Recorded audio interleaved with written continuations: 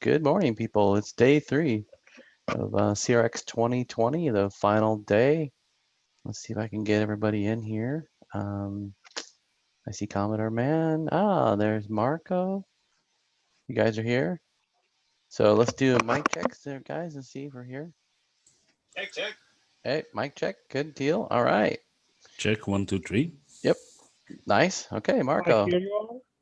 Yeah, we're all good. Okay, so today our first presentation is the hardware build project. And this fine gentleman here that you see in the spotlighted video, I should think you're spotlighted. Now you're spotlighted for sure. Um, this is Marco.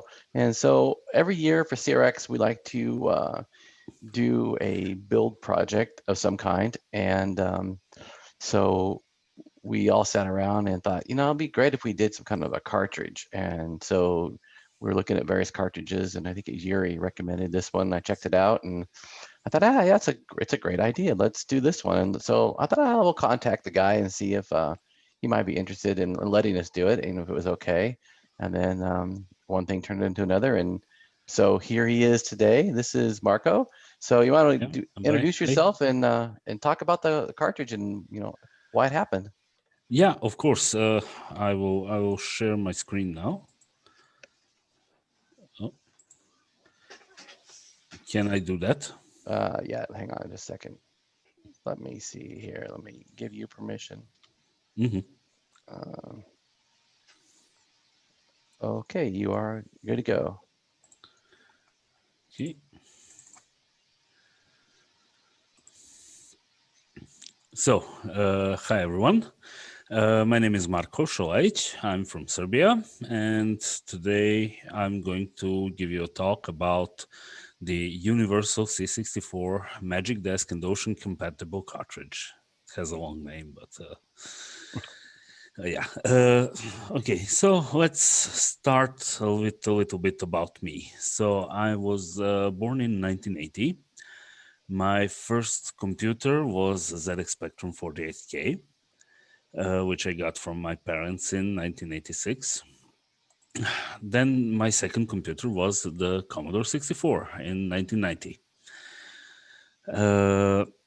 I am an electronics engineer, and I'm a, let's say, electronics tinker, old computer tinker. I just love to do stuff with old computers.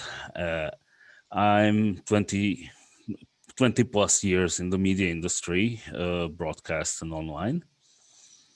And I'm a collector of retro computers. With my friends Žarko and others from our town, Novi Sad, in Serbia, we form a society called Once Upon a Byte, which is the Society for Preservation and History of Computing. And I also have my own blog about retro computing at blog.8bitchit.info. So I will start with a little bit of history.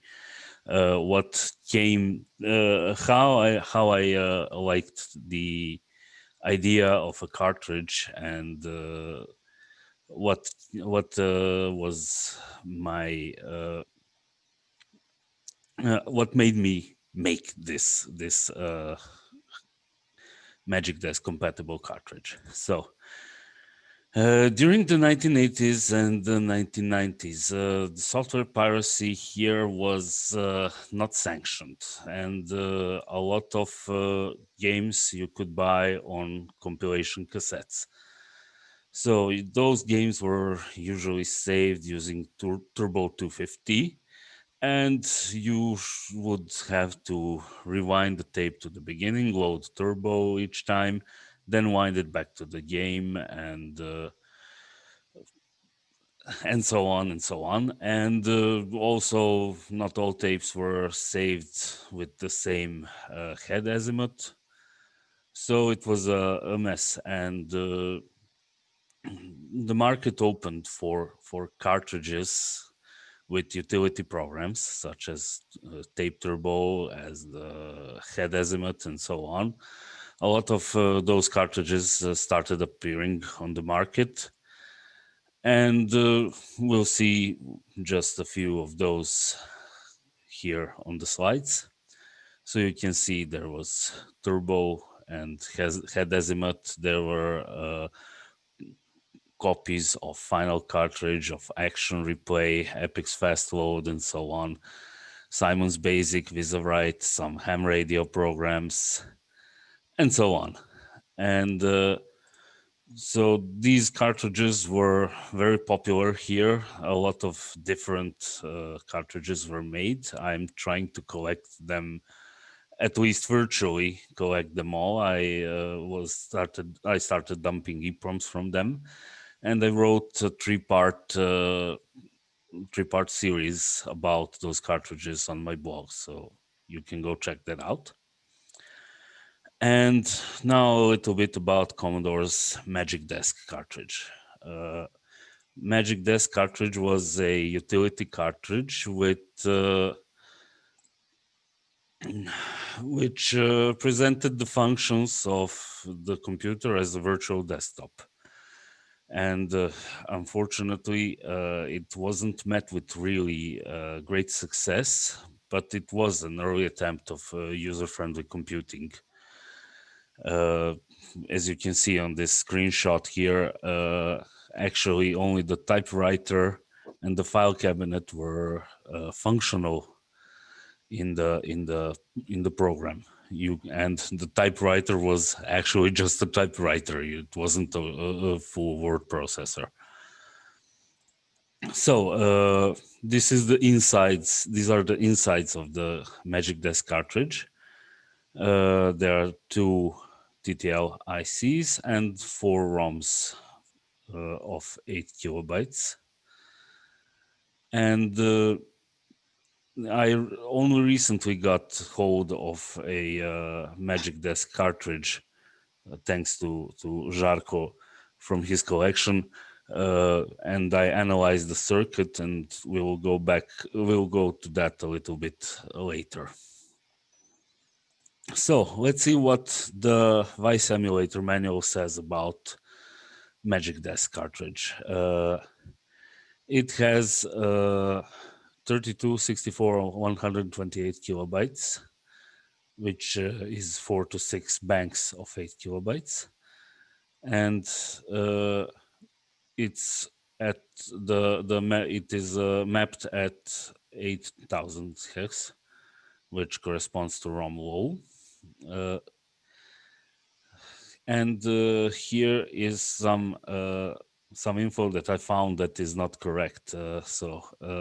If bit 7 is set, the GameX formalizer are disabled, turning on RAM at 8,000 hex. I will show you now the schematic that I reverse engineered from the cartridge. You can see here that XROM is always tied to the ground, so it cannot be actually disabled from the memory. And here we have 1/2 of a 2 to 4 decoder, the multiplexer. It's detecting writes. And here is a quad D flip-flop, which keeps the state of the data lines after the write to the IO1 range. And the second half of the decoder is used for selecting those 4 individual ROMs. So this was my first attempt at making a Magic Desk compatible cartridge. This is the first handmade prototype. I have followed the Vice manual for the design. Also, I have expanded it to 256K, as I had a lot of 256K flash ROMs from old PC motherboards. I have implemented the function that if bit 7 is set, then XROM goes high and the cartridge gets disabled. And my first published version had a bug. I will now show the schematic and give you a few seconds if anyone can see where the bug is. Yeah, it's right here. The clock from the computer must be inverted in order that the flip-flop catches the state at the correct time. So clock needs to be inverted. The side effect of this was that it actually worked on my C64C, the newer version of the Commodore 64, but it didn't work on Jarko's C64, and it even didn't work on Commodore 128. So I went to make version 2. I also here used one NOR gate as an inverter, and I used an additional NOR gate for blocking further writes. So that was a deviation from the original specification in the device manual. So when you get bit 7 high, then all further writes are disabled, because I found some programs that were messing with the register during work, and it had some side effects. So that was added here. I also expanded the register here, so it could have 256K. So this is that version 256K cartridge. This one wasn't released at all, but I will release it on GitHub and PCBWay in the following days. So this is the further enhancement of the cartridge, which was enhanced to 512K. I have also added jumpers to select type of EEPROM or flash EEPROM, because when you go to 512K, the flash EEPROM or a regular UV EEPROM, they have a different pinout for some address lines, and you have to swap them. Which leads us to the schematic of the universal Magic Desk and Ocean compatible cartridge. As I showed you now, the evolution of the design. And this one really has a lot of jumpers, a lot of configurations which can be made with it. Don't be intimidated by it. It's all very simple. This is the PCB that you got in front of you if you are building a kit. The shape of the PCB is a little bit odd, you would say. It has those cutouts and very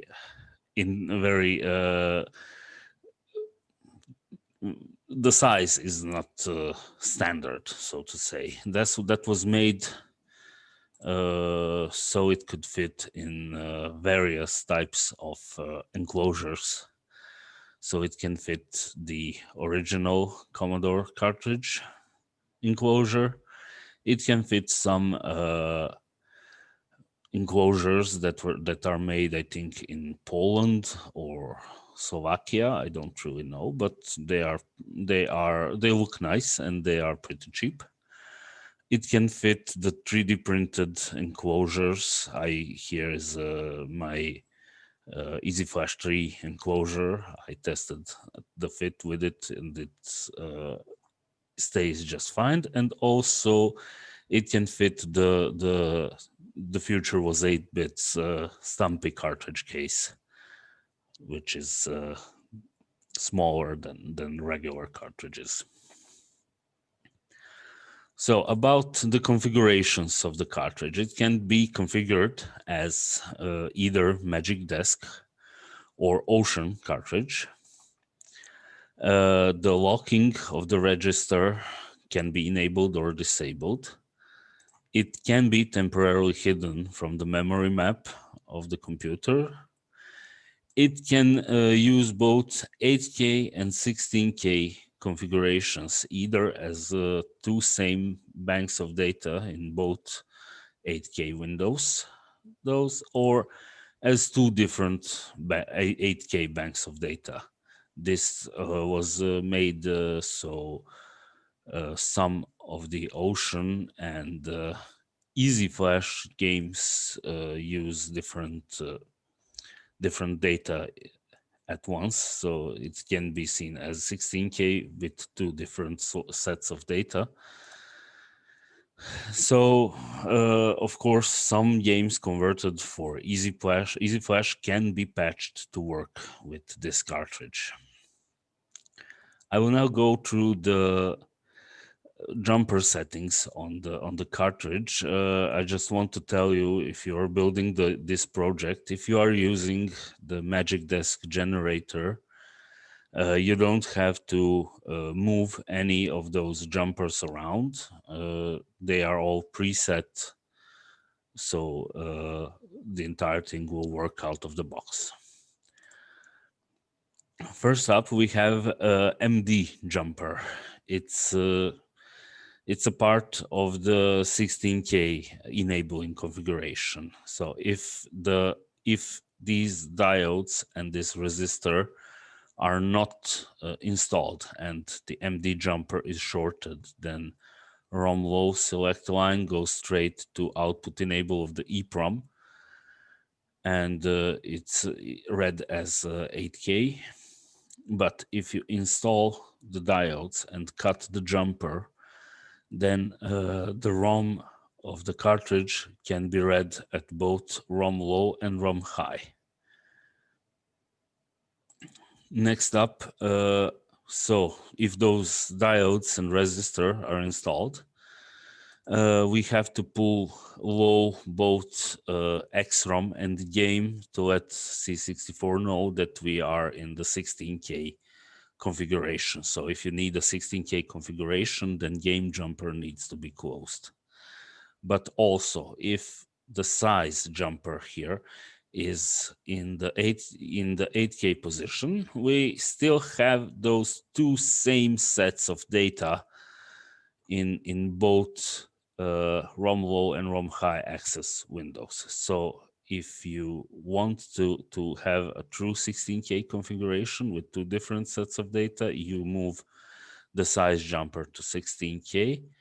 So then it routes 813 from the expansion to the highest bit of the EEPROM. And this only works for 27C040, so the 512K EEPROM. Next up, we have the mode jumper. So if mode jumper is in Magic Desk mode, then the highest bit, the bit 7 of the register, will be routed to this NOR gate. I'll talk about that later. So if it's in Ocean mode, then then everything here is tied down to ground. So the bit 7 is completely ignored, and XROM and game are always tied to ground.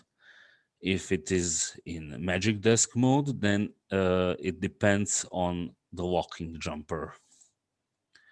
So in Magic Desk mode, you can select the locking if it's disabled or enabled. The effect of that is if locking is disabled, then the register here won't lock when you set bit 7, but the cartridge will be hidden from the memory map, and you can re-enable it by setting bit 7 low. Also, there are these jumpers for selecting the type of EEPROM or flash ROM which is on board. I won't go into detail here about them, but they are listed on GitHub. In short, the 28-pin, 32-pin jumper enables you to use 27C512 EEPROM, which is four pins shorter than the others. So you have to route power for it to to a different pin. And pin 1 and pin 31, depending on flash EEPROM or regular EEPROM, you can set these jumpers accordingly. And also, by request from some Commodore guys from Twitter, I have added the extension to 1 megabyte, so you can use only 27C080 EEPROM, so no flash EEPROMs, but you can use that one to extend the cartridge to 1 megabyte. So why are all these options needed? They are needed to be completely compatible with Magic Desk specification, with the original cartridge, and with the specification on in Vice manual. Ocean cartridges also come in two distinct variants. The 128 kilobyte and 512 kilobyte cartridges, they have 8 kilobyte banks, which are banked in at 8000 hex or in ROM low range. But also, as the Vice manual states, because I cannot confirm or deny this statement, because I haven't seen any real ocean cartridges. The 256K type of card has 32 8K banks. 16 of them are accessed at ROM low, but the other 16, so the first 16 are addressed at ROM low, and the other 16 are addressed at ROM high. The software actually looks for them in a different place. And of course, Easy Flash also is even more complicated to convert it. So what about Easy Flash versus Magic Desk and Ocean cartridges? Easy Flash has a regular 16K mode or Ultimax mode, which actually replaces the kernel in the Commodore 64, and the cartridge initializes in Ultimax mode. So that poses one issue.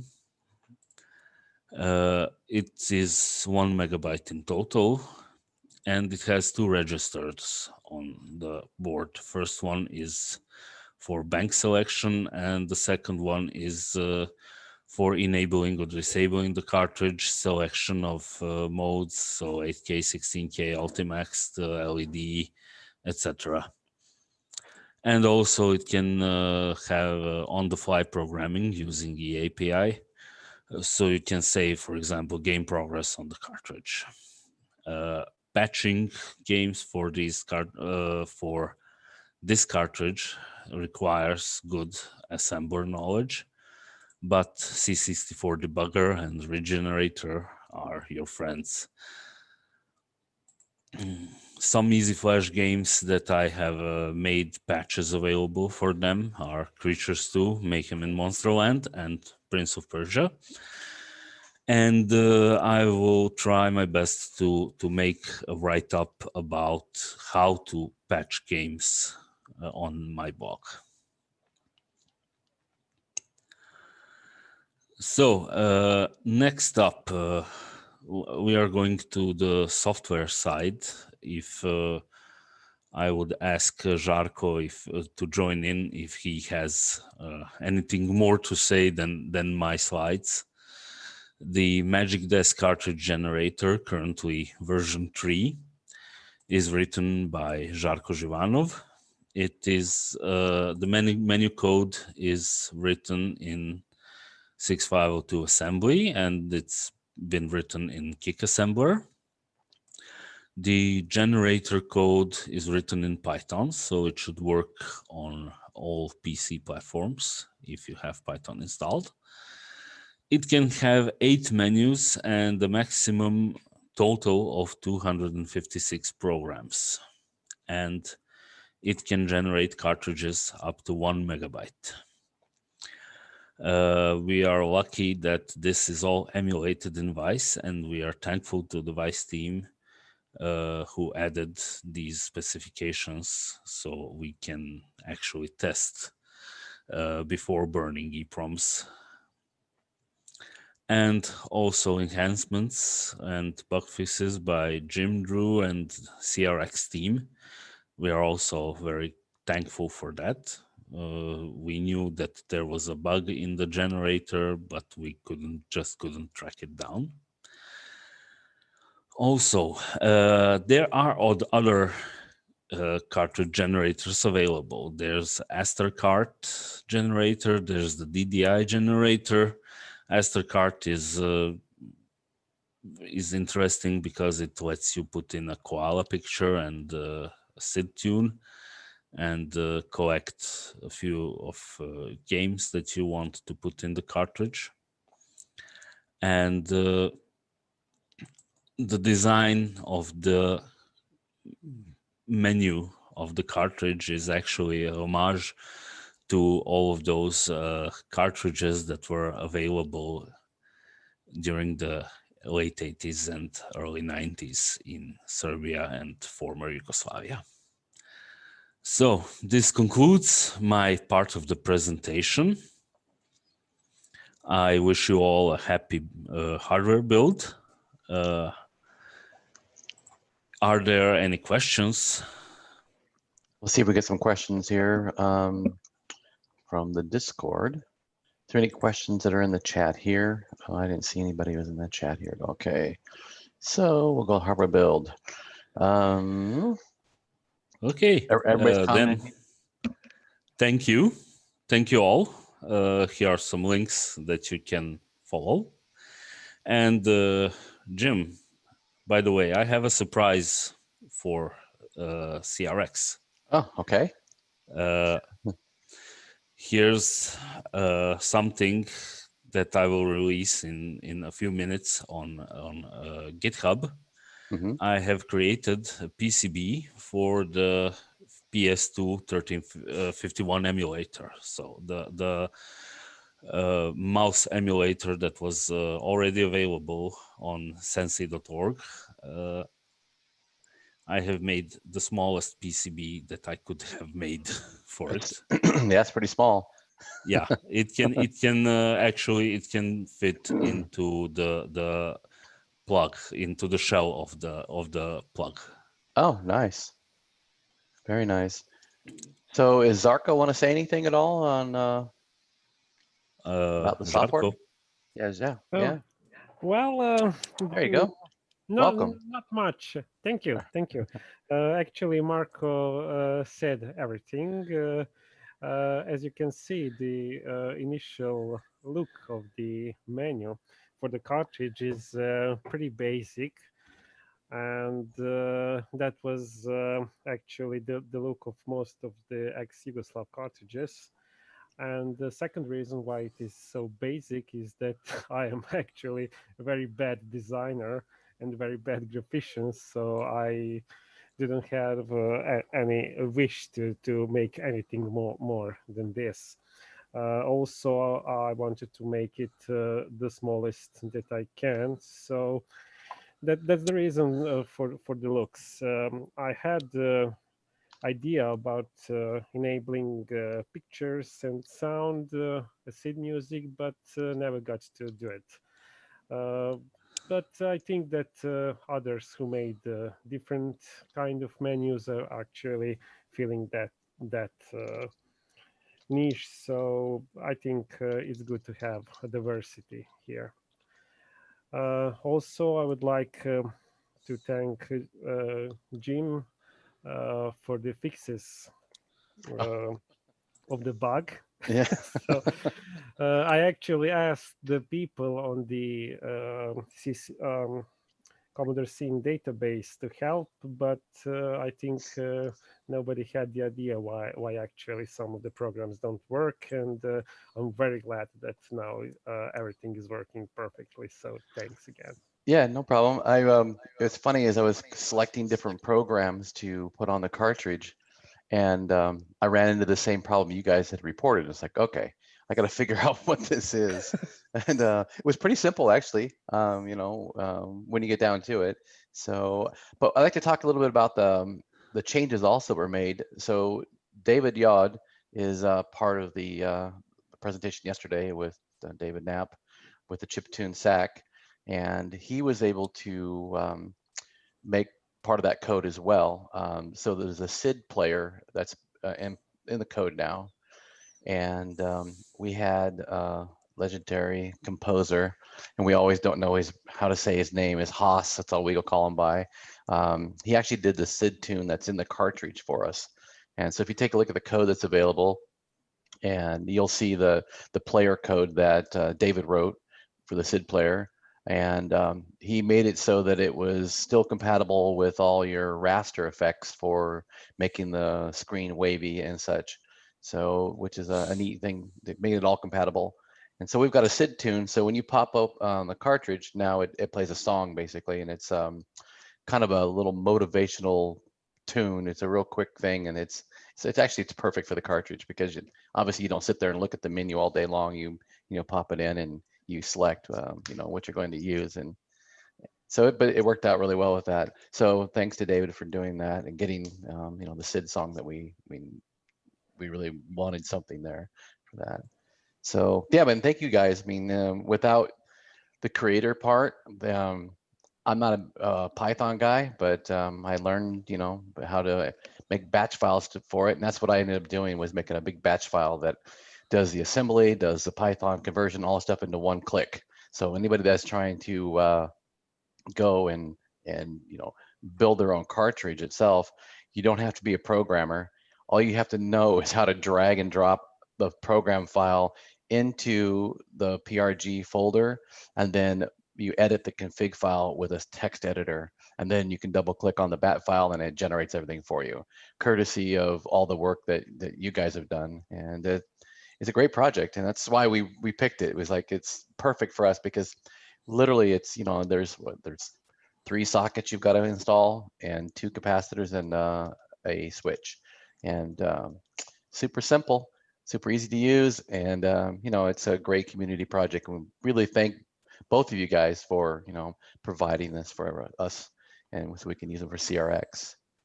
Yeah, So, thank you.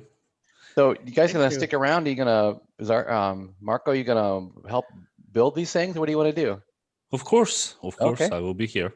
All right, we got Commodore Man up there I'll be too. here also. Yeah. Okay, cool, great. Yeah, this is. So I was just looking at this little board and just the components, and this is just a smart design. This is really neat. So I'm real impressed with this.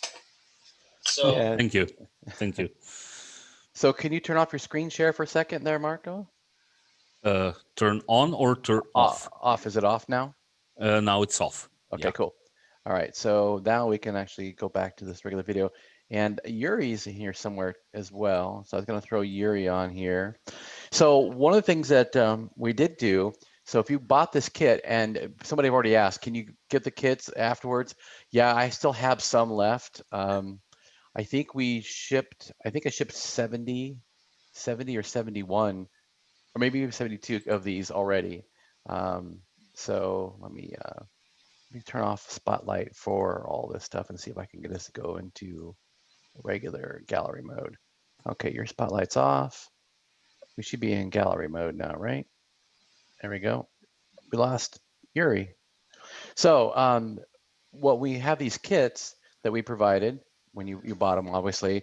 They were like $12 plus shipping. That's what we charged for them, which was a pretty good deal when you consider we used a 32K or a 32 pin 512K flash ROM. So you don't have to worry about this. Like normally you have an EEPROM, which is one-time program, then you have to erase it with a UV eraser if you've got that type, or if it's an OTP, which is a one-time programmable part, which means you burn it, it's done. You can't change it. So what we provided is a flash ROM, and if you've got a generic EEPROM programmer like TL866 or one of the William programmers, what else is there? MCU Mall, what's called a GW 4x4. Those are all inexpensive EEPROM programmers. Yep, there you go. Yuri's got a program right there. That's a TL was A66. Is that what that is? Yeah. So that's what Yuri's. Yeah, there you go. So Yuri's got that, and those are inexpensive. You can buy them on eBay everywhere. Plugs in the USB port. Like you see how Yuri's modeling that. Yuri's our hand model for the day. So. So once you have one of those programmers, then you can take the code that we put together in a package, and literally, like I said, you can replace the programs that are in the PRG file, and you go into a text editor and you can edit the lines. And the way Zarko did the configuration is brilliant because it makes it super easy to go ahead and make your own cartridge exactly what you want. So Yuri's asking, is it on Zoom or on YouTube? No. We get some questions. I think the YouTube, we're only seeing you focus, so you may want to do a split view. Me focus? Yeah. Huh. It says that I could hide myself, but no, it says that we're in split mode. I'll highlight you. Oh, that's great. Yeah. I'll open up a YouTube screen real quick to kind of see. Okay. Yeah, it's showing split now. That's great. Okay. All right, good. Oh yeah, because it's behind an hour. All right, so I'll cancel this. I'll put this back into the gallery mode. So, okay, so because we've got a 512K EEPROM on here, the only thing we have to actually do to the board for the jumpers is we have to set the jumper for this particular type of size of flash ROM. So on the Discord channel, in the hardware build room, I've made a picture of, and I'll probably scroll away because there's a lot of questions there, basically of the jumper configuration. You probably can't see it very well here because it won't focus. But anyway, there's a picture of here of how you have to set the jumpers on the back side. And we call those solder blobs. Basically, you're going to put a blob of solder connecting to the jumpers. And at that point, then it'll accept this type of flash ROM that we include with the kit. So if you take a look at the kit, so Chris, you got your kit there? Right here. All right. So in the kit itself, there's a bunch of parts. So Marco, you might want to tell us, we provided sockets for everything, which makes it easy. So you might want to talk about, you just talk about the orientation of the notch and things like that, where they've got to go for this, because that's not important so much for the socket, but it is for the chip for sure. Yeah, well, it's important for the socket also. So then you cannot mess up. Yeah. Yeah, I have to go to another room to fetch my board. Okay. Just a second, please. Yeah, no worries. So Chris, let me spotlight your video there. So people that don't have a kit, so you can take a look. So show them what we provide in this kit. All right, so what we have, see if I can focus this in. All right, so we have just two, are these just capacitors? What are these? Yeah, two caps. Cool. I'm used to the old style, old school stuff, so when I see new ones. Yeah, so it comes with two capacitors. We have the main board. And then this assortment of our just 3 chips and 3 sockets and a button. Yep. So this is a really simple build. Yeah, it's very simple. So anybody that doesn't have one already, I think I've got like 40 left total. So, and if it comes down to it, I'll order some more boards in and more parts because I think it's gonna be pretty popular. We just didn't know how popular it was gonna be So I can order more parts and we can build more. It's a great little project for sure. All right. Yeah, okay. I got my board here. The orientation of the ICs is such that if you see the EEPROM is oriented completely different than the two TTL ICs. That was just because of easier routing of the board. There is on the silk screen on the cartridge, there is a notch, and you have to line up that notch with the notch on the IC. Oh, this virtual background is killing me. Also here on the EEPROM side. Marco, I'm showing the notches in a zoom here. That makes it easier. Yeah. Let me spotlight you then. There you go. Okay, there you go. You have a better camera. So so you have to line up the notches on the sockets and also on the ICs with the notches on the board. Right, and so the notches of the little dip. So you point out the little dip right there. The dip here on this side, on the big one, it's on the top. You see this dip here? Yeah, the EEPROM has two of them because, as I said, the 27C512 has 4 legs less, so you move it downwards. But the flash that you got in your kit will take up the complete place in the socket. Oh, it's also important right now that everyone know that. Let me show you a completed board here. So if you notice, this is the side you're going to be putting the parts on. So the side that Yuri is showing right now, that is the side that the parts go into. So you do not want to solder on the wrong side of the board. It would be possible, but we want to make sure we put all the sockets on this side of the board, not the other side of the board. Hey, so, and you bring up a good point. So let's take a part there, and the zoom is even for me lagging a little bit. So yeah, show a little bit. I'm gonna show you the socket, and as Marco pointed out, there's a notch in the socket as well. Can you move to the left? There you go. There you go. Yeah. So there's the notch at top where Yuri's pointing to with his finger. Okay. And the notch that you saw here, and you just line those pins up. Yep. That socket will fit nicely, and the notches line up. That's an important thing. You know, when Marco designed this, he had ample space for the pins to go through, so you don't have to worry about fighting with pins that are slightly bent at all. It fits perfectly. And for the smaller ones, you see they have a notch as well. Move to the left a little bit. Yeah, there you go. Yeah. I have a notch as there you well. Go. And those go on the bottom. And they go downwards. You'll notice there's two different size chips that are or sockets that are being inserted here. And so they do not fit in the other socket. So there's no way to get these wrong as far as which goes where, really, because the big one has to go in the big slot and the little one goes in the little slot. So that literally right there is the entire build for the sockets. So what I'll do is I'll take a quick picture again. I'll put it in the Discord as well. So that before you start soldering, you know the orientation of these.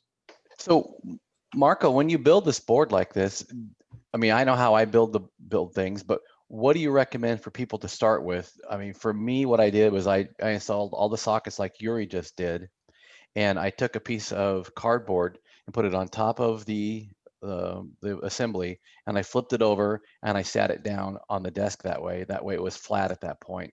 I know some people like to put one socket in at a time. What's your procedure for building? Yeah, well, I would first put in the capacitors. Oh, because of the height wise. Yeah, because I mean, that's of the height. True. Yeah, because of the height. Yeah, and after that, I would go with the sockets. Also, I would either take the board like this with my hand and turn it over and slide it onto the desk, or take a piece of card or paper and put it on and then flip it around. It over. Right. Yeah. When you start soldering the pins of the sockets, first solder diagonally the corners. the corner pins of the socket, and make sure that it is aligned correctly, and that it is flat to the board as much as it can be. Then you can solder all the rest of the pins. Yeah, so what I did for my build is I flipped it over so it's upside down, and I tacked the corners, and then I lifted it up and I looked at it to make sure the sockets were flush with the board. And then when they were, then I flipped it back over, and then I continued to solder each one of the pins at that point. Yeah. I will turn off this virtual background thing because I cannot show the board There you go. here. Let me Yeah. spotlight you then. Okay. Okay. There Needs we go. a bit focus. There you go. Yeah. So first tack down, for example, these two pins. So the upper one and the lower one. Also on this socket, take whichever corner you are you're comfortable with. So somebody just chimed in real quick on the Discord, and they said that the caps aren't polarized, correct? Yes, they are not polarized. They are actually. I didn't have them installed on my board, on any of these boards. They are not necessary, but they are good to have. Yeah, good build practice for sure when you're. Yeah, I think to that point. So they're both the exact same one. So left, right doesn't make a center. It doesn't make a difference. Doesn't make a difference. And you can turn them around. So you just put them in like this. See how I've put them in here?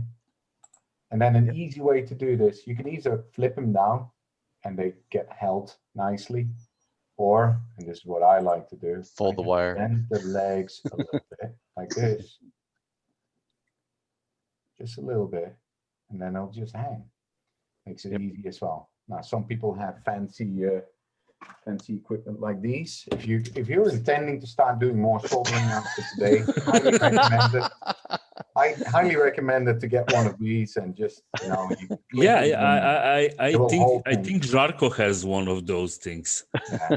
They help a lot, but if you don't have that, that's totally fine. The only thing you want to make sure, guys, and I saw someone that thought that had pulled a jumper pad. Don't get that big soldering iron from the garage that you used on your last plumbing job. And if you happen to have like an old Weller or something, don't turn it all the way up. Don't keep it on the pads too long. Just do it 3 times rather than 1 time too long. You know, just take your time.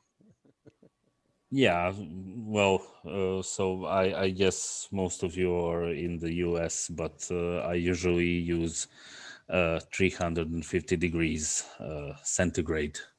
I don't really know how much in Fahrenheit that's that is. 600-ish Fahrenheit.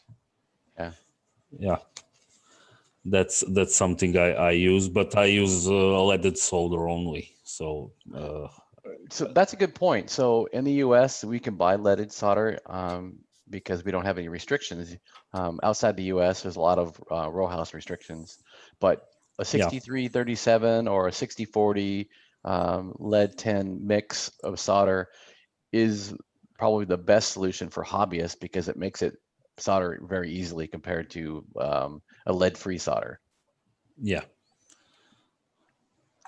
Okay, somebody said that on Discord that they lifted the jumper pad. Send the photo and I will tell you if you have lifted the pad and where can you connect it with a wire so you can trace it down. Okay. So Yuri's got this whole thing set up.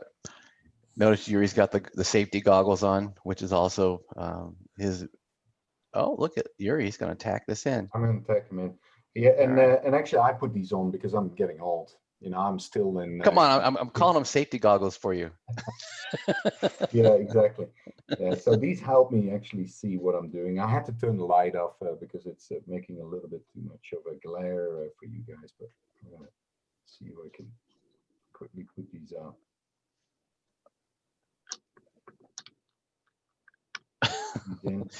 Don't feel bad, Yuri. On Discord, there's people saying I got my safety glasses on too.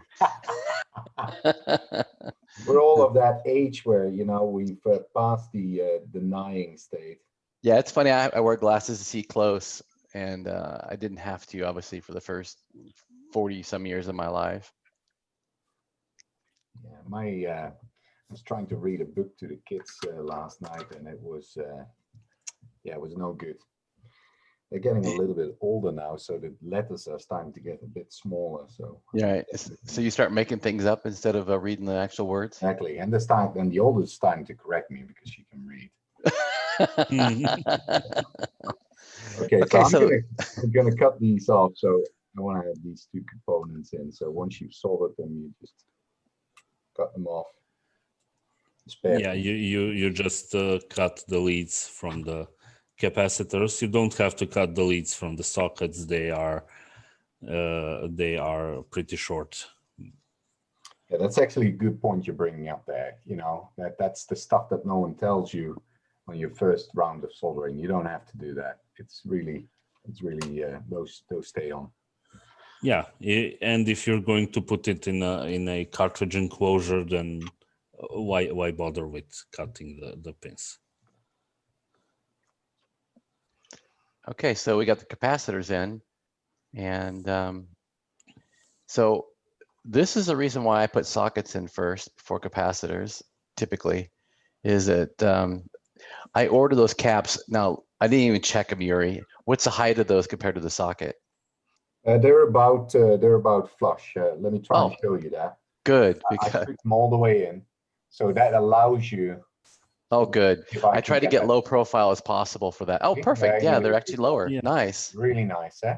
Yeah. So I'm going to teach everybody a little trick that I like to use for keeping this on. A lot of people will just turn this around and kind of like hope that this sits, and then sometimes what you'll notice when you start soldering, I'm going to do my best to make sure, is that these are not completely flush. So what I do is I like to use blue tack. Now in Europe, this has many different names, this stuff, but you old people may remember how we used to get posters from our parents, but we were not allowed to tack them on the wall. And we would use this clay-like sticky stuff to put them on the wall. Here in the US, we call this stuff blue tack. And what is nice about that, you can use that to quickly tack on a component. Try not to put it in these because it may stick in there. But if you do that and you just have a few pieces of those, they're on Amazon. They're like $4 per package. You'll last a lifetime with these unless you start chewing them. It's indestructible. So I put these on, and then it's nice and tight. And then I can use my little spider tool again without this having to fall out. So if you happen to have that, look at your kids' rooms, you know, you can do that. That's an easy way to have these things. And you will see here how they stick out. Like Marco was saying, they only stick out a little bit. Right. You have a nice flush way of putting this in. Now, what Marco said is a really good tip. Is try and tack just the corners on either side, kind of like how you do the wrenching on a rim on a car as well. If you do that, it's already nice and tight, and then you can just take your time to go through and solder all the other ones. And then you know, we used to have a little wet sponge or some people have these metallic ones now, like these. You can use that as well. No need to buy that. Wet sponge works really well as well. Just keep it clean in between uses, and your equipment will last a long time. So I'm going to put this one in before I put the other ones in. Okay. So David Youd said that that's called Plastic here Apparently. It's called Plastic, not Blue Tech. Am I making commercial promotions here for a product? I don't know. Plastic Tech. I remember when I grew up, we called it sticky snot. Sticky snot. sticky snot. That's I how have to call admit, it. I have never seen it in my life till this now. I'm going to put a link up later because I could be a spokesperson for that company. I wouldn't even ask too much money. Good. Just a small remark while Go he's for it. doing his stuff. When you solder those opposite two joints, two pins, it's good to check if everything sits nicely, and if maybe you have some unwanted space between the socket and the board, you can still correct that before you solder all the other pins. Jarko, I think that's going to be the best tip of the day. I agree with you. All so often that will happen. So I tagged this one here. I'm gonna try and turn. I need to look at the screen myself. I tagged this one and the counter opposite side in the back. And what Jarko was talking about is whether or not this distance is the same or not, or whether it shows tilted. If it is tilted, you just heat up that pad a little bit and you push the socket down so that it's nice and flush. If you're consistent in that and take your time with that, all your boards will look like if they came out of a factory. Great suggestion, Jarko.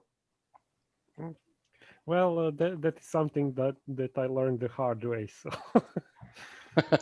I think now we I do all it all have. the time. I think I got bins full of hardware products. Yeah, especially in a rush and you start putting a socket in, or what's worst case is a part and you don't put a socket in, and then you turn and look at it and go, oh no, and like, well, it'll be okay. And then you realize that no, it won't be okay because now there's a clearance problem with the board above it or something. And then you really have to take the whole thing apart, and then that's a disaster at that point. So well, I was happy to have Marco to correct my mistakes in the beginning, so everything worked out nicely in the end. He is much better with the tools than me. Also with electronics, so kudos to You guys him. made a great team here on this one. yeah. Okay, so Marco just posted a picture to the Discord. I guess this is a reference to the person who lifted a pad or something. Yeah. I found how to for him how to connect these pads so it will work. Gotcha. Hey, for those Okay. watching live, you see how little time I spent on these. So what I do is I bring the soldering iron on the pad. I touch the pad and the little pin of the socket, and then I bring in the solder. You see it flow, and when you look at these solder blobs, they kind of look like a mountain, a flat mountain that then all of a sudden steeps up. I'll try and make a zoom once I've done this one on that specifically, so you kind of see what a solder pad when it's done nicely. Yeah, so Yuri's made a good point here where when you apply your tip of your soldering iron, you don't apply it directly to the pin that sticks out. You apply it to the pad itself, and then you can actually go slightly into the pin. And so that way you heat the surface that you're going to be soldering, not the pin itself. See, oh, those are nice, Yuri. Very nice job, Yuri. See? That's how these would look like. Don't do too little because obviously you want to make sure that you get good contact, but you're not trying to create all these round blobs. Oh, so Marco just posted a picture showing the different types of soldering. Let's see what the master tells me on grading here. So yeah, basically here's a soldering information about a cold solder joint, one that's too wet, not wet enough. And so the ones that are okay, the one on the second from the right obviously is the best one. And I have to say that's probably Yuri's. Unfortunately, I like to not to give him too much credit. Well, I was about to give you some credit back, as a matter of fact, for those that were lucky enough to purchase one of these, and some people even paid extra to get it overnighted to them. Yeah. Now, I think most of people have understood by now, Jim doesn't like to do things half-baked. So look at these sockets that he sent. These are A&P sockets. So for this type of socket, that's the best money you can buy. So kudos to you, Jim, for sending out great equipment to everybody. Yeah, I was hoping for the best success possible. So I'm going to go to the smaller one now. There's no sequence in this. Again, I'm using my, what is it called? Plastitac? Yeah. Plastitac, blue tack. So we did have a question on the chat as well, and people are asking about, what about Flux? Yeah. And so so a whole day debate on that, huh? the solder itself has Flux built into it typically. Like when you get a 63 or 67, was it 6337 or a 6040, typically you have Flux built into it. Now, Yuri's solder has Flux built into it. And I can tell from here, 1,000 miles away, it has Flux, because when the tip touches the solder, you see smoke. And that's the Flux burning off on it. There you go. Perfect. 6337. And it'll be, usually they say with Flux. 3.3% flux. Yeah, 3.3% Flux. There you go. Yep. So you want a little bit of Flux. Don't get crazy. You don't need to have separate Flux that you paste on, because really, I mean, it would work, but it's a mess. And literally, you don't want to have to clean too much stuff. I mean, if you take a look at Yuri's solder joints again, you don't see like mass amount of Flux everywhere. You see just a little bit, a tiny bit. And I have to tell you that you can clean it off. You can take isopropyl alcohol or acetone, whatever, and clean it all off, make it perfect. But a lot of times people leave the Flux on there because it acts as a pretty good protector for the joints over a period of years. And if you open up your Commodore 64, you're going to find Flux on the board still from back in the day. And it's just a light haze that you're going to find. And it actually protects the contacts from oxidation. Right. The second one in. Cool. And yeah, Scott Todd, you posted here, size-wise for solder, you don't want to use big fat solder. You want to use the gauge like what Yuri's using there. Was that 031 or something like that, Yuri? It was, yeah. Yep. So 0.031 solder size, which is perfect for that. I'm going to go to the third one now. Plastic tack off again. If you would have just turned it upside down, you would have everything in already. Just make sure that you follow what Jaco said. You do the corners. I'm not doing the corners because I'm cheating. I'm cheating for speed. Now remember when Jim spoke yesterday about his cool modification to a KU board. I built a couple of these KU boards, and that's a lot of soldering. So I think I'm on my 5th one or so. And I know a lot of people have started doing that other board, 60 clone or whatever that thing is called. If you do a few of those, that's a lot of soldering. Then this method just goes a little bit quicker. You know, it's just. For sure, yeah.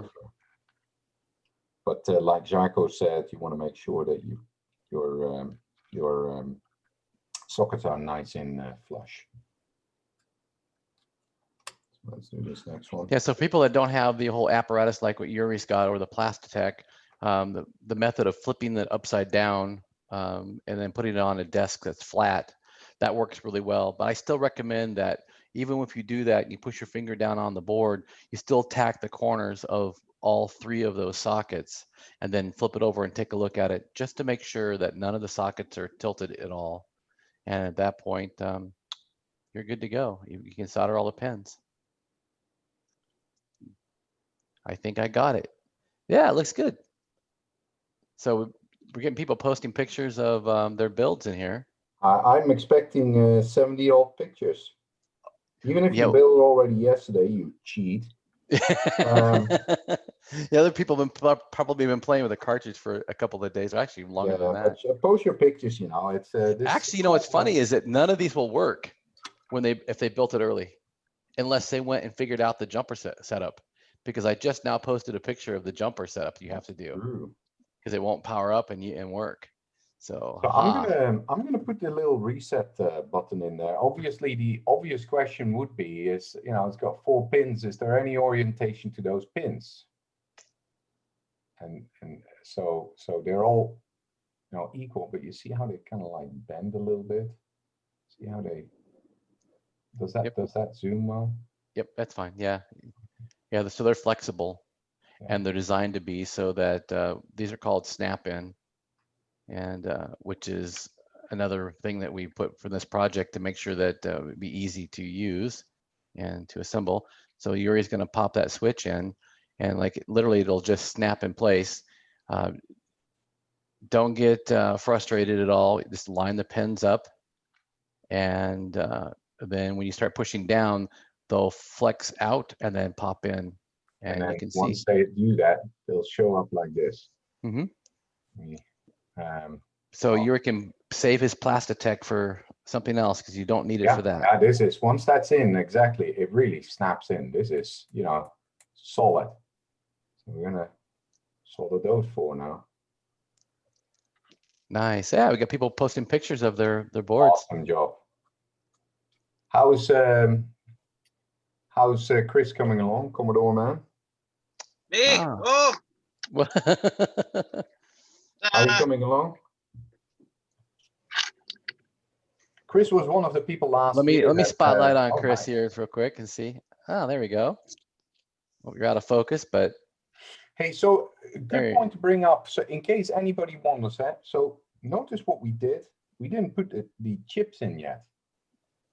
One thing Right. to keep in mind when you put in these IC sockets is do not put your chips in. We put those in at the very end. Don't solder with those in. That's why we oh, put the sockets yeah, in. good point. Don't put the chips in first. Yeah. Into the sockets. So we're going to put the sockets in, and then we apply the chips after the fact. Yeah. And as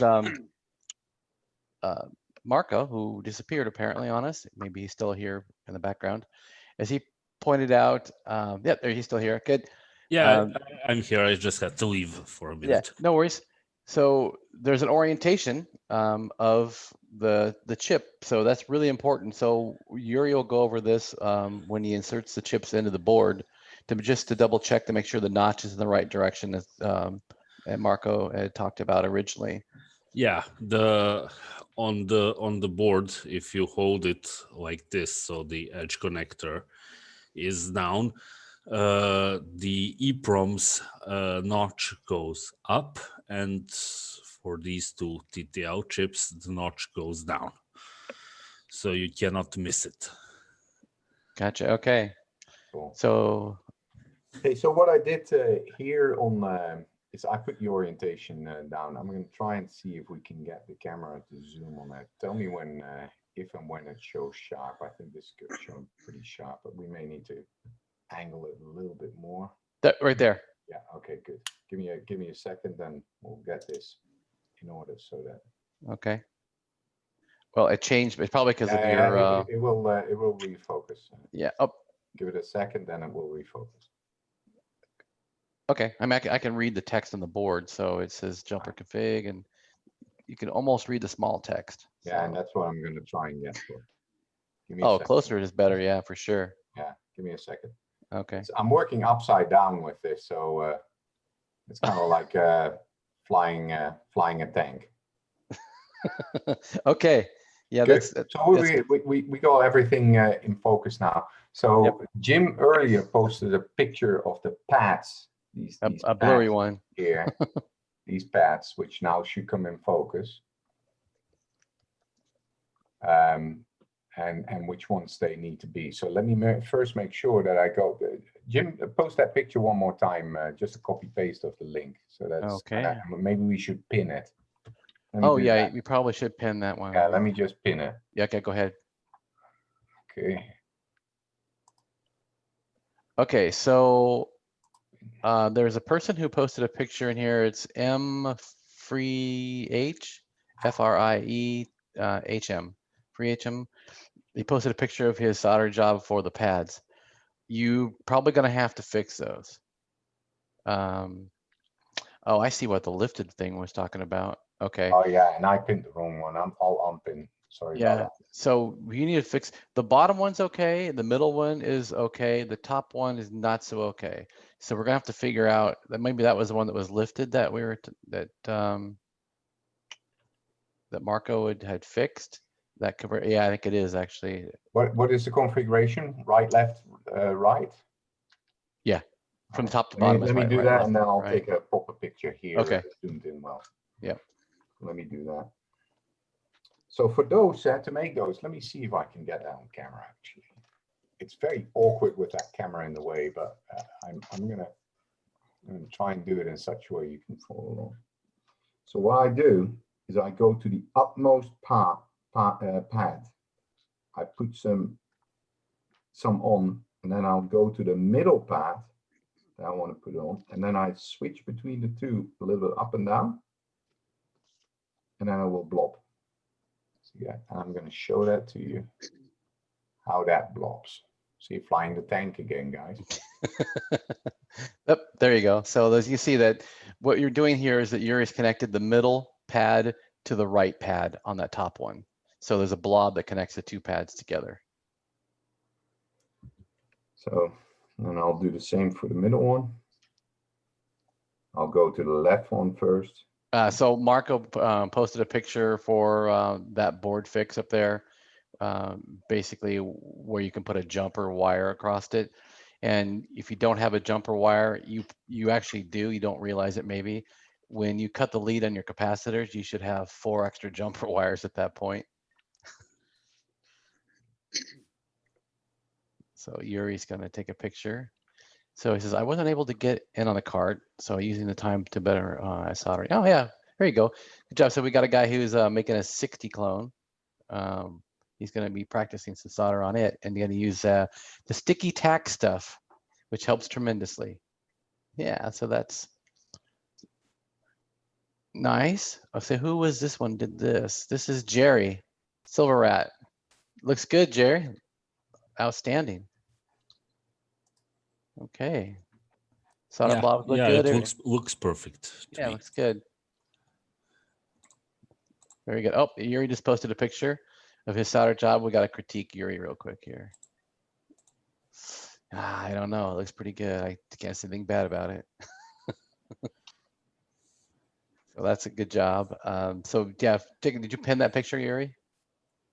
I will do that now. My Okay. wife asked me if I wanted some lunch, and I'm tempted to say you should come in like yesterday. Some people caught my wife yesterday on the live stream. She's getting used to it. That's okay. I'm eating my breakfast right now. I got a bowl of cereal here that's now past the point of being soggy. So now it's gooey. Hey, so do we need to, Marco, do we need to set the pad of the mode now as well? No. I think it is preset. It's preset. So if I leave it open, it's a-okay. Yep. Because people will see these things and wonder what these all are. Would you, if you look at the picture that I just posted, Marco, in the chat? Okay. The high-res picture. Would you mind just going through these and kind of what they do from a functionality point of view? Why these things are here? Yeah, as I pointed out in the presentation, these jumpers are for setting up various modes of the cartridge. So you can either use it as a Magic Desk or Ocean or some hybrid thing that I made up, which can be used as easy flash conversion cartridge. So for this purpose now, for this build, you don't have to move any of those jumpers around. They do have tiny traces. You can see on the high-res picture that they have tiny traces between, for example, for size, from the middle pad to the 8K side.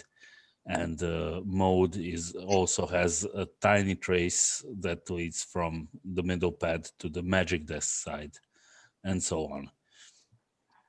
So what is lock? What does lock do? Lock means that if you set bit 7 high, then if lock jumper is in the yes position, then the register, the latch on the board will actually lock up, and there will be no more possibilities to write to that latch. So some programs inadvertently do write to that address range where the latch is. So I found out some programs did mess with the latch register, so I had to add that. Okay, great. So I'm gonna flip over the board. I'm gonna put these ICs in. I'll make sure we do that properly on camera. First of all, I can confirm, which is, I've done this wrong before, so I can confirm the 2 small IC sockets, the narrow ones, the notch, see here with my pinky, they're pointing downwards towards the cartridge connector. The big one is pointing upwards towards the reset button. Yeah. Now let me so for those people, I'm on this green stuff is not because I like the 80s, but it's because this is an ESD WorkSafe area. If you happen to be on a shag carpet because you wanted to decorate your whole house like your original Commodore 64, then make sure that you ground yourself real quick, because obviously you're working with electronics here.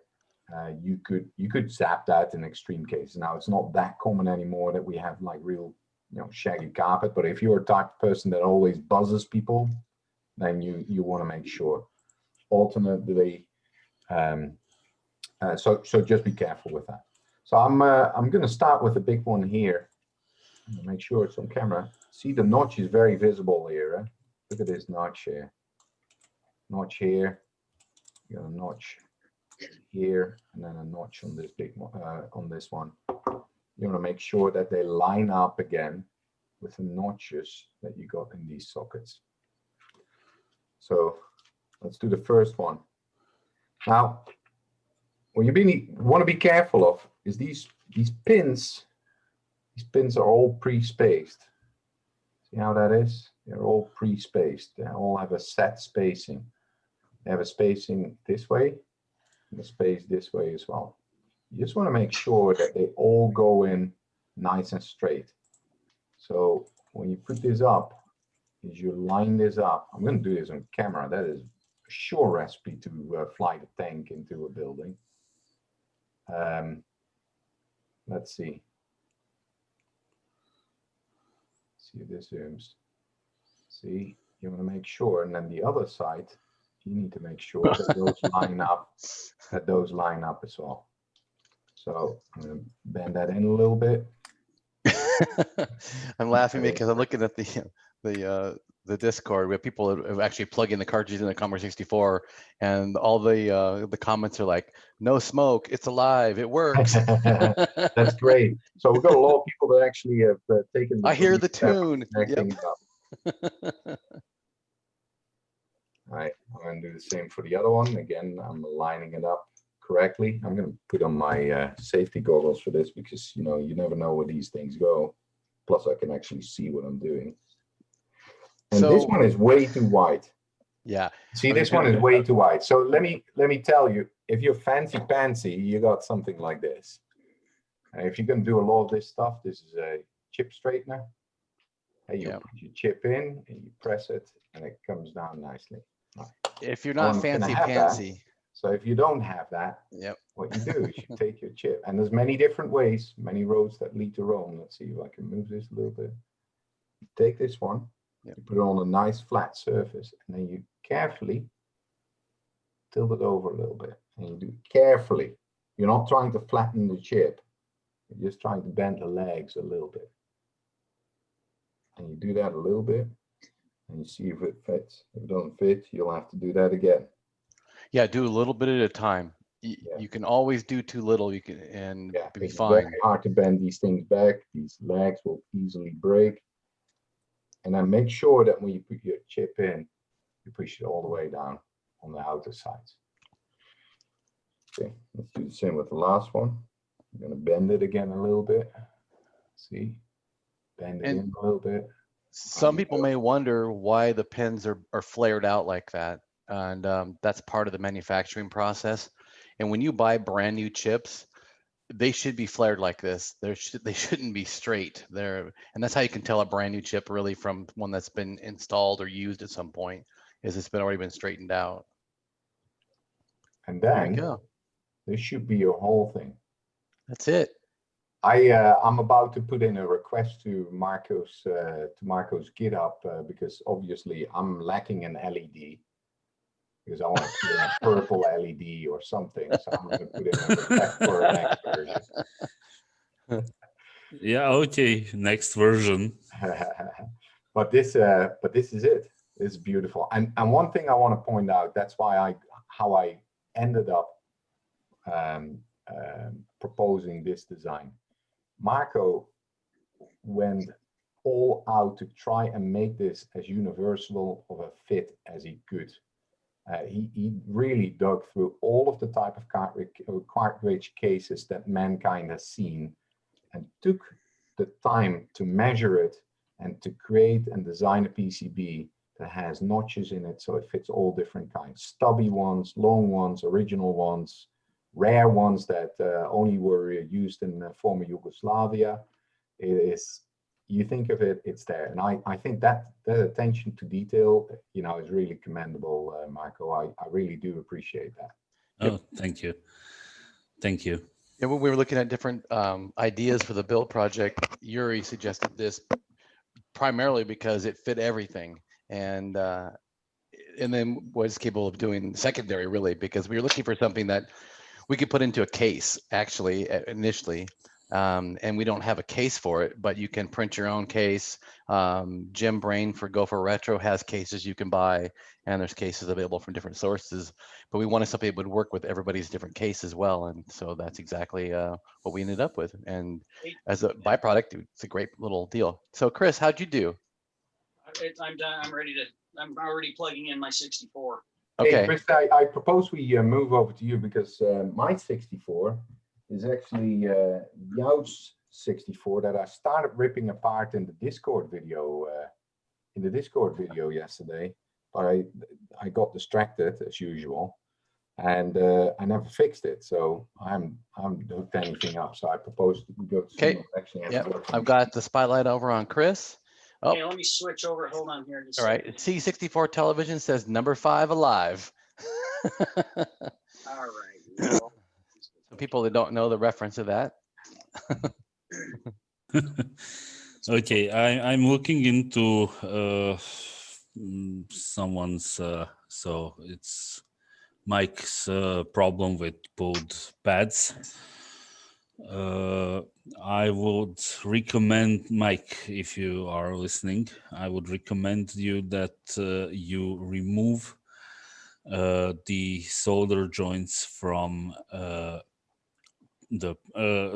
remove the blob from pin 31 jumper, and I will now post a photo or a screenshot how you should connect with the wires. So it's going to work exactly the same, but you have to add 2 wires. So good, nice. All right, so Mike, that's your picture that Marcos got in there. So, and your 2 wires you can add. Those are the oh, somebody else with the. There we go. So check out the if anybody who doesn't have the cartridge, you can go check out the little clip that Jim Happel just posted in. And it's got a clip of it plugged in the 64, and you can hear the song that the Haas did for it. Okay, I've got it plugged in. And here we go. All right, drum roll. Let's see if I did it right. Let's see if I missed something. Maybe turning on the power. Plug in the know, power. Probably Yeah. working. That's a like working. after 30 something years, I would have this figured out, you know? And you got a working C64 of the pile, eh? Here we go. Yep. Or 2 or 3 or something. Here All goes. right. Drum roll.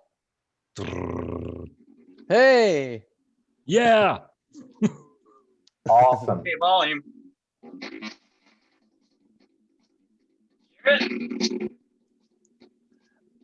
Yeah, your audio is cutting out from your feed though, so you can't really hear it so much. But all right. Oh, then Scott Todd posted. Okay, what do you want to do? Run your VIA test. That's what Scott just posted. So interesting that Jim Happel had this program yesterday that could identify an emulator from a real hardware. And I have that program, something similar to that, on this cartridge. And I had no idea Jim was doing this when I had done this.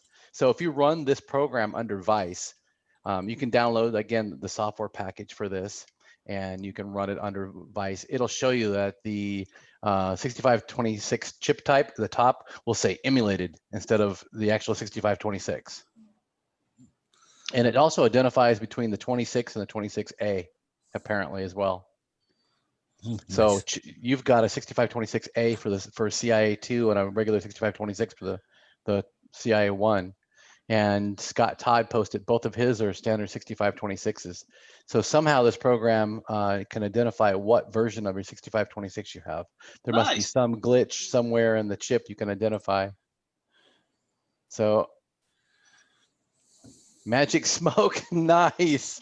Right. So if you take a look at Marco's post in the Discord, it's got the Magic Smoke. Refill. The refill. Refill. If anyone needs it. Gotcha. So that's like a very small bottle that with a top with a screw piece. It's like a storage container for gas, and so that's cool. All right, outstanding. So, is anybody actually not? Well, I mean, people are probably still soldering and such, but no one's got an issue so far, other than Mike. He's got lifted a couple of pads. Not a big deal. It's something you can fix pretty well. Oh, David Z's was working. It looks good. So in the menu itself, I don't even recall what I've got. If you check the files that we provide, you can see all the different programs that are in the PRG folder itself. If you want to switch to a different menu, you can use the function keys to switch between menus, or you can use the enter key, return key to switch between the different menus. So go ahead, Chris, do a demo right there where you hit the return key so you can switch screens. There you go. So that's the next menu. You can do it again. And there's another menu and another menu. So, and that's so the last menu has CCGMS, the current version that always did. And so there's what, 5 pages of programs, and I used less than half of the flash ROM space. So if you guys want to add more code to it, there literally is basically half again as much space, or actually a little more than half again, much space left in that ROM that you can add your own programs. And so, but again, you need a EEPROM programmer, a TL866 or a MCU MAL or any kind of a Willem programmer will work just fine. And you can create your own cartridge code simply by editing a configuration file and adding programs to a PRG folder and double clicking on a BAT file, because these are all on Windows. So I did this stuff with. If you want to do it by hand, I would imagine you could probably run Python on a Linux or something like that as well.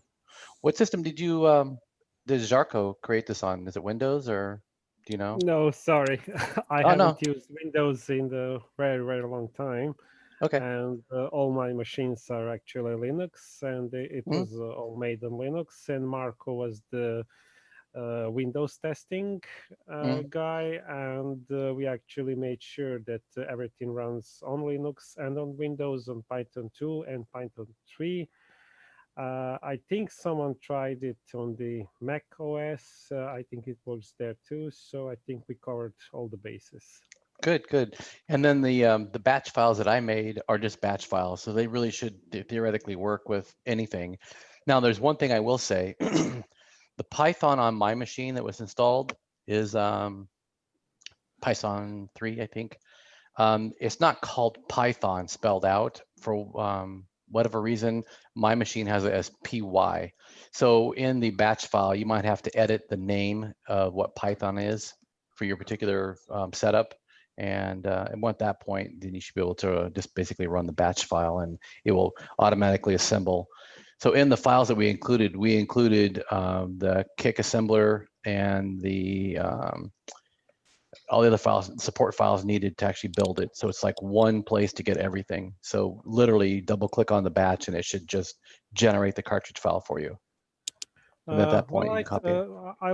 I took a look at your batch file. I think I could put all that functionality actually into a Python code. So Oh, perfect. I'll try that and make a new version. Okay. Also, I was thinking about making an option to select would you like for the ex-Yugoslav guys would they like that weird sound that the original cartridges made, or do they want the music? So but I need to finish my other project first, and then I'll try to make some changes to this code. Good. So one question that people have asked about, and I've not even tried it myself to look at it. Have you tried this in a Commodore 128? Will it work on a 128, or is it strictly Commodore Yes, 64? yes. Oh, so I mean, I haven't tried this version. I don't have the board for it yet, but I have tried the version before it on the Commodore 108, and it works perfectly. Of course, in the C64 mode. Right. Yeah, it works universally on C64 or C128. It's I mentioned in the presentation the very first published version, which is I think only on CSDB, has that bug where it works only on 64C machines, and that's due to missed timing of the write cycle. Gotcha. Okay. Let's see.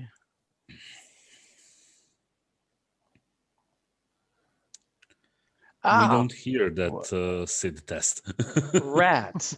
So unfortunately, I did a mistake on one person's cartridge kit. They've got two 74LS 273s and no O2. Well, I'm gonna have to send you an O2. I'll send you a whole other kit. How's that? And I'll send you another kit along with another O2. That way you've got two of these for my mistake. So send me, let's reply to your email or PM as well. Send me your name and your address. It was a rush to get all these out because we got the boards in, and then getting the flash ROMs was a little bit of a problem. And I had those last. And we were all debating what size ROM to put in. And we were going to use 27 C512s originally. And then I found a good source for these 512K flash ROMs. And I thought, well, that's a much better part, bigger. So we'll include those instead. And they came a little later than I thought. So it was a rush last minute. Yeah, Mike, who has lifted the pads, reported that his cartridge is working now in his 128D. Nice. Oh, and 128D, great. That's awesome. Yeah.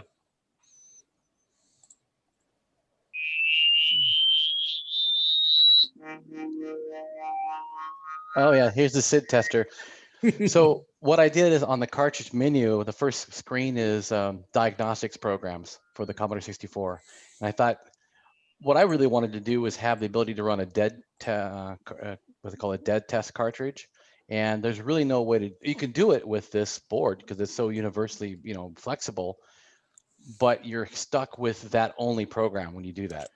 And so I wanted to have it because the dead test cartridge has to run from EEPROM itself. It can't run from RAM that might be bad. So yeah, that test actually runs in the before mentioned Ultimax mode. So the cartridge actually acts as the kernel for the machine. oh man, so this guy that I goofed his kid up, he's from Sherwood, Oregon. I come from Oregon. Sorry about my fellow Oregonian.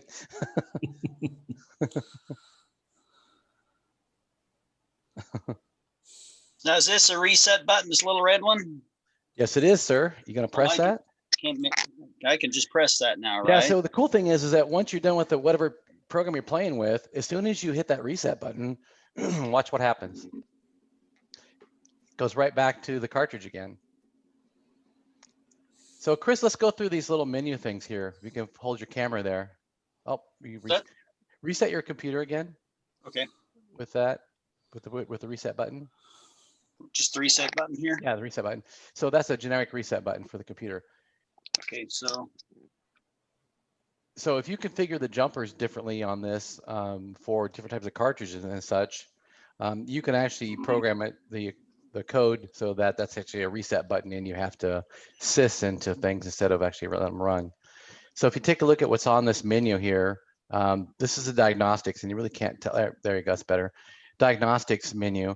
So there's a kernel detect, there's a sysinfo and memory test, a CIA tester, and a SID tester. Go ahead and hit the return key, Chris. And then this is a copying menu. This is basically, it's a disk utilities menu. There's a data copier 64. So this is my data copier that I wrote, I think in 1985 for the 64. And this is for copying disks, like regular standard data disk, not copy protected disks at all. The next one is a nibbler, and I wrote this one, I think in 87 or 88. And so it's a nibbler program that can copy protected disks. And below that is the URI ad. So URI is a big parallel guy because it was very common in Europe as well. And so it's a parallel copier. Let me give you a little backstory on the parallel copier. So when you're creating your cartridge, like what Marco had said before, you use Vice really for testing it. And that's a really good way of testing your cartridge code because you can make your cartridge and then you go into Vice and you can run it. And it acts exactly like it would when you program the flash ROM. So I had initially a parallel copier on here that used the REU. And I thought, that's great. I can do one pass copying. And I actually flashed all of the ROMs this way. And at the last second, I put the cartridge in just to make sure I could test these, the flash ROMs, and realized that the REU plugs into the cartridge port. I was like, oh, geez, I can't do that because the cartridge is in the cartridge port. I had to go back and change all the flash ROMs. So this is a standard parallel copier. It takes 3 or 4 passes to do it. Then there's a 1581 error checker, which is pretty rare actually. We don't see too many utilities for the 1581 ever. So go ahead and hit the return key. So this is the disk utilities or file utilities menu. We've got a cruncher, and these programs were actually included with the stuff that Marco and Jarko did. There's like a cruncher, there's a make directory program. These are cool. Have you ever seen disks where they have some really cool directories when you load $8 and then list it out? You'll see like text wavy patterns, things like that. These programs can create those type of things on your directory, which is really great. So go ahead and return. And so this is the programmer utilities. Again, we kept some of the files that were provided in the original archive on the GitHub. There's a basic 64 compiler. So if you're into basic programming and you want to compile your basic programs, that's a great way of doing it. Sprite editor is really nice. System monitor, so if you're a machine language coder, the monitor program is nice. If you're running some kind of a game program, like if you've exited out of this cartridge to basic, which I'll show in a second, and you run the game program, you can, do that. Basically, it goes to basic. Now, if you've got the monitor resident in that, when you load it first, you can actually sys back into the monitor after doing a reset of it. So jump back into the cartridge real quick and go to the screen. So page. And then the DriveMon program, this is a monitor for the drive, much like the monitor above it is for the computer. So this is something I wrote probably in 1985 as well, I would imagine, or 84, maybe 84 even, DriveMon. So it's a machine language monitor for the disk drive. So go ahead to return. So that's CCGMS. Go ahead and run that program. So this is the latest and greatest terminal software that's available. And this is really handy to have in a cartridge because this is a 91 block program normally, or 96, I think now. So it takes a long time to load standard, even if you've got a fast loader, Jiffy DOS, it takes a little bit to load. So it's cool to have it in a cartridge, literally just hit the screen. So go exit back out of this, hit the reset button again, Chris. So Jarko was nice enough to, besides doing the return thing, if you press a function key, it actually switches between your menus. So you can press like F3, F5, or whatever, and it actually will go between your different screens. Yep, you can see Chris is hitting the buttons there, which is great. So you can fast forward. So you hit F2, which is shifted F1, and that goes to the next set of screens. So I'm now, when I'm testing Y modems before they get shipped, I use this cartridge and I basically power my 64 up. I hit F2 and then 1, and I've got CCGMS right there. It's quick and works perfect. It's great. So this cartridge already is functional for me, even for somebody who has access to everything. This is what I use now for everything. So hats off to Marco and Jarko for this. This is great. Thank you. Yes, thank you very much. Thank you. This is So great. let's see if there's any other questions in here. I think everyone's like, everyone keeps saying $12, $12. I mean, literally it's, obviously it's not a profit venture. I mean, it's something that's a great community project. I mean, so what we're going to do, if you look, I need to post another link in here to the very top of this room. So if you scroll to the very, very, very top, which might take a few pages because it's packed in this room. Okay, so if you scroll to the very, very top, well, we can do like a control home. Can you do that on Discord? Yes. So you hit control home, and I'll put my camera back on so we can go back into here. Okay, so hit control home and go to the top of the display, and it talks about the hardware build room. See a little link in there that will say PayPal me and then Marco's thing. If you want to donate to his cause, because literally what happens is that Marco put this up on PCBWay and he gets a percentage of the boards, but I figured out, I think he gets like 11 cents a board. Now we did not actually use PCBWay, so I'll be sending Marco some cash as a donation. And I recommend if anybody likes this cartridge, go up to that link and you click on that and send Marco a few dollars. And then we need to do something for Jarko as well. We'll get something to Jarko as well before doing all the software. So no need. no, we want to do something for you guys.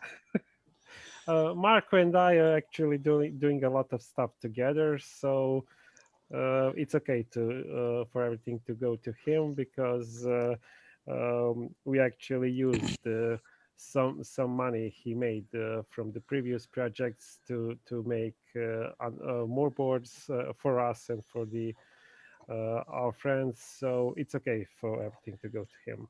Okay, so we'll go to him. Yeah. And people are saying it's going to be a coffee fund, if nothing else, for you guys. Awesome. Whatever. Absolutely awesome. Hey, I connected up. I connected up one of the machines I was working on. So what you see here is actual feed, by the way. This is nice. Yeah, perfect. So this is. I'll show for those people here. But you get the feeds live on the stream as well. So it's really. So hit number 3. The waviness, there's a config file where you can select whether or not the music is on and whether or not the wave is on. I took it off in here. I think that's how it comes standard as well. Huh? I think this Correct. is the standard. Okay. Yep. Okay, so this is standard set. So hit the number 3 on your keyboard there and see what your CIA shows. Let's see what for the CIA does.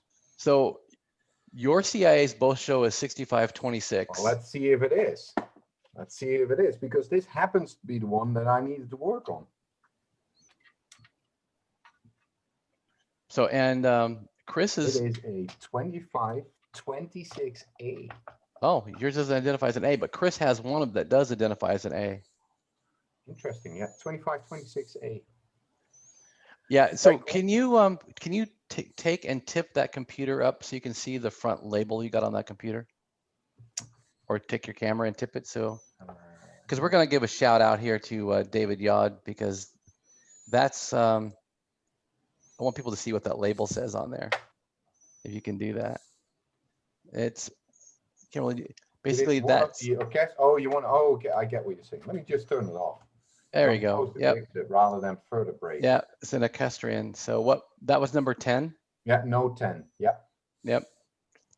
So that was one of the computers used last year in the big demo. Yes. So Scott Todd says I just bought Marco lunch. That's PayPal great. sent. Thanks. Super, thanks. Yeah.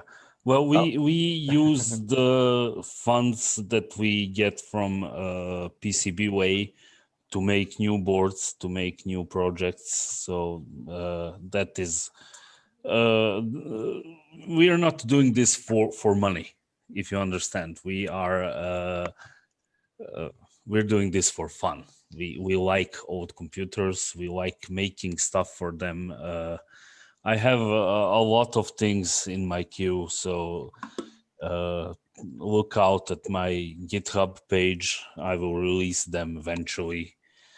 I told about this mouse converter, so it has a PS2 plug here and the joystick port here, and you just plug in your PS2 mouse and use it as a regular 1351 mouse. It has just one microcontroller and a few passives on the other side. I have released that today for all of you who are attending CRX, and as a surprise for you, it will also be available on PCBWay's page.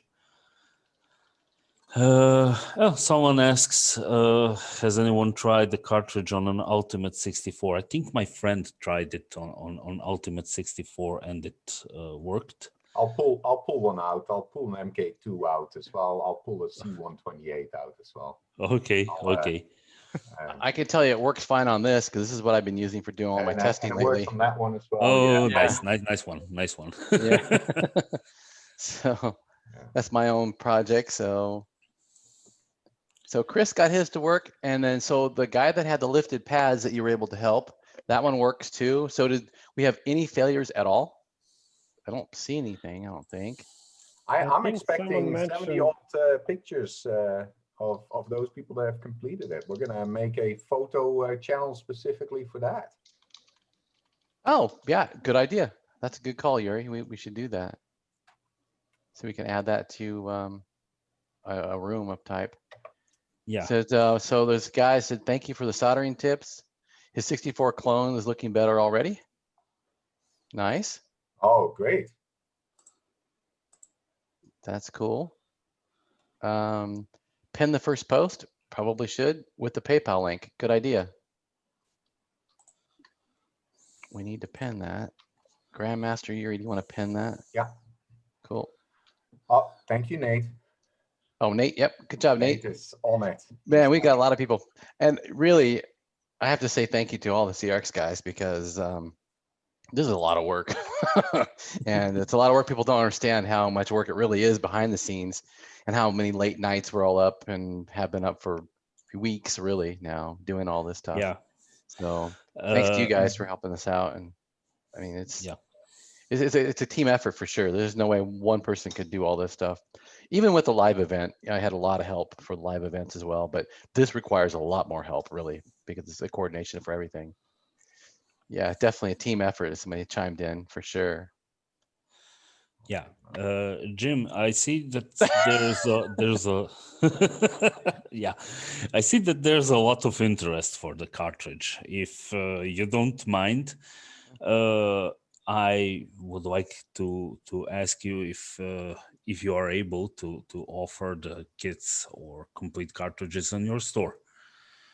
Yeah, I would be happy to. So I've got some. I bought extra because I thought Yeah. maybe if this took off that we could do that.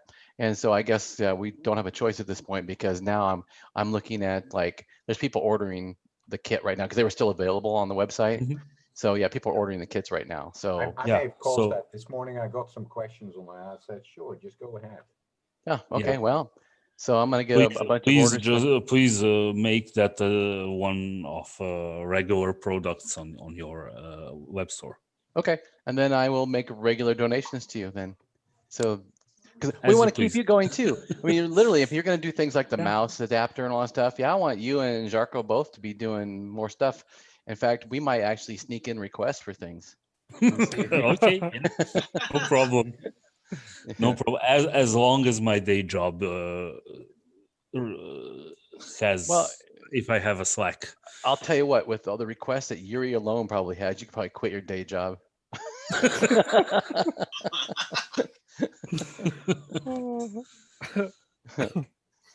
So we only see, oh yeah. Oh, I mean, everyone is on Zoom or on YouTube and it's like, it's low. Whoops. That was my bad. I just pulled out Marco. I need to stop video here. Okay. All right, you can stop video and I'll put Marco back in place on the spotlight. There you go, you're back. Yeah. So, okay.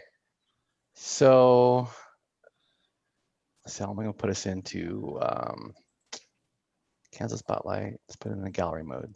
That's better. So Yep. Yuri's got CCGMS up, which is, that's a great program. Oh, and Yuri's son's there. Let's wave to his son.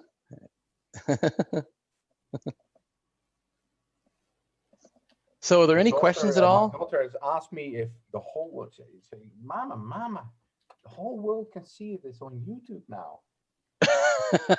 True. Hey, I have a question. Yeah. Is there going to be a pet version of this available? A pet version? Yeah. The problem is that neither Marco nor I have working. Actually, we don't have a pet or access to a pet. So until something like that happens, I don't think so. I actually got from a friend a case for a pet. Which one, Marco, was 2001? 2001, yeah. The case of the 2001, and it has the cathode ray tube, and I think that's it. I managed to find a tape recorder for it. Yeah, that's the one. I managed to find a tape recorder for it. I'm still looking for a keyboard, and the idea was to. Marco showed me the project to recreate the motherboard, so there is hope that we could get it running at some time in the future. I Well, was Did, I was did, thinking about a 264 series version of it, Oh. actually, for the Commodore 16 and Commodore Plus 4. oh, that'd be cool. Yeah. Yeah. I don't really know if there are any type of cartridges like these available for them. So multi cartridges. Oh, it would be So- interesting making a program for that. Okay. Yeah. I happen to have 6 pets, 2001s. Wow. So For you. yeah, I have 4 blue face pets and 2 black face pets. That's the computer I started with in 1977. So it's my favorite of all time for computers, really is that one. And so if you guys do get something going, I'd be happy to test it because I got lots of machines that all work here. Oh yeah, my copy program from back in the day. What's the copyright date on that one? 86, 87. Okay. So, okay, so we've got 5 minutes left before we've got the next presentation, which is by Jim Brain, which is Go for Retro. Jim's going to do a presentation on how you crack a PAL, basically, how you reverse I'm engineer. hearing rumors that he made changes to the PCB. I'm so sad because there's a whole stack of those here in anticipation for some of his talk. So Nice. super excited about that.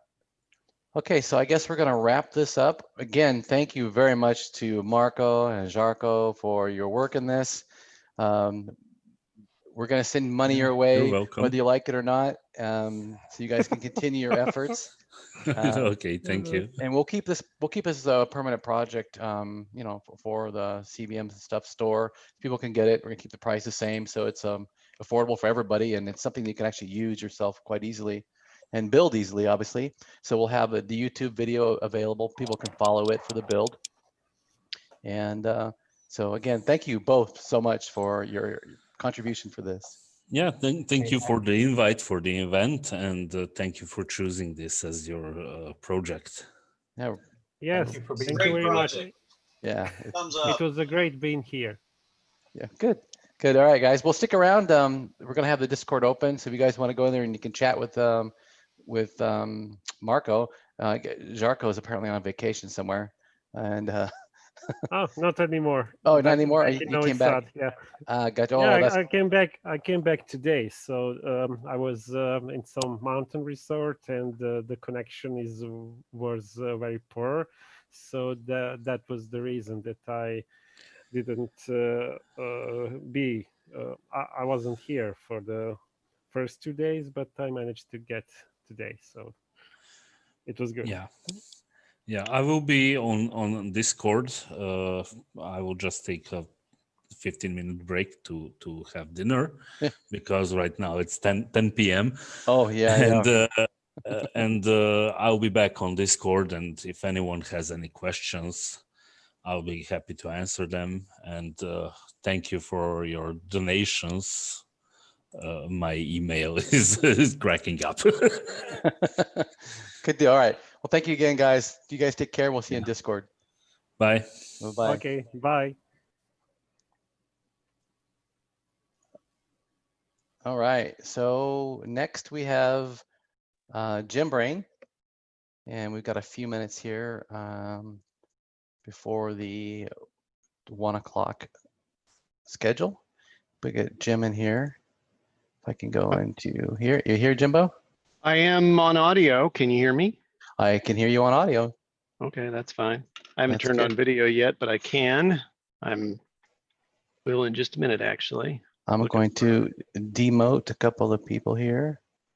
I'll leave Yuri in here just in case Yuri wants to pop in and yell at you about the I'll ask him a board. few questions. He's I'm that's sure. fine. I'm sure you will. Perfectly okay. Okay. Criminy. So that scheduling worked out perfect for us on that. That was great. Yeah, that was. Hey, since we're still streaming to the YouTube, if we start, Jim, will you do all of us a great favor? You remember these videos stay on for a long time. Mhm. Do us a 2-minute intro when you start about you as well. You're world famous, but it's going to be 3 people that don't know. About me? Jim Brain. Oh, about Jim Brain. It's like, yeah. Oh, Sorry, yeah. Well, I'm I gonna make always him. need to Drew and Brain. I need to. Yeah. Well, we need to. Yeah. Well, actually, how about you do it, Yuri? For Mr. Brain, I would do it a disservice if I would talk about that. I want to make sure that he covers the cocoa as well, because. Well, see, I don't know about that history at all. So maybe we should do this. We should have Jim introduce himself. Okay. I can do that. So, and then if you leave something out that we know about, we're going to tattle on you. We're going to say what it is. No, that's fine. Perfectly okay. Okay. So, all right. Well, we're at that time. So if you want to pop on in and video wise, outstanding. Okay. So I will going to spotlight you. Okay, good. I've got one thing I realized. I'm talking about a project here, and I forgot to put a picture of the thing that I'm trying to talk about here. So if you give me a second so I can grab a stock picture.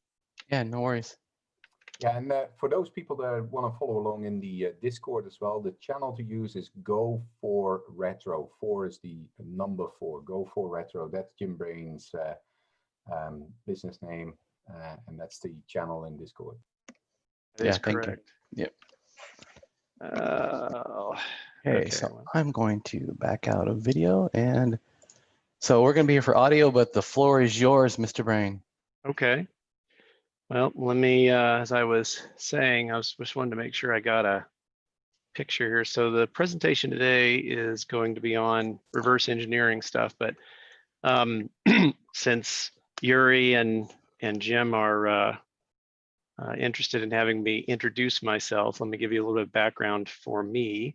My name is Jim Brain, and I have been a Commodore enthusiast for let's see, probably since 1982, I think.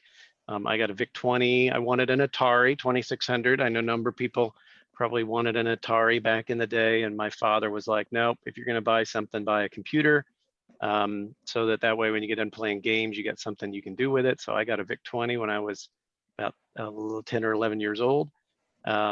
Worked on it a little while, put it on the shelf, but ended up in junior high, they had VIC-20s in the computer room. And so I remembered I had that unit. And so I started programming on it at that point, and I've continued with it. I think I still have my original VIC-20 here in one of the rooms that I have with all my computer set up. Progressed, as most people do, through to the Commodore 64 and then beyond with the upgraded peripherals and everything. Really was just a hobby for most of my high school career. I did use my Commodore up until I was a senior in college. So I probably used my computer maybe longer than many people. Got really comfortable with GEOS and GeoWrite and so forth, did a lot of papers with it and whatnot. After I graduated from college, I took jobs in software development, although I do have a hardware degree. I have a computer engineering degree. And wanted to keep my connections to the Commodore environment. So at the time, the internet was very young, and so I took over working on what used to be called the frequently asked questions list, in what's now kind of an archaic system, but was very much alive at the time, called Usenet. So there was the Comp CBM group, which is still in action. Some not as patronized as it was back in the 90s, but definitely the FAQ was a big piece of information sharing with people where everything was in the Commodore community. That was pre-web. And then through the years, worked on things like Commodore hacking and whatnot. Speeding up a little bit into 2004, I realized that it had been about 10 years, 2003, I guess, it had been about 10 years since I graduated from college. I hadn't really done anything with my hardware degree. I'd been doing software development for a number of years.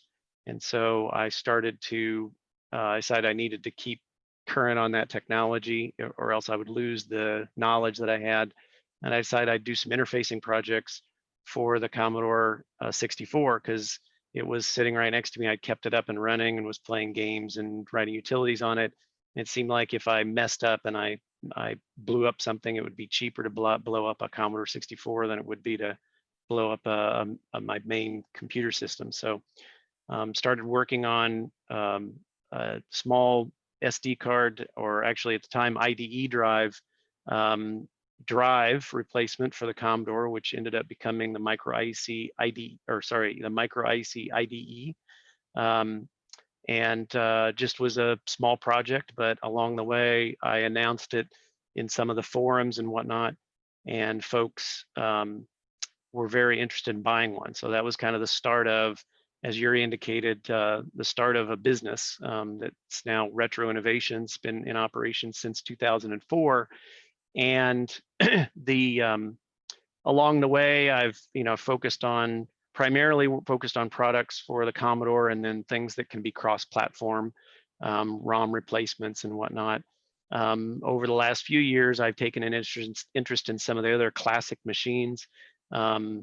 notably the TI 994A, the Tandy color computer, and some machines like that. Not as much with the Apple and Atari as yet, but I do have those units here, and so I have an opportunity to play around with them. I think all the 8-bit line of computers, specifically those machines that were created in the 80s, are really interesting to me. And I do think the Commodore 64 was an extremely versatile machine, with the specialized chips inside, plus the ability to hang a bunch of very complex circuitry off the expansion port. But there are some interesting technological decisions that were made in some of the other platforms. And so it's kind of interesting to see how the other 8-bit platforms evolved at the same time that probably all of us are watching today. We're focusing on the Commodore, or specifically the Commodore 64, 128 features and software and so forth. So to that end, I continue to have a business. I'm starting to focus on it in more detail here in 2021. So it's been a side business for a number of years, and going to probably promote it into a little bit more focus for myself as the years go on from here. So hopefully there'll be some additional products. Folks can go to store.goforretro.com to look at the various products that I have for sale. And then of course, I'm always available online in Discord or email or whatnot. If folks have product ideas, I'm always interested in what people are interested in putting on their Commodore. It's kind of interesting to see as we ship products out, all the different countries that we ship the various devices to, and then folks that send me emails and say, this is what I'm doing with it. We've got folks up in Canada that use devices in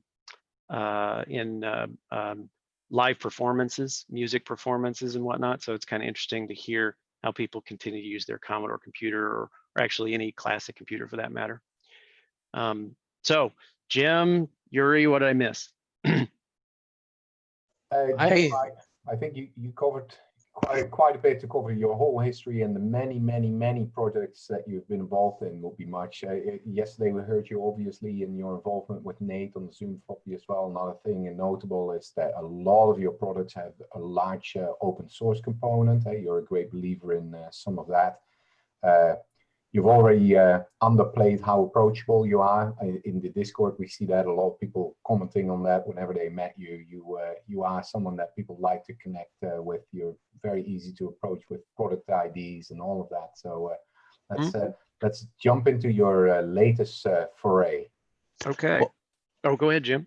Yeah, I just wanted to make sure that you included your Usenet days and stuff, because that's pretty much how I became familiar with what you were doing, was back then.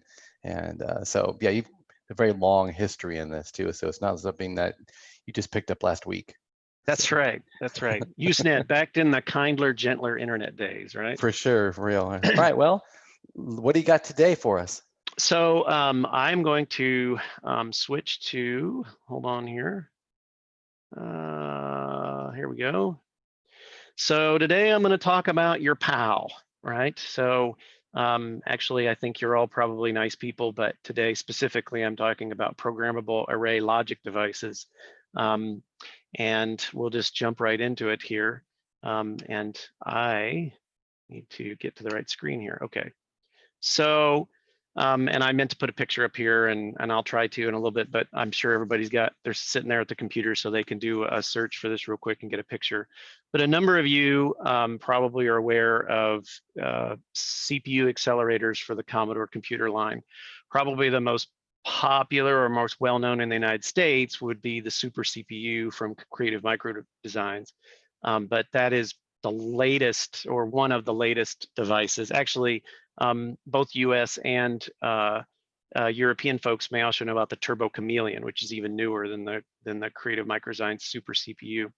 But before both of those devices entered the market, there were a number of other devices that were placed in the marketplace.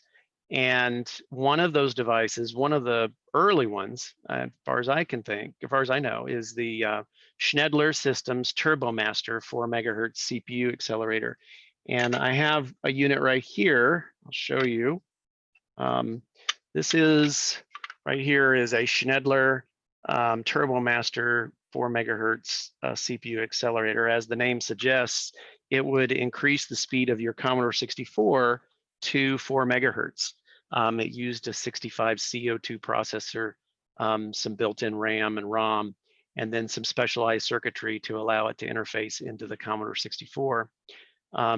Interesting story about this. This may be one of the, well, I'm not sure of the first case, but one case anyway, where I've heard that there might be a little bit of intellectual property, daring do or whatnot.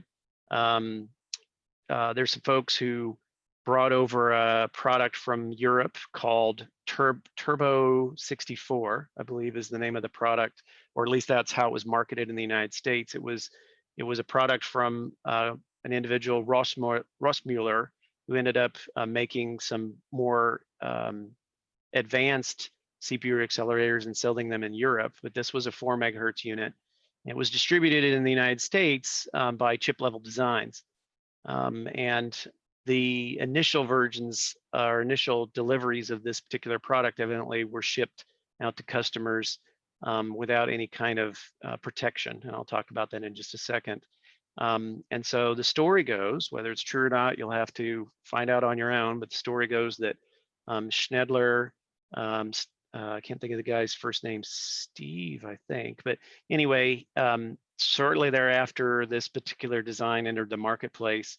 And there was question about whether it was a truly unique design or whether it was simply a conversion of the original Turbo 64. So a little bit of an interesting past for this device, but it does do what it's supposed to. It increases the speed of the Commodore computer significantly. Does not quite hit 4 megahertz because of the way that the VIC chip demands certain cycles on the Commodore, but it does speed up basic and machine language programs.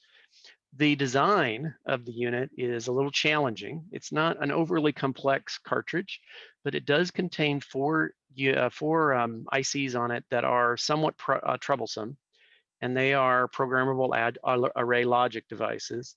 They're the same kind of devices, or at least the same type of device that people often hear used in the Commodore 64 as the PLA, the programmable logic array. And obviously online, you can see a lot of people creating replacements for bad PLAs. It's a pretty common chip to die in the Commodore 64. This is the same type of device, although these are smaller and they're less capable devices, but there are 4 of them in the design for the Turbo, TurboMaster. And it's important to indicate that these devices, the reason they're used is that they can replace an entire handful of regular TTL chips. So if you have a design that you need to build and either the amount of screen real estate, or sorry, the amount of board real estate, or just the cost is a concern, at least in the 80s, one of the ways to reduce both of those is to use these PAL devices. And they come in 2 flavors. So there is a flavor called non-registered devices, which means it strictly implements combinatorial logic, AND gates, OR gates, NOT gates, and so forth. There is a second type of logic device in this family called a registered device. And so a registered device differs because it has flip-flops and it offers the ability to clock the device. And so obviously it has memory. That makes it sufficiently more complex in order to reverse engineer, but we'll go through some of that as we get into the presentation. So as you see here, we have 3 steps I wanted to go through. First thing you have to do is you need to reverse engineer the schematic of the device, because that's what we're trying to do here, is reverse engineer the TurboMaster cartridge, not necessarily to resell it, although I know some people have asked, when you're going to provide it. The idea primarily is to learn more about accelerators from my standpoint, because I would like to build a new turbo super CPU type device, 20 megahertz plus type device. But in order to do that, I feel like the best option is to try to understand these devices that are simpler and less advanced. So that was the idea for here. And one of the things we want to do is reverse engineer the schematic. Another one is to then reverse engineer the PAL devices that are on the unit. And then because the devices, at least on the units I have, are socketed, it should be a small issue to program new devices, insert them into the original TurboMaster, and see if the operation is still the same. If it is, then we've successfully reverse engineered the devices, and we know what kind of logic is included inside them. So I'm going to switch real quick and just show the entire, hold on here. I'm going to show the entire schematic just so people get an idea of the whole thing. See if I can find, well, I might not have it. I'll do it in a little bit, I guess. But in any event, the first option that I want to go after is the non-registered devices. So the devices that are easiest are these non-registered devices, and these are two of the devices in the unit right here. You've got U1, which is at the bottom here, and U4. That's the terminology used in the TurboMaster. As you can see, they have a number of inputs, input lines that are always inputs that are on the left-hand side of the chip. And then these lines on the right-hand side of the chip can be either inputs or outputs. So you have, and the name of the devices, it's a little bit of a misnomer. They're called 16V or 16*8 devices, with the understanding that there's 16 inputs and eight, up to 16 inputs and up to 8 outputs. You'll notice here that there's 8 outputs listed over here, but then there's 10 I/O line or input lines over here. The reason that's listed as 16 is that on a registered device, this first line, I0, is actually the clock input line. It is not considered a standard input line. And then this line, pin 11, I9 on this device right here, is an output enable line and is also not considered an input. So really, they count these lines right here, pins 2 through 9, and then 12 through 19 is the 16 potential inputs. And then of course, on the device, the output 0 through output 7 lines are considered the possible output lines on the device. And so that's what you get when you have these devices. There's 2 of these non-registered PAL devices in the unit. And so one of the things that you can do with these, which is really easy, and I know a number of people know this from working with PLA replacements, a PLA in a Commodore 64 can be replaced with some caveats with a suitably programmed EEPROM. And you see a lot of the kind of what maybe you call a poor man's or a kind of an inexpensive PAL or PLA replacement being an EEPROM with an adapter to plug into the PLA socket. There are some considerations, and this is probably isn't topic for this discussion, but the piece to point out about that is that because the EEPROM can be used as a potential PLA replacement, combinatorial PLAs and EEPROMs can be read very much the same way.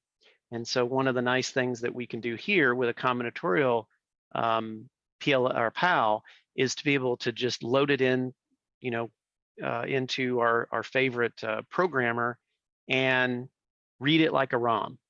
Now that doesn't get us all the way there, but it's a nice shortcut as opposed to being able to try and understand, line by line what it does.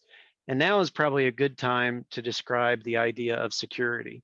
I didn't put it in the slide. I'll just do some voiceover on it. But one would think that if a PAL is writable, you should just be able to read the PAL in a PAL programmer. So you just buy a PAL programmer, you read the PAL, you copy it or clone it to another PAL, and then you're off and going. Well, the designers of the PAL system thought of that and thought that perhaps people who were designing systems might not want their PALs to be just read out and copied. And so there is the concept of a security bit in a PAL. And so in a device, once you've finished writing the device, you have the option of what they call blowing the security bit, essentially writing the security bit. And that will render the PAL unreadable. It can be used as a PAL, but if you try to read the unit, it will read all ones, just like it is unprogrammed. And so that is the first hurdle that we have here that I probably should have put on the last slide. The easiest approach here would be to simply have read the PALs with a PAL reader. But unfortunately, all the PALs, or at least almost all the PALs that you see on devices, have their security bit set. And so as a result, you can't just read them in that simplistic way. But you can read them as an EEPROM or as a ROM. And so that's the approach that I took, at least for these first two devices. There are two options that we can use to do that, and I want to point out both of them. They have pros and cons. PAL Analyze is one option, and I'll describe it in just a minute. The other one is a system called Logic Friday. And so I'll get in a little bit more detail, but these are two different options that we can use. And I actually used both of them for both of these PAL devices just to make sure that I was getting the best reading of the logic within the within the chip. So the first approach is to use PAL Analyze, and there is a URL to a description of the how to use the tool, a download for the tool, and so forth.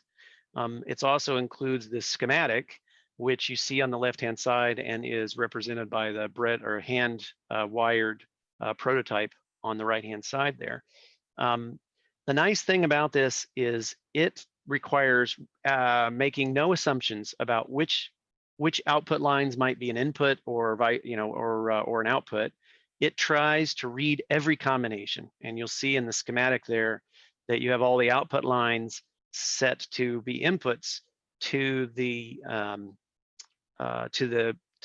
quote unquote ROM that you're going to read, but you also see some 4.7K resistors connecting those lines to some additional input lines as well. And so the idea here is you read a 256 kilobyte or kilobit ROM image from the PAL, which includes every possible combination of any of the IO lines being used in whatever combination is appropriate or applicable for them. And then there is a program that's at that URL called pa.exe that will try to take that big ROM image and discern from it a set of equations. And so I'll show you kind of the second part of this.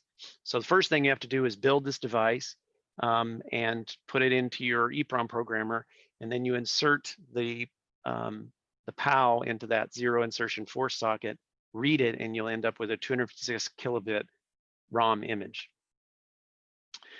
Then you feed it into this PAL Analyze application, and you'll see here on the third line for this particular PAL, you get the 256 kilobit file, actually kilobyte file. I was right.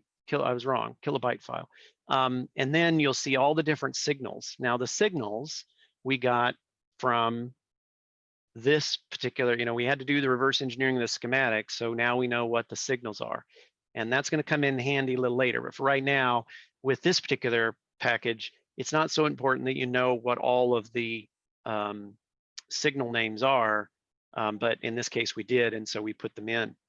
And then it outputs a special type of file. So pa.exe outputs, and I had to go look this up because I didn't know. I've always called them couple files, but this is the actual what couple stands for.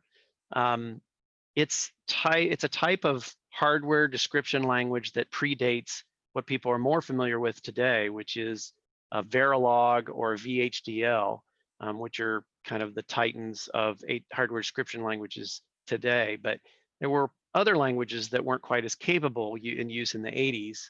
ABEL, A-B-E-L is one, and CUPL, C-U-P-L is another one. This particular executable outputs a pre-formatted file in coupled format that is designed to be loaded into microchip or Atmel's WinCouple compiler, which is a free download off of the microchip website. The advantage, as I indicated, to using PAL Analyze is you don't have to know anything about your combinatorial PAL device other than it is combinatorial. The problem with it is sometimes it may not be able to make much sense out of the logic because there's so many IO lines that it's looking through. And so in some cases, it can create overly large equations, which can't immediately be compiled in the WinCouple compiler. And so there's some downsides there, but it's easy to try.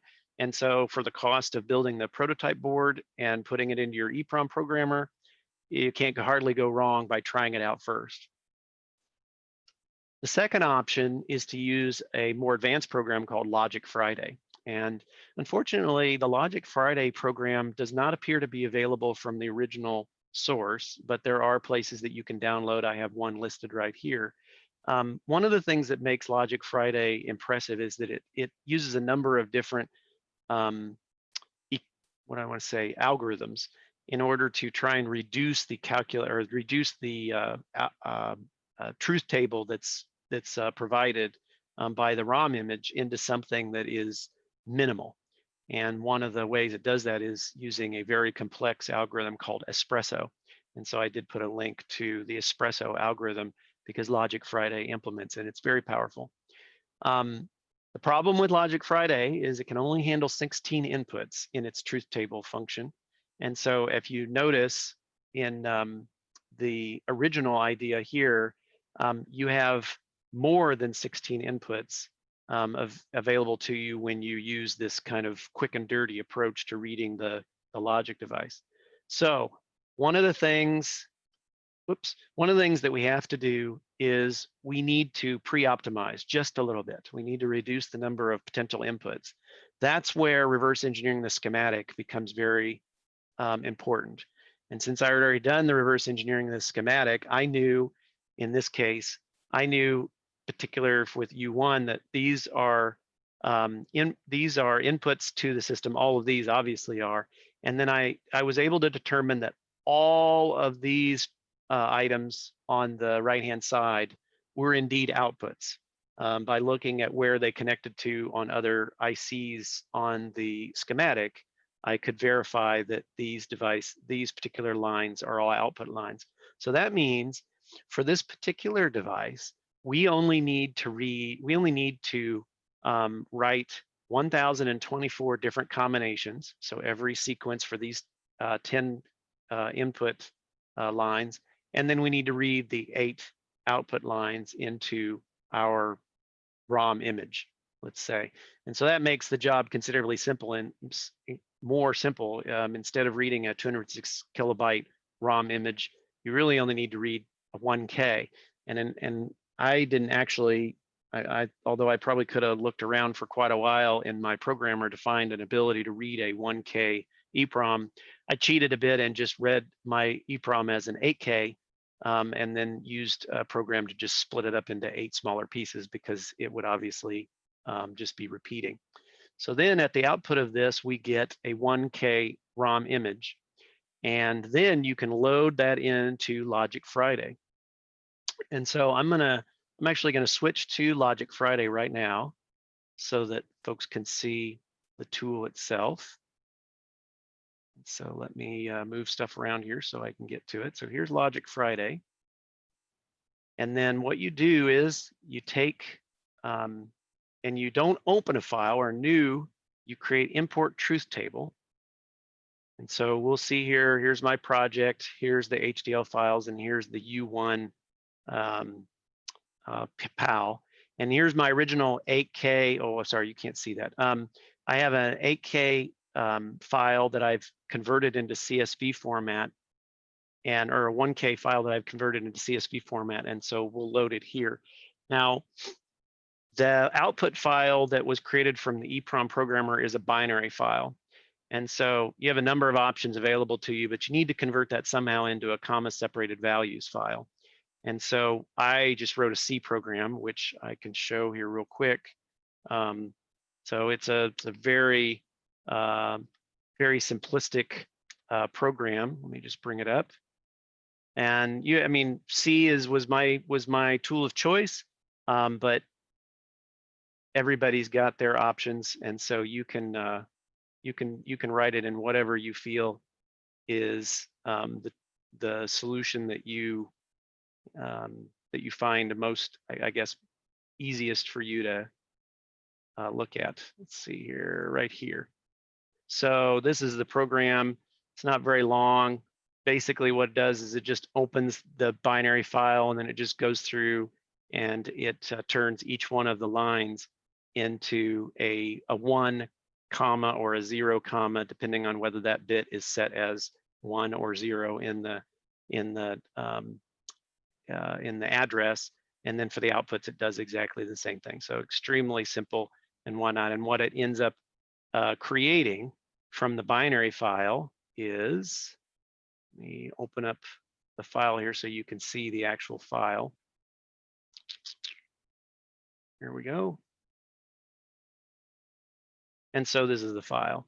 And then after the fact, I added, because Logic Friday wants the names of the signals to be in row 1, I just went in and hand edited the file and added in the names of the signals. I'm sure there's a better way to write a program that does this, but this was a means to an end.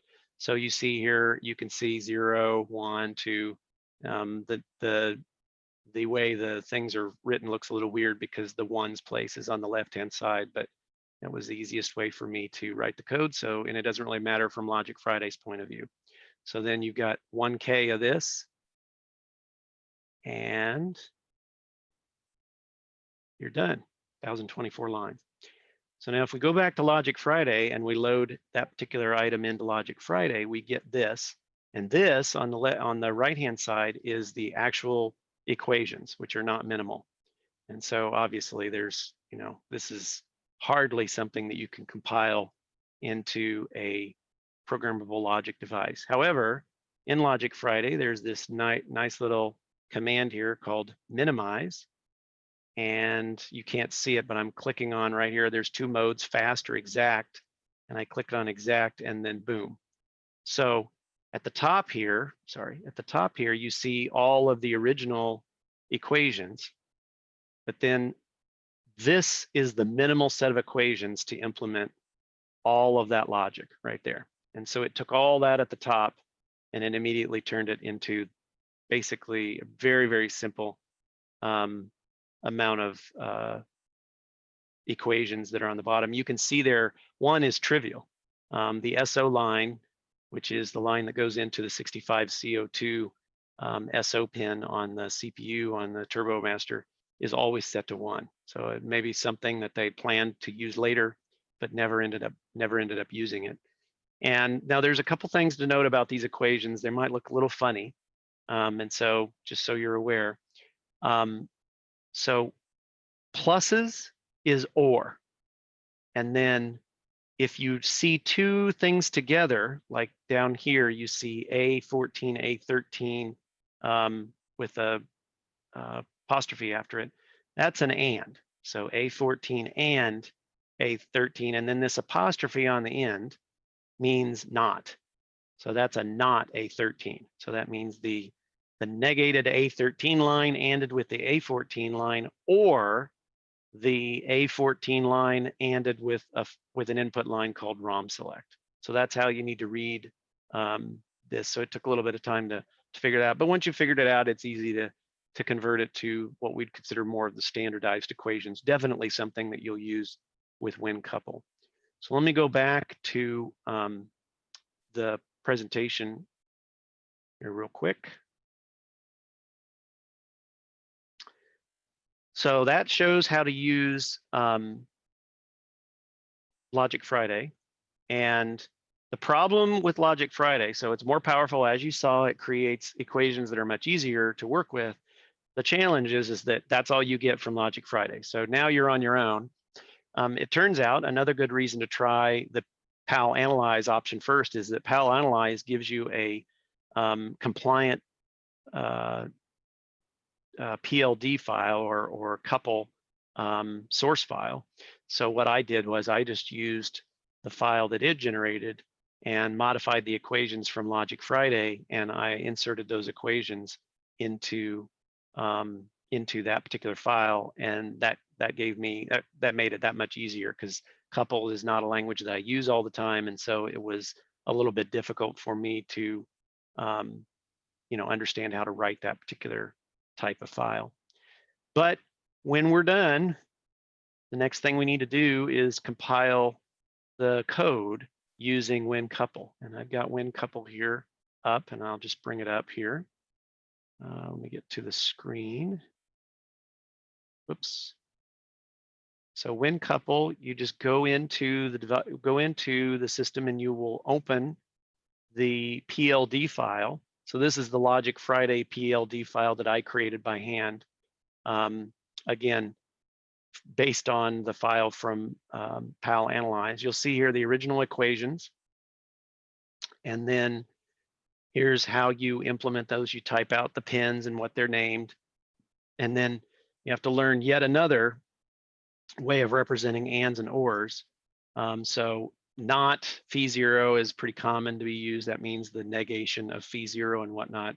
And then the ampersand character in couple is or. The and ampersand is the and in couple language. And you'll see up above here, the things that are commented out are the original equations as provided by PAL Analyze. They look different, but in essentially what they are is, and it depends on whether folks have taken logic classes or not, but by negating everything and switching from ands to ors, you can flip an equation from being and or to or and. And so that's what this is doing here. You'll see that at the beginning, this in Logic Friday, clock right is a positive signal and has all these ors, whereas in PAL Analyze, it said the negation of clock right is equal to all of these. Notice that they're all individually negated as well. A1 goes to not A1, not A0 goes to A0, not phi0 goes to phi0, and so forth, and them together. And that's a trans, it's like A equals B equals C kind of property for logic, for Boolean logic. So the equations end up being exactly the same thing. I tend to prefer positive logic, and so I wrote them in this method as opposed to the way that PAL Analyze wrote them. But at the end, you end up with a document, and then you go to the various options. For a compiler, you have a JEDEC file, and then for minimization, I choose that espresso here. It really should be called espresso. Apply that, click on there, and then you say run, device dependent compile. Make sure that you've selected G16V8A because that's the type of devices that you'll probably be able to find nowadays. There are PAL derivative devices available at DigiKey and Mouser. The source that was easiest for me to find was Microchip or Atmel, and they sell a GAL, which I'll describe in just a minute. But this is the device family you choose for that. So you get a compilation, and although it's not showing on the screen, there's a results window that comes up that says compilation successful, and then you have what's called a JED file. So this was a PLD source file, and then you have a JED file, which you then can load into your favorite PAL programmer. And so I'll show that in just a minute here. So that is the common step, no matter whether you use PAL Analyze or you use Logic Friday, you'll end up compiling your file using WinCouple. And if you're on Unix, there might be an option, I don't know. You might have to resort to loading up Wine or loading up a VM with an old copy of Windows in it to run this. This program hasn't been updated in many years, so it should run on any reasonable flavor of Windows you have laying around. Going back to the presentation here, I do have at the bottom, so GAL I mentioned just a few minutes ago. So in the beginning there were PALs, and that was kind of more like EPROMs. So they were easy to program, well, they weren't easy to program, but they could be programmed, and then they were a little bit harder if they could be changed at all. Early ones couldn't be changed or had to be erased in a specific way. GALs are kind of a newer flavor of that, and think of them more like the CPLDs or FPGAs of today. Very easy to program, very easy to erase. And GALs are the superset of all kinds of PAL options. So as I talked about early in the presentation, there are unregistered PALs and registered PALs. GALs can masquerade as anything. They can be combinatorial, they can have flip-flops in them. It's whatever you want to do with them. You can, and the WinCouple software will compile the combinatorial part if that's all you're using, like in the example I just showed, or if you have flip-flops, it'll allow you to compile the flip-flops, and the GAL doesn't care. It says, oh, you're not using the flip-flops? Well, whatever, I just won't use them. Or, oh, hey, you need flip-flops in this design? Fine, I'll turn them on. So the GALs are available today. I just bought a bunch of them from Matwell, from DigiKey, and they're not actually that expensive. I was surprised. I don't know if there's just some continuing need for low-cost, small programmable devices, but the 16V8 GALs available on DigiKey were less than $1 a piece, which is actually pretty reasonable. So you can get these devices new. You don't have to resort to UT Source or eBay or whatever, although I have bought some from there as well, and that works equally. And then the device, and then before you can do anything with the device, you have to program it. I have a Mini Pro or TL866 CS device, which probably a lot of people have as an EEPROM programmer. It turns out that the TL866, which I'll bring up here real quick, it actually can program Atmel ATF 16V8B unit devices, and so that makes it easy. I had the programmer anyway. It was only $20 or $30. I was worried that a GAL programmer would set me back 100 or 200 bucks, but for 20 or 30 bucks, you can't go wrong. So this is the unit, and then I'll show loading in the device or the equation here. So we'll go ahead and load in the data. It won't look like much. It's looking like a data file in an EEPROM, just a bunch of ones and zeros, and then of course these tell what parts of the chip to enable or disable. I won't go through the programming effort. There's not really to see other than you just go into the program function here, and it won't show up, so I won't go into it. But you just have a program option, and then you put your device in the unit, program it, and then the moment of truth, which is, did it work or did it not work? And so that's what we'll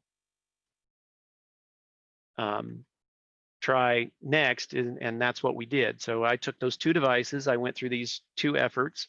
In the one that I just described, U1, U1 created identically simple equations using both PAL Analyze and Logic Friday. I used the Logic Friday equations because, like I said, they were written in a way that I could understand them a little easier, and the whole idea here is for me to be able to understand the equations, not just be able to write the devices and run them in the TurboMaster. On PAL Analyze for the U4, for instance, and I can show that real quick here by going back to one of our early things here. So in this U4, it turns out that this particular signal right here, flag character enable, that's actually an input line. And so on when I was reading that into PAL Analyze, it didn't care. It figured that out automatically. But when I went to read it in to Logic Friday, you have to make sure that you understand that now you have 11 input lines. You have all 10 of these lines, plus you need to wire up this line to A10, and then these become your output lines right here. So again, a little bit of analysis is needed. However, on the PAL Analyze function, I'll kind of show what was generated here. So let me get to my copy of VI, and I will show you what it created, because this is the challenge at times. So this is the output from PAL Analyze for U4. And as you know, as you probably surmised, there is no way that this equation will fit into a PLD. So that was a challenge. However, if we look at what Logic Friday created, so let's back up here and look at Logic Friday's equation. Logic Friday's equation was much more sensible. And so this, it was tight to fit this into a 16 V8 device, but in the end, this was compilable into the device. So that's kind of the challenge that folks might have in working through these two reverse engineering capabilities. So that kind of concludes part one, which was to do reverse engineering of the combinatorial devices. Unfortunately, my presentation on the second part of the devices is going to be kind of short because I have not finished that effort yet. So I got the easy part done. The hard part now is to reverse engineer the registered devices. And you can't use these same approaches to do registered devices because with the clock line being one of the inputs, the outputs could change as a function of the inputs at a previous time. And so that makes it orders of magnitude more complex. So the way I'm going to approach this is two ways. I'll describe one here, which is I'm building a test jig to interface the registered PALs with the Arduino platform, specifically a Mega 2560, which seems to have plenty of I/O for the purposes. And then I'm going to write some code on the Arduino to try and tease out the different calculations. Now, the nice thing about the unit, and let me do something here real quick, and then I will show you something you can right here. Hold on a second. Sorry to be doing this right as we go, but there's no better time than the present. So let me show you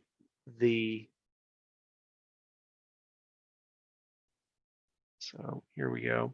So this is the Eagle file that I have with the schematic in it, and I want to bring it up for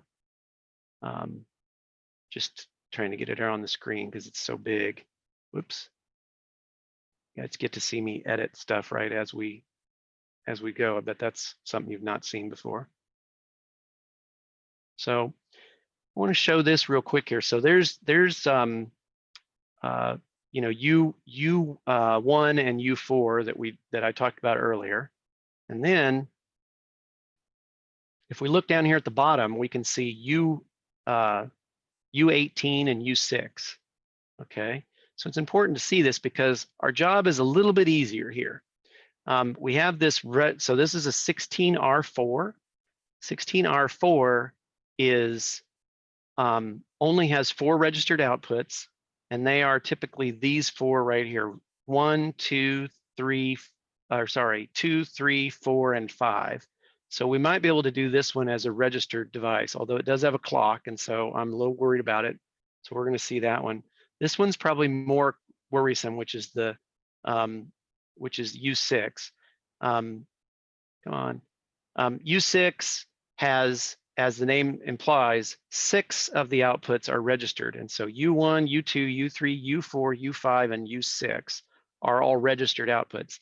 Of that, you notice that we're using 4 of them: Phi0, latch data, IC1504, which I don't have a name for yet, and IC1506. So those are the ones that are probably going to be the most challenging.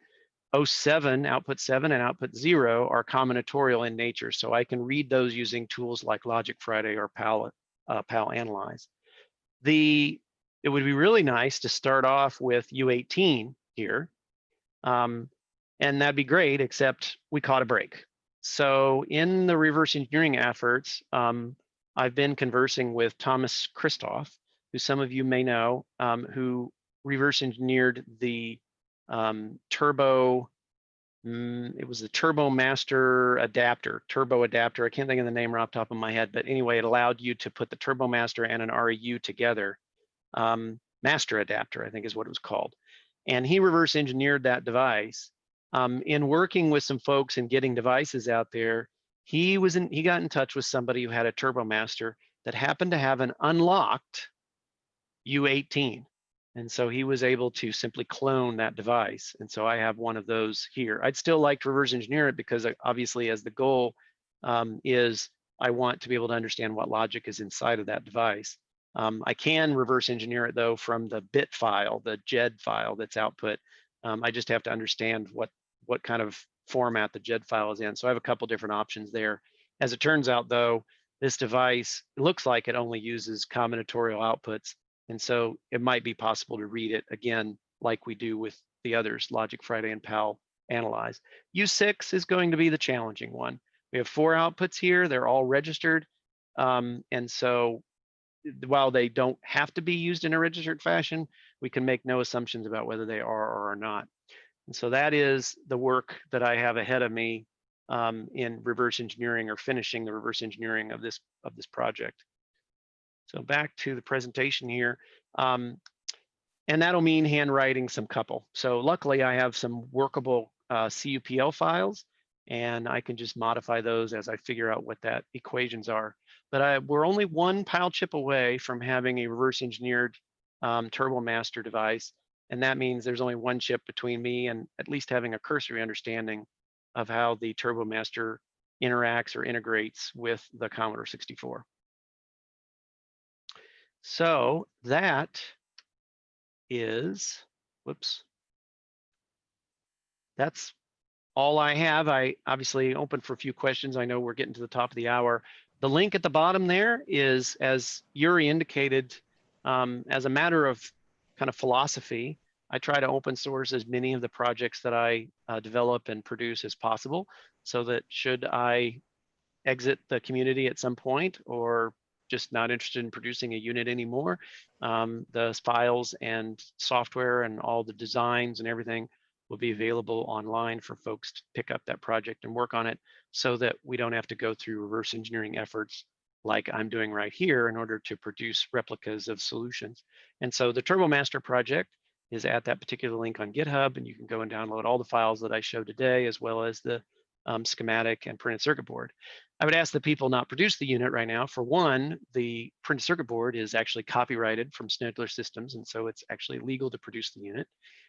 2 is there are far cheaper ways to implement the TurboMaster once this last PAL can be read, because a CPLD can take on pretty much all of the logic on the board, and that would be the first thing that I would do in redesigning the unit. But you can definitely go and look and educate yourself on it and download the various programs that I used today. So I'm going to go to Discord. Is there any questions already queued up or not? I didn't see any questions. There's some comments about things. Okay. I answered actually one of them. You might want to elaborate on this. That somebody said, so registered PALs are like a state machine based on a clock. Yep. That is absolutely true. I mean, Yep. there's lots of minutia that you can go in on that, but yes, that is the easiest way to think about it. Yep. So Commodore Man's going to ask a question here. He's typing. Okay, that's fine. In between tearing apart some kind of a disk drive or something, I'm sure.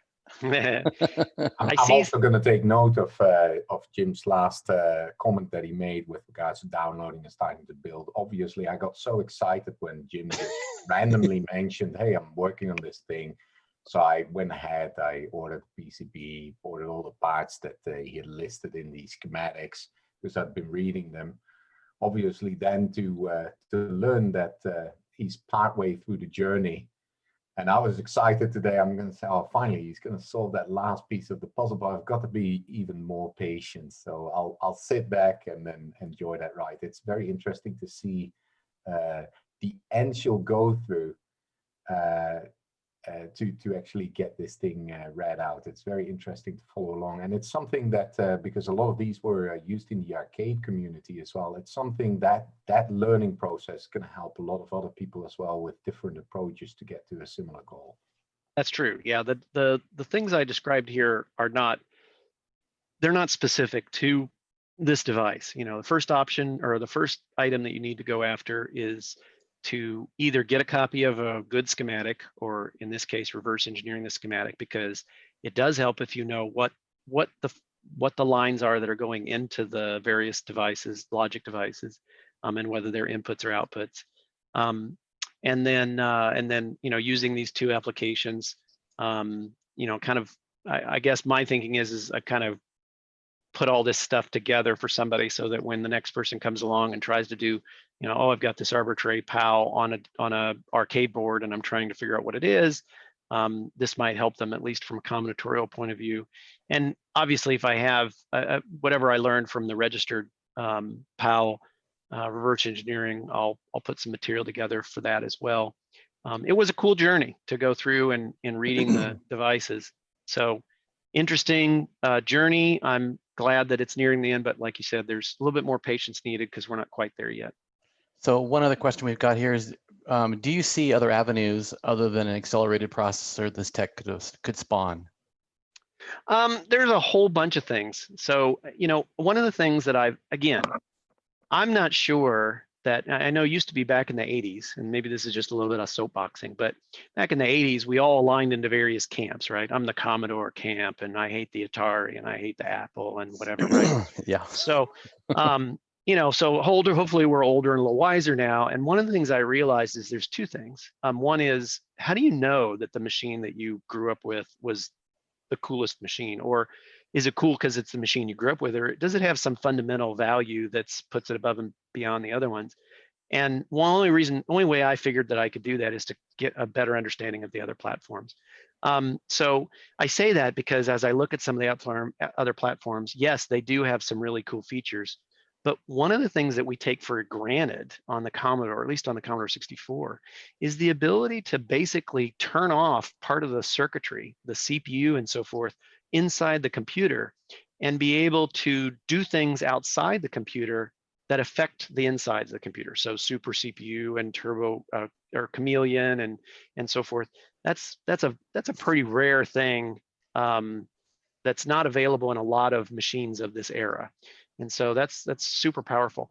One of the things I'm thinking is that opens up a whole, just understanding how to shut off some of the internal systems in the Commodore and be able to do things on the outside is impressive.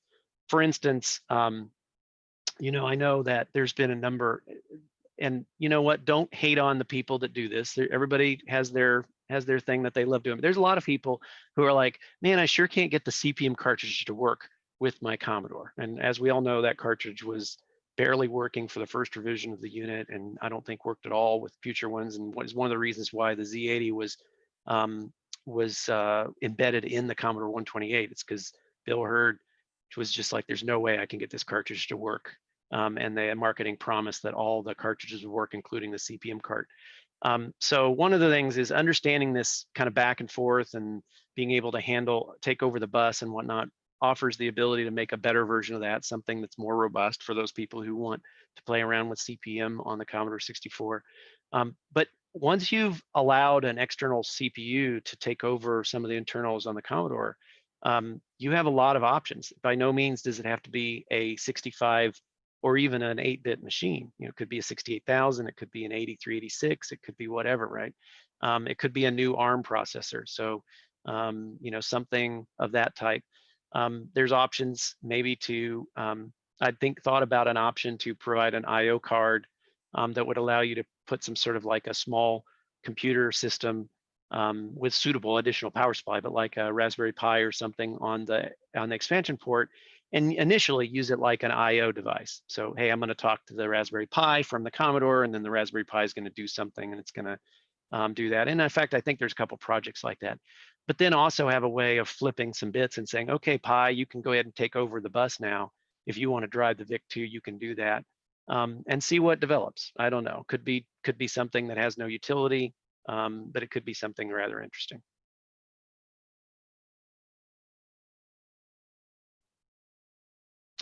Let's see. I guess we can throw you in Discord because we're getting close to a time where Gideon's going to pop in here. Nope, so that's fine. We appreciate you doing the presentation. Jim, will you be around? Will you be around for your Discord?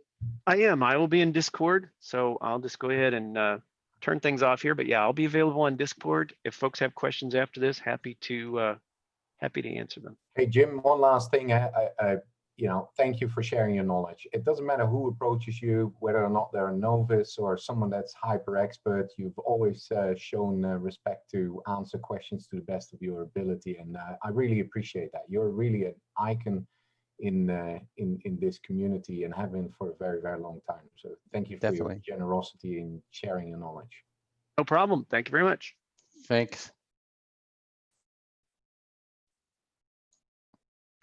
Okay, so we're at 2 o'clock. Next up, and it's going to be not Yuri. Let's focus on.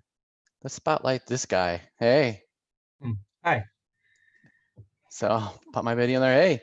So, ladies and gentlemen, after a lot of effort and a couple of days of trying, we have Gideon of the Ultimate fame, 1541 U2, U2 Plus, Ultimate 64, and who knows what else is coming out from Gideon. So first of all, anybody who doesn't know who Gideon is, you've pretty much been in a cave.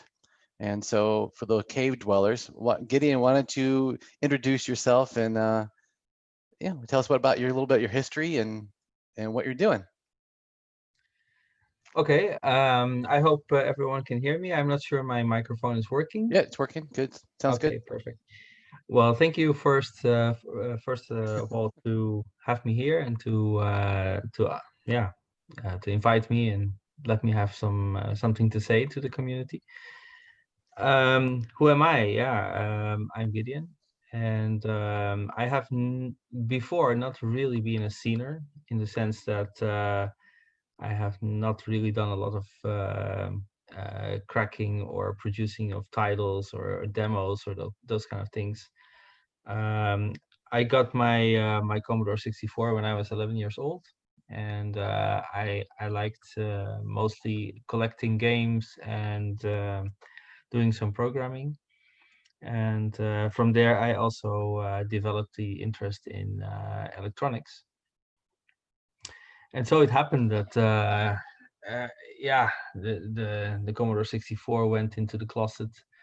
An Amiga came and was a little bit forgotten for some years. And after university, when I got my job in electronics as well, the interest to do something with old stuff came back. And first I started to do some VHDL and FPGAs and stuff like that at work.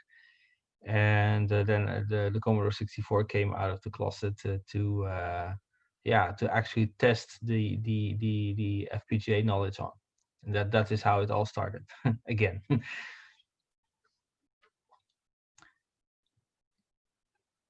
Oh, so basically, when did you start your 64 journey for making hardware for it?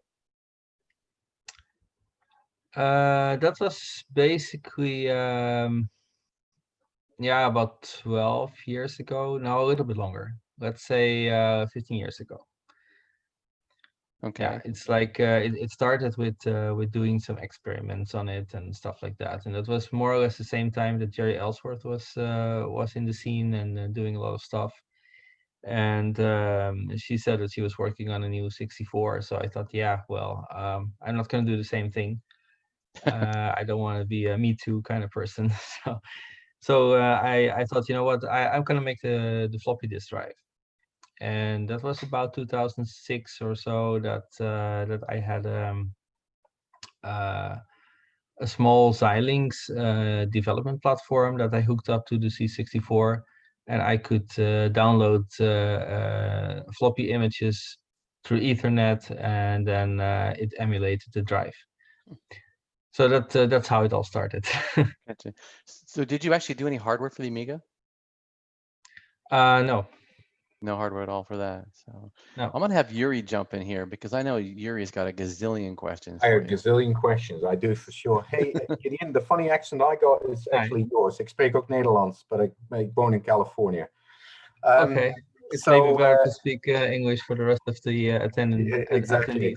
Exactly. Nice to have you on here. Now, obviously, you've got a very, very large following that has been using your products, and you just mentioned that you got your Commodore 64 out of the closet. What happened to that Amiga? Because I always tell people here in the US that the Amiga, while it was a great machine for us people in the Netherlands, it didn't have the same feel to it as the Commodore 64. And I'm wondering if that has anything to do with where you landed with your products that you got today. Right. Well, when it comes to the interest of building hardware for it and to experiment with it, you're absolutely right. Amiga doesn't have the same feel to it. But I did manage to keep the Amiga until '96. So I was using that as my main machine for doing programming and everything. So until I really couldn't anymore deny that PCs were faster and better. And yeah, the Amiga was great for some time, but it just didn't evolve like the other machines did. So That makes sense. it had to go. I hear you. So with regards to your current product range, I understand you're still an employee. You still work for a boss, so to say. This is not your full-time job. This is a hobby that got completely out of control. Basically, yeah. Yeah. Well, I do have I work at Technolution, which is basically an engineering company, subcontractor, project-based, in the IT sector, automation technology. I started there as a hardware engineer, and gradually I grew to become a senior engineer there, and now I am a system architect there at Technolution. But I had to tell my employer that I needed more time for my hobby, so I reduced my hours there from 5 days to 4 days a week. Wow. Wow. And is that a recent change? Is that something you've been doing for a while now, or? I think it's the last 5 years or so. Last 5 years. Yeah. That's great. It was not anymore able. I was not able to combine it with each other in a good way. Yeah. So from a product development where you sit right now, this is pretty much a one-man show? It's Gideon that is creating these products. Have you worked in a team with people on this? I see a lot of people volunteering on the Facebook. There's a lot of groups and people that show up consistently that come out to test stuff. But when it comes to the actual products that you create, is that pretty much you? Yeah, hardware wise, certainly 100%. Software wise, there have been some very interesting contributions from the community. So it is not really so that I work in a team or I dispatch pieces of work to other people. That happens voluntarily, and when it happens, I'm very grateful for that. And yeah, sometimes I reward people with free hardware or those kind of things, but it's not really like a fixed team or like a planned project in that regard. So where are you going to take this thing next? Because it is a very compatible unit. People try very, very hard to come up with all kinds of bizarre use cases to make the thing trip, but you find new ways of fixing this and somehow cramming it in a very supported existing piece of hardware, which I think a lot of people are impressed with. Older versions of your hardware are just as functional and great to own as the very latest elite type of products that you've got. Mm-hmm. Where are you going to go next with this? To be honest, I have my hands full with the way it is right now. So I do not have any new plans at this point. Of course, I have a long list of wishes that I would like to implement software-wise or inside of the FPGA. But when it comes to new hardware, I don't have any plans yet. Okay, so that means that you're basically now gonna kind of pivot from this hardware is now in a stable form, and now I can kind of start optimizing the software side of the product, get bugs out, see what more I can cram in there. Is there a lot of space for expansion still in the current hardware set? There's still some space that I can use. A lot of things that I create are basically like a tandem between some FPGA logic and software support on the other side of it. So a lot of complex functions are usually implemented using some kind of a gateway between the C64 and a CPU on the other side, which implements the smart part of it. Let's put it like that. Yeah. So basically the additions are not really that costly when it comes to the FPGA. Yeah, which is good. I remember reading when you were working on the Elite, you were at a choice point of some components, and at the end you chose let's take this next line of component to make sure that I've got some future resilience here as well. It's good that I did, because I overlooked some things, and my initial design didn't even fit. So Wow, eventually, yeah. Especially when I needed to implement as well PAL as well as NTSC, it got quite a bit bigger because of the all the Altera stuff that needed to be included to reprogram the PLLs. Oh yeah. Side of the chip. Now I remember a picture with an enormous set of boxes sitting to what I could guess was probably the backyard of the house. Right. Are you running this whole operation from the house? Is that really? It seems like a massive family undertaking to keep this product in the air. Yeah, it creates some friction here and there. You could say that. The location where I am sitting now is my attic room, which I kind of confiscated from the house. Behind me there's a washing machine and a dryer. That's basically the only part that other family members can use of this area. But yeah, it is mostly once a week or sometimes once every other week that we do a session of packing, and then it's either my wife or my eldest daughter that helps. Wow. So a question Sorry, real quick question on here, because I'm trying to field questions because there's a lot of things in here. One question I actually want to know as well, will the U64 and the Elite U64 stay as parallel products, or are they going to collapse into one? Oh, that's a very good question. Basically, hardware-wise, they were different, but in the latest revision, the 1.4 revision, they are actually the same PCB. Oh. So also the non-Elite is jumperless for the SID configuration and stuff like that. It only does not have the joy swapper, the joystick port swapper.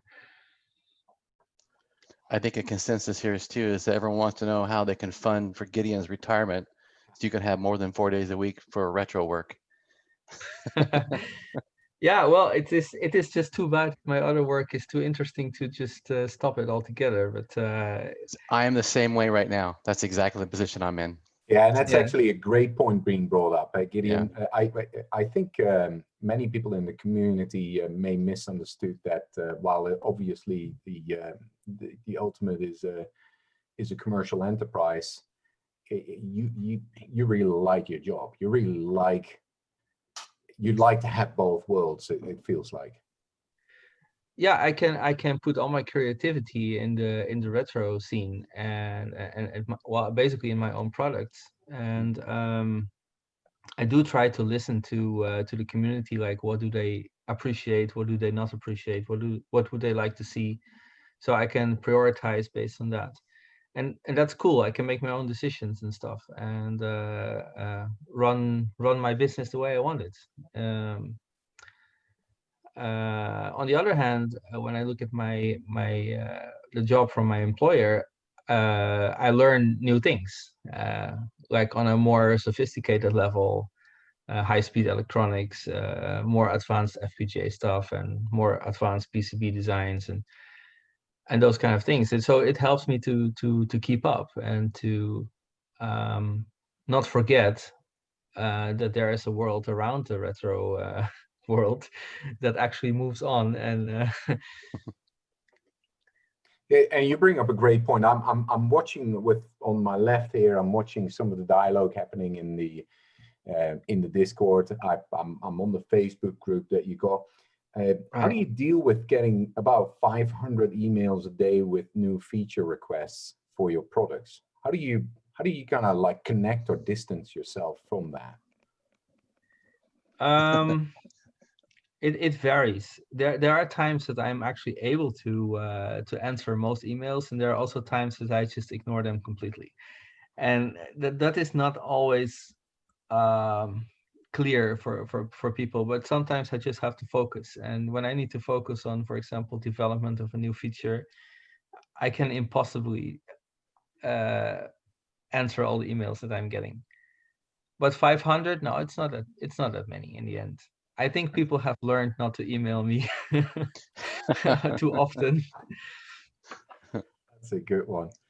Hey, Jim, do we want to field a couple of these questions? Some of them are hyper technical and very specific. So I'll take an easy one first. There's some people asking and wondering if there ever is going to be, somewhere in a distant future, a U128. It's a very, very simple question, and it's a very difficult answer.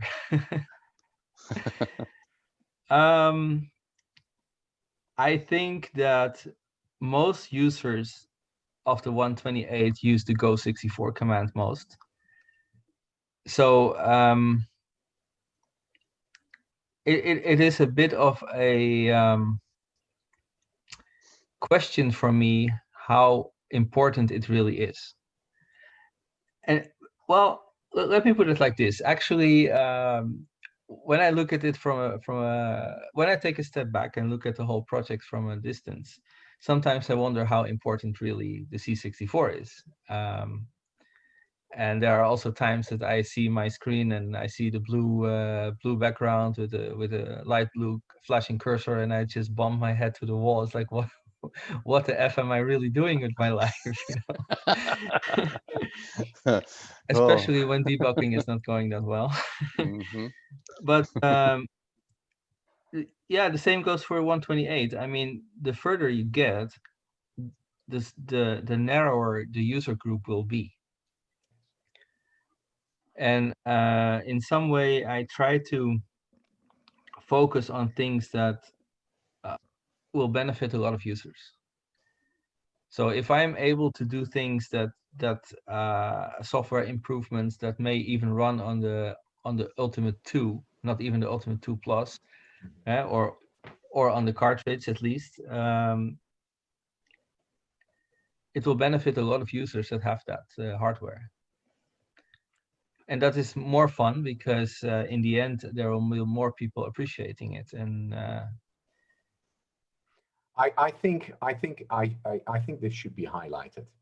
It's interesting how you live in Europe. In Europe, there's a lot of legislation being invented at this moment in time to have electronics be relevant for a longer period of time. That's not something that's common in the US. We'll never see something like that. I think you stand out with your product and product support. You actually think as far back as you can to try and catch the largest group of people. So people who have bought one of your products have had support for a very, very long time and have seen the benefit of changes and additions to those products for a very long time. And I think that's very commendable. That's a really nice thing that you've done for the community. And it's nice to hear you recognize that in yourself as an important item of how you think about developing for these products. well, Yeah, thank you. I'll chime in here too. So I come from the 80s, And literally, I spent my entire career, my career. People don't understand. It's like, oh, you develop, software, hardware for the computer. It's like, no, that was my day job. That's what I got paid to do every single day for 20 some years. So that was my job, much like Gideon's got a job and Yuri has a job and I have a job now as CEO of another company. That's my real job, back in the day. So it was a luxury for me that I was able to actually do that for a long time as my day job. And I have to tell you, when the 128 came out, we looked at how many are they going to sell? And then over a period of years, we didn't support the 128 hardly at all. And because of the fact that it was such a small group of people compared to the 64 and the amount of time and resources it took to write 60 or 128 versions of software and such, we didn't do it at all. So I can understand your reluctance, I should say, to want to actually jump into a 128 project, because yes, today there's probably even more people back then that would be interested in the 128, because it wasn't, I mean, it sold a lot, but I know in the US it wasn't that popular. I'm not sure how it was over there during that time. I'm not sure. Yeah, but it wasn't nearly as prevalent as the 64. And so And supporting Go64 mode and stuff was, for you, makes total sense, for that part of it for sure. yeah. Yeah, I remember that my brother put away his C64 and was waiting for the 128 to come out, and they were on back order or pre-order even, and he was really calling almost every day to the guy, when is it really gonna come? So he must have been one of the first. But aside of that, I have only seen my brother also using the C64 mode almost exclusively. Right. I mean, if you look at the library that was available for the 128 mode itself, there was a Pocket Writer series and some various things, but you didn't see any real, substantial C128 games. Pretty much everything was productivity software that really existed. GeOS 128 was probably the most popular program for 128 mode. But I think, your time is very limited. It's like my time is very limited for your retro, what you want to do. And I understand your passion for wanting to be in it, because I'm on the fence right now myself about going one way or the other. And I'm like, if I go this way, is like, what kind of longevity? And I'm sure you thought of that as well. I mean, how long can you actually do the retro before the wave goes back down and it's not something that can actually even support you financially at that point. So it's kind of a mystery in the future as far as that goes. So Yeah. I feel for you. I know exactly how you feel. Well, not knowing what is going to come is always the most difficult when you are an entrepreneur, or when you have to make investments when it comes to purchasing components, boards, and stuff like that. So it is. Well, let me put it like that. I have ever been that I started this. I have been kind of naive when it comes to the user base and the demand for the product, but I still cannot really take big risks. I cannot overdo myself. That's basically the baseline. That makes sense. Hey, so a question here. So since you've pivoted a little bit to the software side, can you give us any indication without any warranty on whether or not it will ever make it, what timelines or anything? What are some of the features that you're looking at, that you're currently interested in, that you're trying to work on the software side? Okay. Well, one of the things that that has always irked me is that there is a little bit of a gap in the support of the ultimate software or the ultimate product when it comes to using the mass storage, the USB, directly from the Commodore side. It has either always been through mounting images or through a very clumsy, not very slow software IAC compatible thing, or well, compatible is a big word for it. It does something, let's put it like that. So in the last time I have been working on let's say a fast loader that goes directly to the USB. which is also available directly from the cartridge port, even without IEC cable. So you can directly access the USB drive from there. And the loading times are, yeah, let's say fast, super fast. That's awesome. Like loading 200 block programs in about a second or less than a second. Awesome. So that's a So- great feature. As a developer to developer, I know that when I develop something, it's almost always a need for myself. Do your Mhm. developments actually become needs from yourself, or is it from user requests primarily? I mean, how do you go about your development cycle? That's a very nice question. I cannot really talk for myself when it comes to needs. Sometimes for development reasons, there's a need for something on the C64, but other than that, I don't need the C64 for anything rather. So it's mostly for fun. And then it becomes more like, what am I curious about, or what am I interested in? What do I find fun? And I try to keep the fun part alive for myself in this whole in this whole project, because I could easily lose myself in only selling, packing, answering user requests, implementing what users want, and not listen anymore to myself.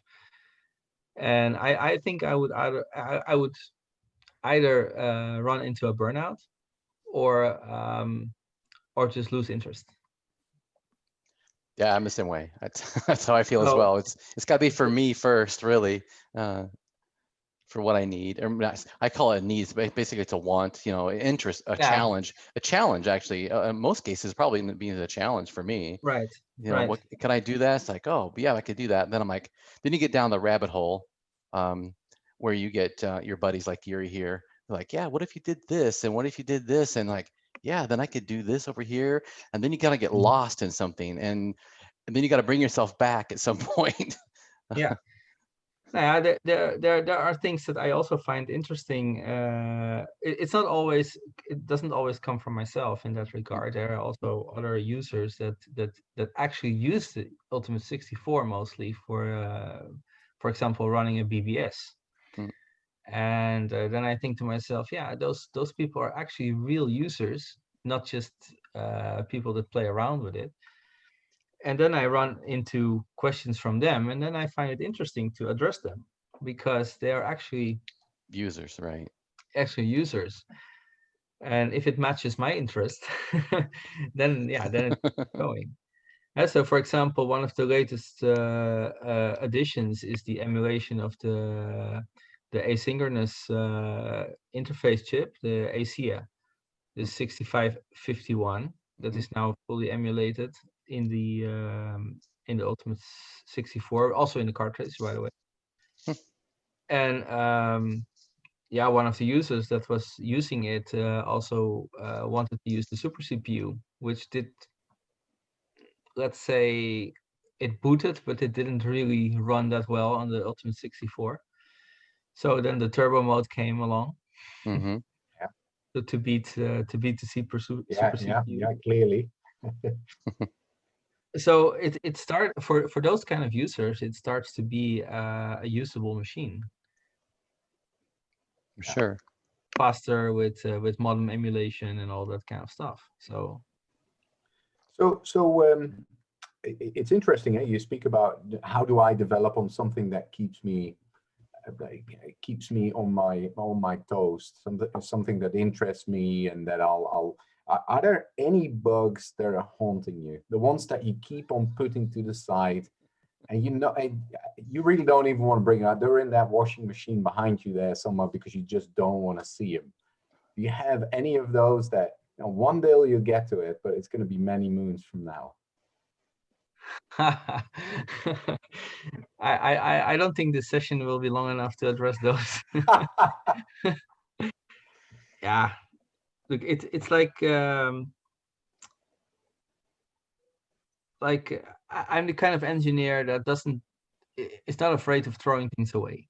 I would rather just start over and do things right than to start. I'm not so sure if it really exists in English, that expression, but we call it like cauliflowering. Okay. It's like it's growing like a cauliflower. You know, it gets all kinds of extensions everywhere, and it's not anymore one big head. congruent thing. And when that happens, I think to myself, well, it used to be kind of nice architecture, nice and clean, but it's not like that anymore. But so far so good, but it still needs some cleanup here and there. And the worst thing about those kind of things is that it takes a lot of time, and the user doesn't see much of it. You know, it's like cleaning up under the hood. Yeah. But yeah, those are things that I am unfortunately postponing a bit.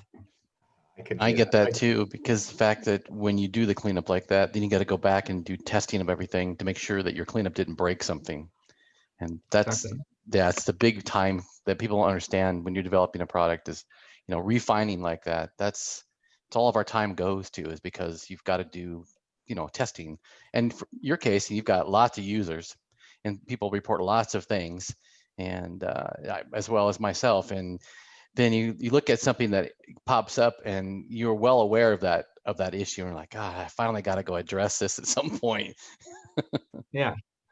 Spaghetti code. Yeah, very true. Yeah. So a question that came in, apparently at some point in time, you may have mentioned that you're working on a new UI for the Ultimate. Is that something that was meant as a serious remark? Is that something that's somewhere being worked on, or is that a project on a list somewhere? It is, what I have in mind is not entirely a new UI. Okay. Actually, it is a similar UI, but cleaned up. Okay. Yeah. So, for example, there are now different ways to load a cartridge, and it doesn't need to be like that. Basically, there are built-in cartridges at this point, but I see that users use one, maybe two of them, and the rest is just wasted space. So why not use that space in the flash chip to create a flash disk instead, that people can use some as a resident piece of storage, and load everything from there, and then everything becomes a file, just like it is in Linux. Yeah. And then you just say to the UI, okay, you know, I want to use this cartridge, and it's just a file. It points to the flash disk. And those kind of changes are quite fundamental, but it does clean up a lot, because you can use that flash disk for a lot of things. You can save their configuration files. You can save lots of other things that may come up. So in the end, it will become a lot simpler. Very interesting. Interesting way to approach it as well. It seems that a lot of your approach is looking at how can I create more space for new features to be added. Yeah, in a way that it is simpler for the user to use it. Yeah. Like I could think of a lot of like backdoors and tricks and gimmicks, but that's not probably gonna be very much appreciated. Yeah. I think that too, and also when you have a little more straightforward and easier to use interface, I know from my standpoint for sure, it reduces the amount of technical support required for the product too, because it becomes a lot easier for people to use. That is one aspect, and the other aspect is that the testing also becomes easier. Right. Because there are less bells and whistles, or less branches that you need to go through your code. It's like just straight from A to B. Right. You always pass the same code. The more you can throw away, the better. Absolutely. Gideon, a question that came in here is: Have you do you ever see a time where the Ultimate 64 may be packaged with a case and a keyboard as a fully new retro computer, kind of like the C64 Maxi, which is not heavily distributed on the US side of the house, but what you see in Europe? Well, I've thought about it. I have even thought about creating a more compact version, because if I look at the case the way it is right now of the C64, it is rather expensive to make it, whether you go one way or the other. The molds are expensive. I don't own them, and so I would have to make a replica of it. The keyboards are also something that is quite difficult to reproduce. I know So a guy. yeah, I have thought about ways to get there. Just like the Ultimate 2 Plus is a nicely packaged thing with a plastic injection mold design. It would be nice to have that, but I would probably not package it as in this form factor, because it's just too bulky. Yeah. Well, So, if you need a, so something on the list somewhere, and maybe What or list? something that lives somewhere in your long list of ideas of continuing to look at and be opportunistic. Or have you ever been approached? Have to, like, for instance, the C64 guys that brought out the Mini and now the Maxi? Have they ever reached out to you? Have they ever had any contact with you? Has anybody ever approached you in that way, shape, or form? From that side, I don't think so. Okay. I might have missed it, but no, I do have contact with the people from Mega 65. Yeah, we do share some knowledge there, which is nice. But it's a completely different target, a different objective that they have. So we are not each other's competitors, so we can easily share things. Yeah. well, if you find yourself needing a full-size keyboard for something in the future, that's probably going to happen, since I've got keycaps coming and all that. Yeah. So Yeah, I know.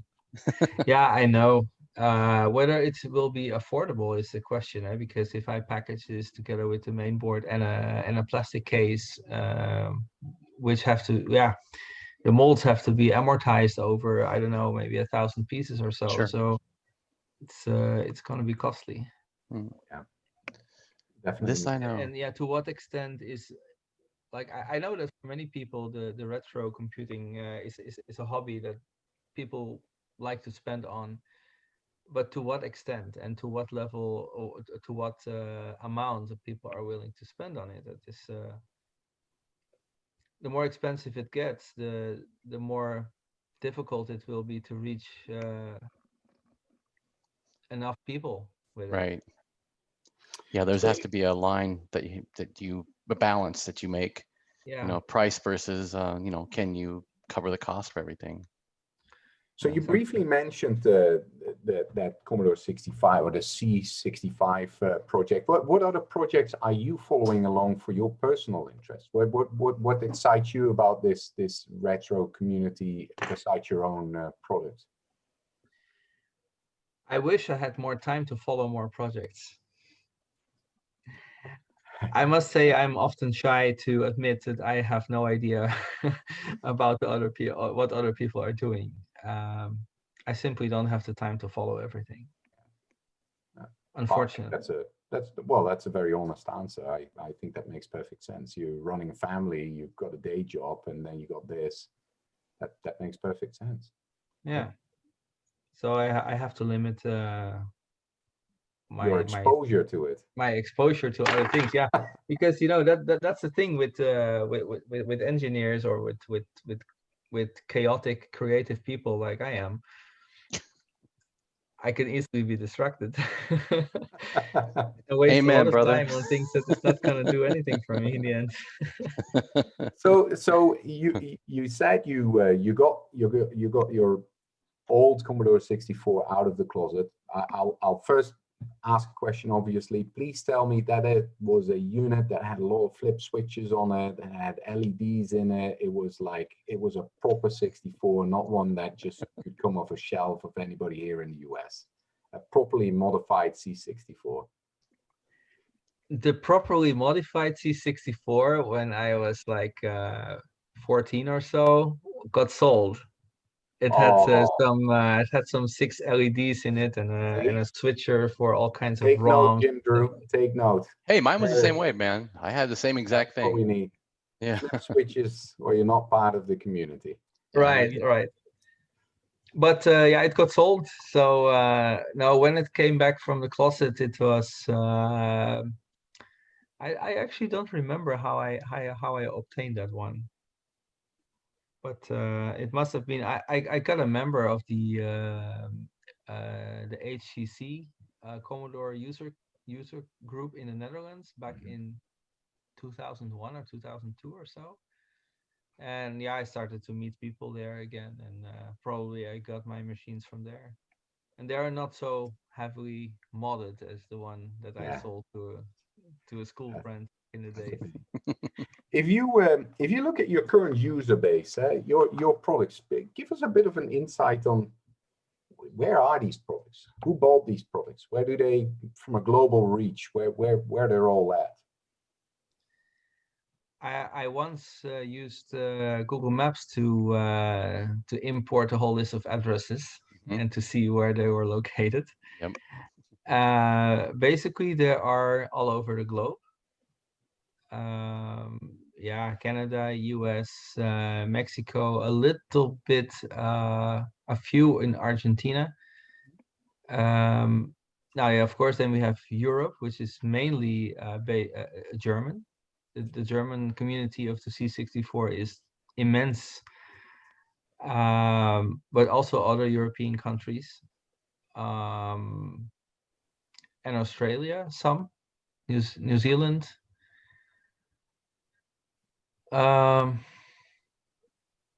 I think basically everywhere where the Commodore 64 was sold well. Yeah. Hey, and if you look at your user community, any community that sticks out, obviously I know you're in the Netherlands. I think I saw that you even visit some things like the Mars and some of the other older HCC groups that are still alive. Are you do you travel to any of these other events ever? Do they reach out? How are you connected to some of those folks? Well, I'm lucky to have the X event, which is held in the Netherlands, in the south of the Netherlands, which I attended 3 times, I think now. I went to Sweden for an event. I went to Finland for an event. And actually, I was planning to go to the US or Canada for an event this year. But of course, I'm not even allowed to travel there now. Yeah, maybe next year. Yeah, maybe next year for CRX. Maybe next year. Yeah, it would be nice actually to be on the other side of the pond to meet some people from there. But I'm not so sure how things are really there. Actually, Jim told me that I must have been living in a cave of not knowing of CRX. Well, I have never really considered it as an option to attend because of the distance. Yeah, and I also understand that that because the US is quite big, probably not a lot of people go to one event at the same time. I'm not so sure about that, but well, the distances play a large role here. This event was in Vegas last year, which is a cheaper location for many people in the US to travel to. It's kind of like a sponsored flight, if you will. Okay. So it's a good location to have. What this event has done for a lot of people, though, is where this would be normally out of reach for them. they've been able to attend. We had people literally from all over the world, which has been really nice. And you know, having you here obviously is an extra treat, because I would say that 50% has one of your products, and the other 50% has it on their list to purchase it as soon as it either comes available or the cash is available to them. Okay. So you've got a very large fan base with the people attending this type of event. Yeah, I want I'm to give very a thankful for that, actually. I'm gonna give a shout out to Scott Hunter, because Scott's the person that connected Gideon and I. And we've emailed each other in the past on various things anyway, but I didn't even Right. think about emailing you for this, and I apologize for that, because CRX is typically a US event, and most people, like you said, won't make the trek over across, because it is quite a journey to get to the US to do it. But Right. Scott put us in touch for this literally what, 2 days ago or something like this. Yeah. So Yeah, 2 days ago, 3 days maybe. Yeah. 3 days ago. Yeah. No, yeah, it's a good thing. Scott and I do talk quite a bit now and then, and I'm glad that it came up. Yeah, we're glad to have you. I'm glad we could work it out with all the issues with time zones. And so was it nice to go visit your friends and stuff, since you have a lockdown before and all that? Yeah, I must say it is quite isolating, to be at home all the time. Even though I would consider myself as a nerd, or at least as an engineer, with let's say different kind of social skills than average. I really do see how important it is to see people, to meet with them, to talk to them, and to just have a laugh and stand in front of the whiteboard and just express ideas. It is limiting to be at home, and being at friends' house is always cool. It's always nice. Yeah, right. So I think our saving grace for us, for our little group, is that we call it Friday night chats.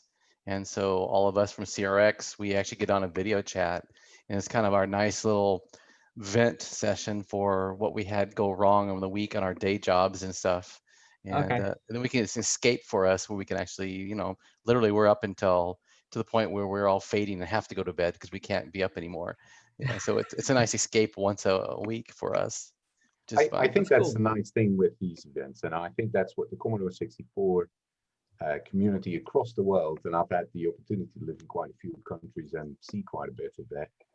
It really bonds everybody together. It is something. It was a time in your life when nobody had any money. We're all scraping by to get floppy disks that we could cut holes so we could use both sides. We would maybe copy for our own use, obviously, some software here and there, and we would all, be teams with friends. You brag at the schoolyard about what you had been coding that last night. Everybody would still read books. Computers came with a manual, and it was team effort to make that next step. And in a way, Gideon, you've created a product that allows a lot of people to relive some of that. And then you layer on top of that a very interesting technical platform that gives all kinds of modern day expansion possibilities and interests that people can layer on. So I really do think it fills a niche in a great maker type of community that was much more normal back in the day when we were young, because you had to make it yourself because you couldn't afford anything. So you would just, you had to jerry rig it up. That's the way to do it. It's interesting that you mention it like that, because sometimes I must honestly say that I get irritated with my kids that they are not coming up with any ideas to do for themselves. Yeah. It's like they need to continue to be fed by YouTube or something else to pass the day, basically. So, yeah. But what you said is correct. I mean, we had to, because we didn't have any other option.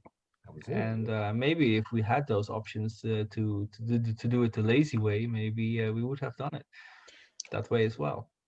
It's interesting. I caught myself one time in my life early on in the same thing, where I was working on a 64 project. I think I was at Central Point Software. I wrote copy 264. I was sitting at the desk there, and I needed to calculate something for like a sector offset. And so a piece of paper, I kid you not, I wrote question mark and then the formula, and I waited. And I would normally type that into the 64 print, with a question mark print, and then this formula to get the answer. I'm like, oh my God, I'm really relying on a computer now instead of doing my own math skills for real or on a calculator. I'm waiting for the piece of paper to respond to me at this point. So I realized I need to be a little more diligent in my actual focus on doing things myself and not relying on other technology. So. So, Gideon, when you approach your boss about working a day less in the week, that probably have been preceded times before that, where you try to explain to your boss that you want to use this very new technology and these chipsets that are used for very different purposes to rebuild a very old computer platform. What kind of response did you get there? Were they kind of like trying to make sure you were well?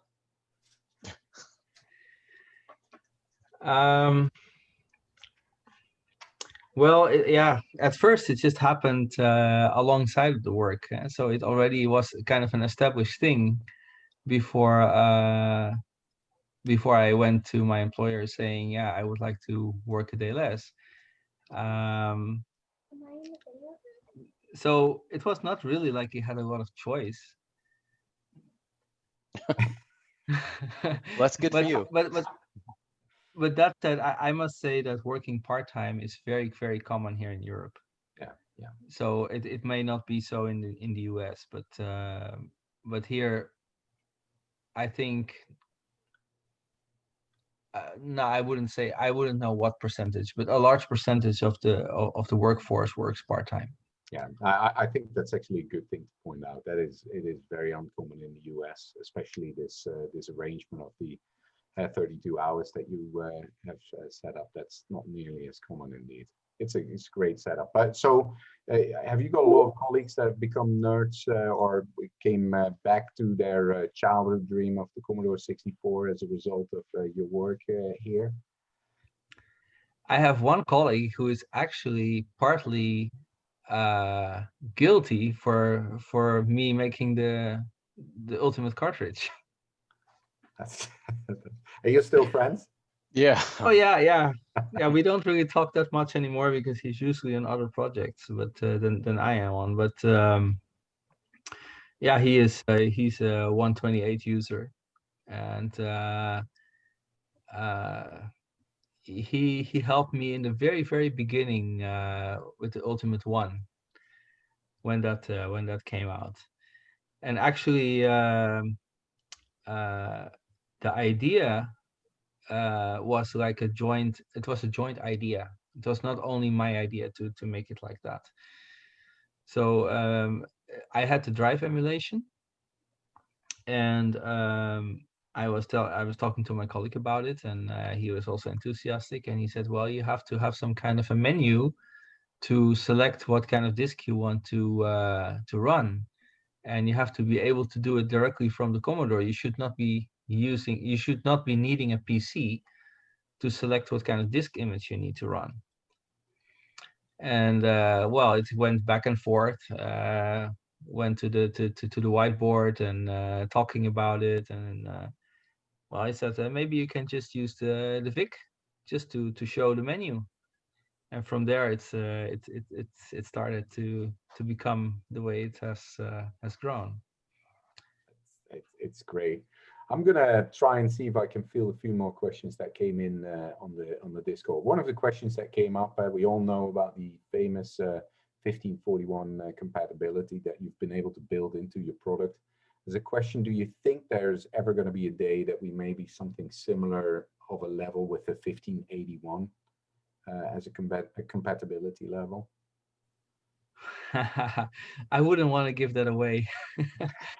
But it is something that Scott and I have been talking about recently, of how to solve that. We'll call it a maybe for those people on the Discord. That's a maybe. Yeah, it's a maybe. It's a maybe. As you may know, that Scott Hutter actually implemented some a software emulation of the 1581 command set and everything that the 1581 can do, including mounting images to that software emulation. But of course, it does not provide the level of accuracy of emulation as the 1541 emulation does. Basically, for that reason, it is not included in the mainstream Git branch. But we have been talking offline, also because I really appreciate all the effort that Scott has put into that, on how to pull that to a next level. So it is definitely something that is under discussion, but I cannot promise when it will be finished. You see, So- guys, you got upgraded from a maybe to a when rather than an if. So what can we hold you to? Is there any features that are actually coming out that you know are going to come out? The feature I was mentioning earlier, to have a faster access to the direct USB, will be coming out. Okay. Actually, in 2 versions. I have a kernel patch for the Commodore 64 kernel that actually enables you to load directly from the USB without the use of IET cable. But of course, a lot of people are also using other ROMs like Jiffy DOS. Mhm. And for people that use Jiffy DOS, I'm working on how do I say that? A modified Final Cartridge 3 image, which is the same functionality as the kernel patch.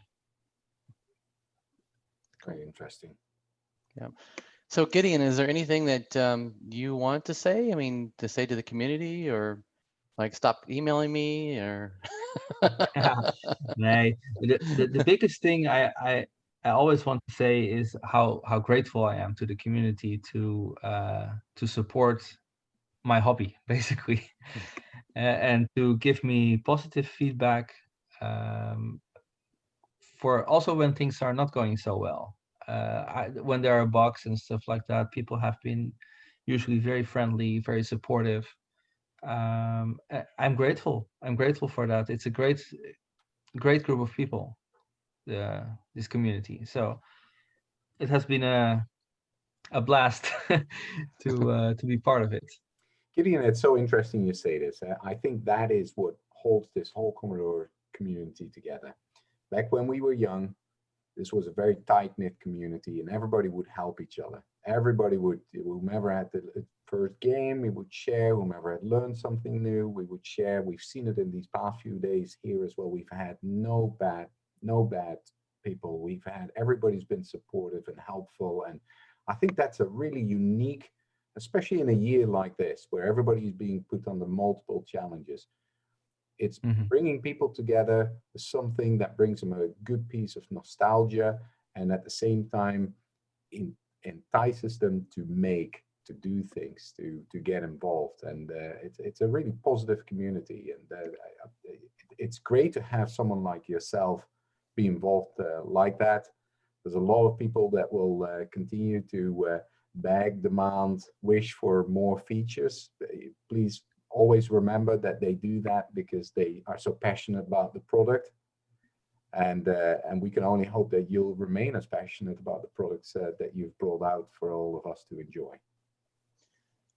Yeah, I'd like to elaborate a little bit on that. So I met Yuri 2 years ago at CRX. I'd never met him before, and within a very short period of time, I felt like I'd known Yuri since the 80s, because you get into the same kind of thing where you're razzing each other about, how come you didn't put the disc in the right way, and all the things we used to do back in the day. It was exactly like we had teleported back into the 80s, and it seems to be that way with this community. It's anybody that came from that genre still feels that they're in that genre when we have events like this, and it's a very, very tight knit, and I think really growing community.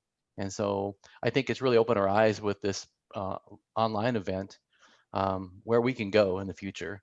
and how much easier it is to communicate with people like you being thousands of miles or kilometers, in your case, away. And really appreciate you taking the time to come and visit with us. And it's nice to actually meet you face to face. And so we've emailed before over the years, actually, since the very first Ultimates. Yeah.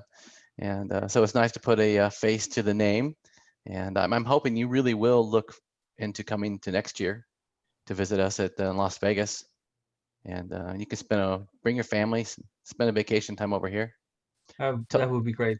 Yeah, tell your employer you've got to go for an R&D meeting and Just make it a pop by write-off. Silicon Valley, and then pop over to Vegas. You're combining the best of two worlds. For sure. It's a good place to be for Dutch people. You'll be welcomed with open arms, Gideon. So, is there any other questions we have for Gideon at all? Well, first of all, thank you very much, both of you, Jim, Yuri. If there are any questions left, I will be on the Discord for approximately half an hour or a little more. So yeah, it's late your time. It's midnight right now. So that's tomorrow's a working day again. Yeah. No, I'm still in my holiday. Good for you. I have holiday until I just came back from a trip, and my work starts on Tuesday. So for those people in the US, it's very normal in Europe to have 6 weeks of holidays. That's how we tease here in the US. I wish I had. I only have 5. We dream about that. Yeah, I know that is maybe one of the reasons I'm not so fond of the idea of going to the US to work there. I can imagine. That's true. Yeah. Hey, it's been fantastic. Yep. So thank you again for hanging out with us, and we'll put you into the Discord channel, and people can bombard you with questions. I'm sure they will. Okay, that will just be the Gideon Schweitzer channel that you created? Right. Yes. Right. Yep. Okay. Yeah. So, okay. I will be there for some time more. And if you can, we need to put, I don't know if we're in that room, I've not looked to see at the top. We need to put we need to get you propped up here and with some links to your forum, to a blog, any social media stuff you've got, we need to put in that room so people can actually get a hold of you and, purchase your products so you can spend more time packing and shipping. Thank you very much, Jim. That is very considerate of you. Yeah. All right. Excellent. We'll let you go. Dankjewel. Okay. Thanks, man. Thanks, you all. Bye. Right. Bye-bye. Hey, Jim. Yes, sir. What's next? It's me. I gotta go. I lost your audio, Yuri. Oh, I'm off mute now. Oh. Is this the Flux one? This is the Flux one, yeah. Oh. So where is your channel? Let's see. I'm going to go and I'm going to. Are we going to do it? Let's. Which product were you going to show? You were going to do some floppy dumping. I'm going to go through. People wanted to know about basically what did I wrote down here? How to identify a track gap. So I want to explain how you need to go about duplicating a track, the fundamentals of that. And once you know that, then you'll be able to copy anything on the planet, basically. Let me give me a second. Let's in the lobby. I was going to kick you out of here actually, but I guess I'll leave you in. Get myself into that one. I think while you do that, I'm going to go bail out of here for real quick, and I'm going to get a drink. Yeah, let's do that. I'll set it up real quick. Okay. So guys, in a few minutes, Jim Drew will demonstrate one of his products. I think it's called SCP, if I remember correctly. Someone will correct me somewhere. It will be on the Discord. Will be in the CBM stuff channel. There's quite a few people that have purchased over the years Jim's Flux copier. For those people that are still using floppy disks like myself, because I just like the whole nostalgia of that. So Jim will demonstrate some of this more of the specialized features of his tool.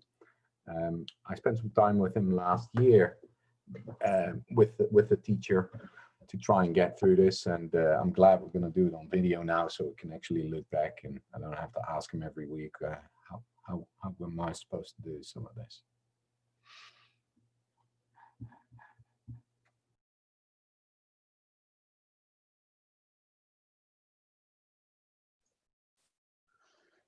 All right, I'm back. Hi. Are you there? Yeah, I'm here. Okay. Oh, what was John? Was John online? Was John online? You know, we should have him. You know, John Farrell? yeah, he would have been. Oh, it's a good question. I don't know if he's here. Well, he's missing I out. don't What see can I say? him. He's going to be missing out. It'll be, yeah, Sonic Boom 2K. Nope, not there. Oh. All right, well, hi, John. You could have been here Exactly. to roast me. Now you're going to read it on video. That's right. Everybody's going to hear that you didn't show up. And not only that, he has no way to defend himself when we talk about him. Exactly. Oh, for once. For once, for real. Okay, so I'm Jim Drew. If you saw my video yesterday, which we're trying to actually get put back on YouTube because we had a small issue with a copyright strike. Actually, we had 6 of them, but we got permission back from all the people that were performers. Actually, their label or whatever is what filed the copyright strike. And so like Go280, Angelica, and somebody else as well. So we're getting that fixed so we can restore the video. And so I talked about CBM stuff and the products that we do. And so I do this as a hobby business. It's not my day job. It used to be my day job. So from 1983 until about 2001, it was my day job to design hardware and software for Commodore computers. So I did tape copying for the PETs. Then I transitioned to disk copying for the 1541s, disk copying for the Amigas. And then ironically, how I got back into this whole thing is that in 2012, so about a 10, 11-year hiatus, I wasn't doing any development for Commodore stuff. I got an email from somebody asking if I could provide software for my SuperCard Plus board, which was a hardware board that goes inside of your 1541 disk drive. If I could give him some software for my board that I was selling on eBay. And I thought, well, that's odd. I'm not selling anything on eBay. So I went and looked, and a company in the UK had basically knocked off my boards, and they had been selling them for about 5 years. And as far back as eBay would go, they sold a lot of them. And so I was pretty angry about that. And so I sent them a letter and said, hey, stop doing that. And then it kind of opened my eyes up because, you know, and by 2001, even the Amiga was dead. I mean, the 64 was long dead at that point, and then the Amiga was dead. And then at some magical point after then, there was this retro resurgence of people playing with their computers. And so 2012, it was pretty, you know, big. And ever since then, I mean, now it's huge, it's giant. And so I'm making new products for the 64 and some stuff for basically all computers as well, like my Y modem 232. It's an RS-232 modem that you can be used with a PC or Atari ST or Amiga or a BBC Micro, anything that has a RS-232 port. So I wanted to make a modern Flux copier, and so I won't go in the whole backstory, but let's say that the CryoFlux people were my competitors back in the Amiga days. That was basically the Cyclone bunch. So in Europe, you guys had Cyclone Xcopy, and in the US, we had all of my stuff. And so I didn't know that initially. And so I basically wanted to use a CryoFlux board to be able to recover some of my source code from my 1541, you know, formatted disks. And so after a little back and forth and, you know, we're better than you type of thing, I said, you know what, I just need to make a new updated version for myself. And so I created SuperCard Pro. And with the premise really was to be able to recover my own disks. And like I was talking with before in the last session with Gideon, a lot of times developers, we make things that we need, and then we end up finding that somebody else might need it as well. And so that's how it worked out in this case. So the SuperCard Pro is a Flux copier. And if you don't know what Flux is, we could do an entire weekend of what Flux is really. But to simplify it, what Flux is the magnetic transitions on a disk. And if anybody wants to know about Flux, you need to Google it because there's a bunch of websites that explain it pretty well and visually. So visually is the way you're going to have to understand it really. So you have magnets that are north and south polarity, and this head is able to write down on a disk these transitions. Those transitions become a pulse. That pulse gets interpreted from an analog form into a digital form, and the digital form ends up being pulses that are clocked at a certain rate, depending on what disk format it is. It's pretty elaborate, really. But the underlying whole thing is that you've got what we call bit cells, and it's the duration of a magnetic transition that we end up seeing. And so if you can reproduce data at a flux level, then you can reproduce anything, basically. So there's no way to circumvent any kind of copy protection that you may find with a flux. It can do anything. There are some limitations on what you can read and write on some formats. So for example, the SuperCard Pro uses a standard PC floppy drive, either a 5 1/4 inch or a 3 1/2 inch or an 8 inch or a 3 inch. There's different types of drives and they all work with it. And we just added hard drive support actually for MFM hard drives. So a 34-pin floppy port, anything that has that kind of connector, you can actually plug in to the SuperCard board. And so you already just go, let's see, am I spotlighted there? That's better. Okay, so anything you can. I'm picking up something here. Okay, so anything that that can be plugged into the SuperCard, we can basically dump the data from it.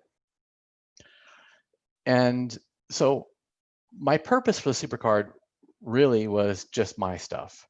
And I wanted to do it at a flux level because I know flux level. And I know how to convert to upper level formats. Now, when I say upper level, it's going to be a level that you might have heard called GCR, which is a group code recording, or the MFM or FM. These are different upper level structures. And what those are, they're encoding mechanisms of the flux data. So those pulses that I was referring to, those get converted into a data stream. That data stream becomes GCR, MFM, or FM. And at that point, you can take that data and then do one more conversion of an upper level to get actual raw bytes that you can use on a computer. So basically, there's a flux to an intermediate level to the upper level, the most upper level, which is your data level. And so I know those things, and I didn't care so much about making a commercial product for this, really. It kind of snowballed into that whole thing. So I ended up making my own editor. So the editor itself, I can pop this over to here. Let me see if I can turn my screen sharing on here. Let's see. Hi, screen share. I don't know if you can see that, though.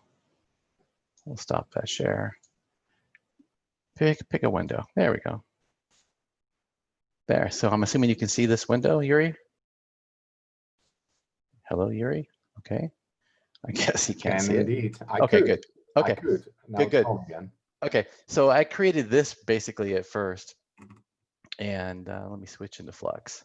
So it's gone now, eh? Hey, Jim. I could until you asked me. Oh, do you see it now still? No. Let me see. No. Oh. I had it for a second and then it was gone. Let me check on the live feed for a second as well. Okay. Yeah. Welcome. Can you just go to stay on that? Stay on Flux. Yeah, I can see that on the live feed. We have it. Okay. So you see my mouse moving around then? Yeah, I do. Okay. You're on Flux, Okay. and I saw the drop Okay. bar. Good. Okay. So I created this, and basically this was for myself, so I could kind of verify what I thought was correct for it. Now, so for Flux, I made the very first Flux disk copier in 1983, and it's funny because at one of the events, either CRX or Convex, I don't recall which, a few years ago, I brought the schematics in actually, and I have one board that I did find. And so back in 1983, we had the 1541 disk drive, and Yuri can attest to this. Everybody in Europe apparently used tapes because they were way too expensive to buy a disk drive. And so even in the US, buying a disk drive was as much as the computer and cost-wise. The Flux copier required 2 disk drives, and one of them had to be dismantled so you couldn't use it as a disk drive. So the viability of being a commercial product was pretty much nil of that. But that's when I had done the very first Flux copying, and that was basically taking the read data off of one drive and then converting it and through an amplifier and buffer into the write of the next drive, and the serial cable between the 2 drives and the computer was used to basically say start the transition, stop the transition. And we're going to go over some of that today, which is really important to know. So the Flux data that SuperCard Pro actually does, you have to be able to convert it to a usable value for a computer. So SuperCard Pro, it captures the pulses of the magnetic transitions every 25 nanoseconds. That's how it works. So it runs at a 40 megahertz clock. And so the resolution basically is 25 nanosecond. And I found in experimenting, anything less than 20 is a waste, really.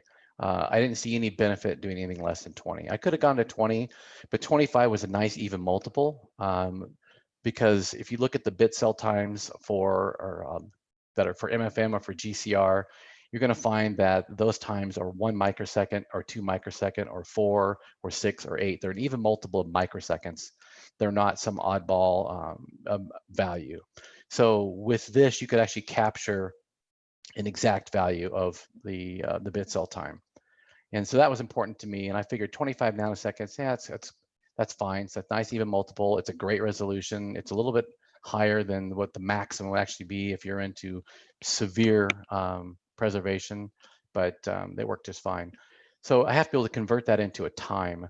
So this is Flux mode, and you're going to see these values like 00C7, 0 dB. So these are a word wide, which is 16 bits. And this is an actual time value. So the bit cell time is like 00C7 long. And so if you're wanting to look at this to make your own software, I actually have a full API that's all open, and for the SuperCard image format, as well as controlling the hardware itself. So C7 and hex becomes 199 in decimal. And if you times that by 25, you're going to get 4.975 microseconds. So that's how long that bit cell is. And so that's what this ends up being converted into, as an actual time. So that time represents each one of the bit cell times in the Flux level. And when you go to the upper level, which could be MFM, FM, or GCR, then it actually gets converted into a value. And you can see MFM doesn't convert well at all, because what I've got loaded is not an MFM thing, or FM is not well. So, and we'll go to GCR. So that's what that is. So the biggest question is, what is required to make a perfect copy, and what is required to make a working disk? And so to make a working disk first, you have to reproduce a disk where the read is done with 1 full revolution or more. And when you write it back out, you have to have enough data to be able to put what's called the write splice in the correct location. A write splice is where the head writing is turned off. So on a format routine, you would basically start your writing with the hardware, and then you would start sending data to the head. And when you turn off the writing, it has to be in a location that does not overlap where you started, for one. That's the most important thing, because then at that point you destroy the beginning of what you were writing. And sometimes you'll do that on purpose so that you eliminate any previous data that was there. So a format usually will actually format about, a little over 1 track's worth of space. So you're guaranteed to make sure you wiped out everything that was there. So on a 1541 disk drive, that's what we're going to focus on today. But this all applies to Amiga or anything else you're working with. 1541 has a particular level layout. So they use GCR on a 1541, and Commodores use GCR on all their older drives as well. And so when you load this in, and on this example I've loaded, this is actually the paperback writer 64. This was a very heavily copy protected disk back in the day. And in fact, this is the very first disk that I ever ran into that required some form of hardware to actually duplicate. And I'll give you a little quick history on the 1541. So the 1541 is a disk drive that only has 2K of RAM in it. And so a track is approximately 8K of data. So you can't fit 8K of data in a 2K space. So there's no way to spool the contents of a track into memory. And so what you can do is you can cleverly piece together a track. And so after multiple reads and writes, you can actually, recreate a track. And if you look at the Commodore GCR format, that's exactly how it works, because there's no way to write an entire track at once. You're going to see in this example here, I'll turn that off. There's a sync mark, which is a marker to let the hardware know that there's data coming that you need to pay attention to.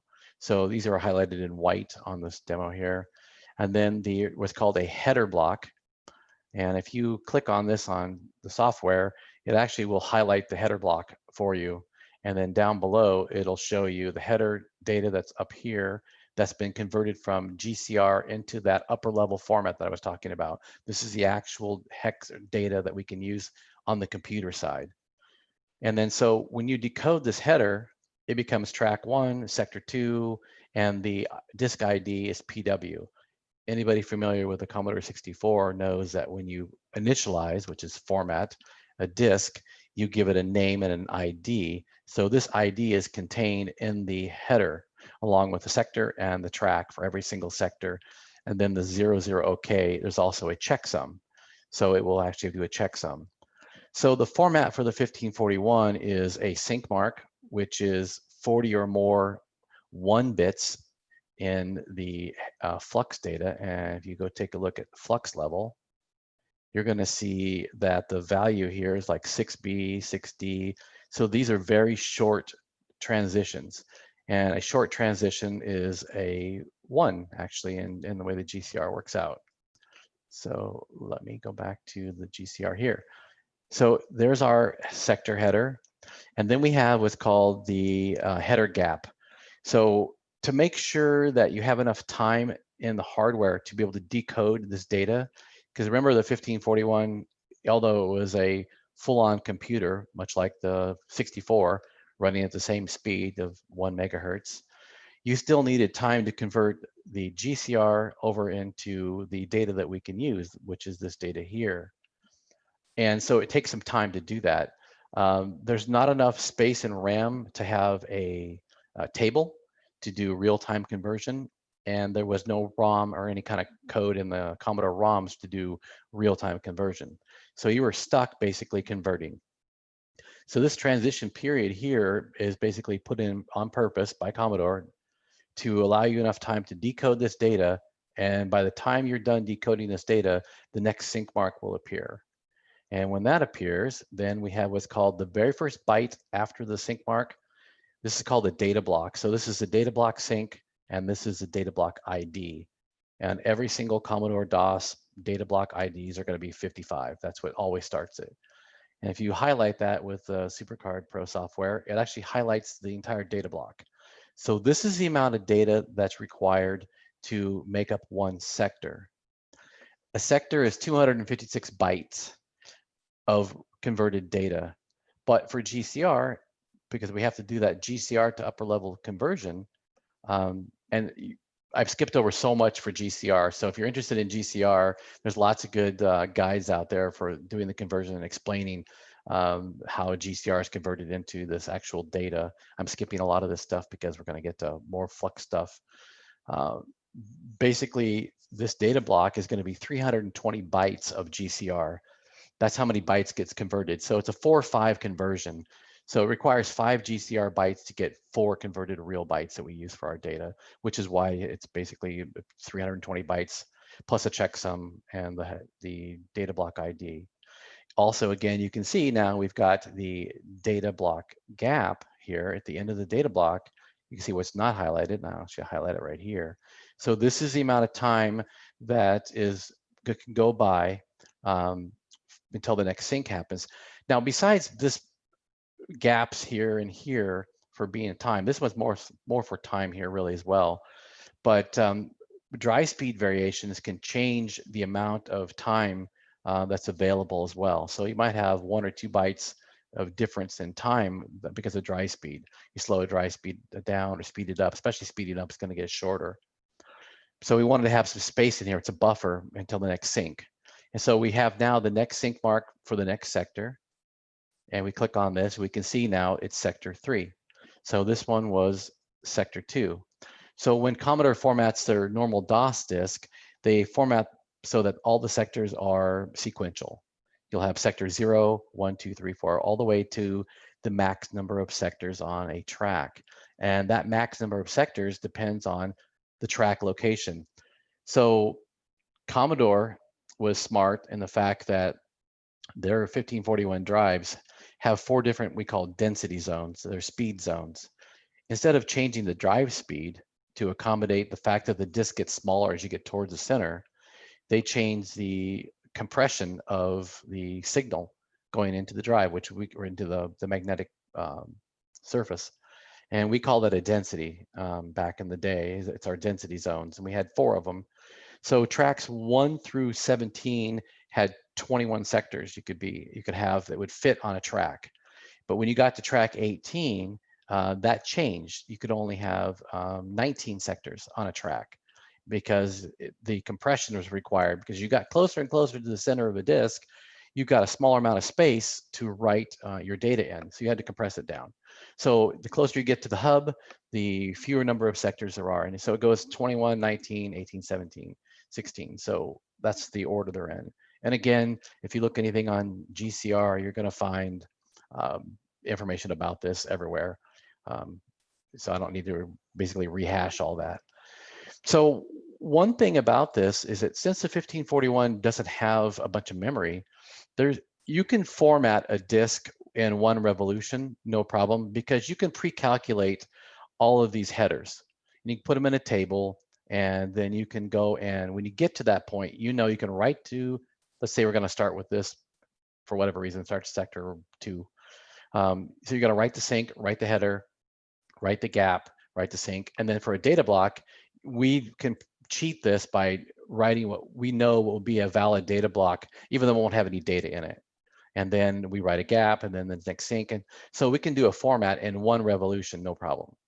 And so Commodore didn't do that with their format routine. They actually go and they check how much data will fit on a track. And that's why the format routine takes a long time, is they actually check the disk surface, and they do verify and how much data will fit, and they adjust the amount of gap space here can be adjusted by that routine. And so that's why we have fast format routines, because we don't want to wait. And so once we are all done with it on the format, if we use the method for the fast formatters where we start the write, we write all the data and turn off the write. At the very end of that write, we get what's called a write splice. And what the write splice is when the magnetic energy from the head collapses from being turned off. So there's a transition period, and it lasts for quite some time, actually. It could last for 2 or 3 bit cells, and the bit cells could be, like on a Commodore, is going to be 4, 8, 10, whatever they've got for their particular density zone. So it might be, yeah, maybe 2, 3, basically what we call a smear. And so imagine if you take a regular light bulb, not an LED light bulb, but a regular light bulb, and you turn off the light. It doesn't go instantly off. There's a transition period where it dims all the way down to nothing. Same thing for the magnetic energy on the head. So you get a right splice. And so because the Commodore 1541 drives only had 2K of memory, when you wrote a sector, what the routine does is it goes and it finds the sync mark, finds the header, and then will, when it gets past the gap period, which is an arbitrary period of time that it thinks it needs to be waiting, it will turn on the write head, it'll write the sync mark, it'll write the data block, and then it will turn off the writing again. And so what you end up getting on SuperCard Pro, you'll see things like this, where, so this is a good example where the write head is being turned on, actually, in this case, because it causes a write splice as well, because it affects whatever bit cells happen to be there in the beginning. So there's a ramp up period and a ramp down period when you turn on and off the head. So you're going to see we get, we call these weak bits because they are bits that are invalid and they actually float and they change values. But you can see the fact that it actually is a different value in front of the start of the sync marks. And then you transition. So this is how the 1541 with limited memory was able to actually go and write sector data in its piece together. So that's what we do on this to actually do copying for like a standard disk, is that we actually piece it together sector by sector by sector. So the nibblers back in the day that we had for the 1541, we all had to do the same thing on this. And for copy protected material, what we we would have to actually reproduce the headers too. So I think Dave at Central Point Software, who wrote the very first copy 2 before I got there, he had this notion that you should be doing a pre-scan of the disk. And so basically on it, what it does is it goes, looks at the sync mark, and it pulls all of these, this header data and the next sync mark, pretending it's a header as well, and puts those in a table, and then goes back and compares to see if the data block was really a data block. And it was actually quite elaborate routine. Prior to that, when I was doing copy and stuff, I simply just knew that it's gonna have to start with a 52 if it's gonna be anything that Commodore can read. Because one thing that the Commodore DOS does, and the guys that wrote VMAX copy protection learned pretty early on, is that the Commodore DOS does the same thing. It will actually look for a sync and then the 52 and the header data. And that's how it knows where the head is. So if you do like, let's say you just move the head to any arbitrary position with your hand, and you load a directory, which comma 8, comma 1, the directory track is on track 18. And so the drive turns on and the head starts reading, the DOS starts reading data, and it says, okay, where are we? And it will read a sector and look at this header and say, ah, we're on track 1. So we need to step X number of steps to get to track 18.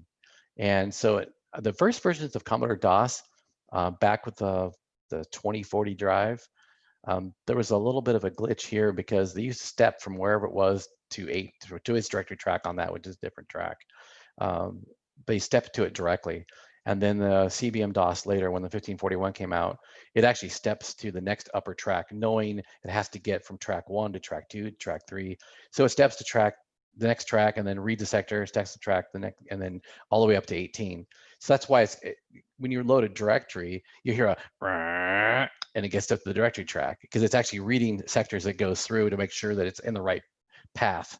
And so when you've got a copy protected disk that doesn't have a reference like this header, what happens is that you get this flashing drive light as the head steps back and forth looking for this header, and then you get the infamous rattle of the drive where it can't find it.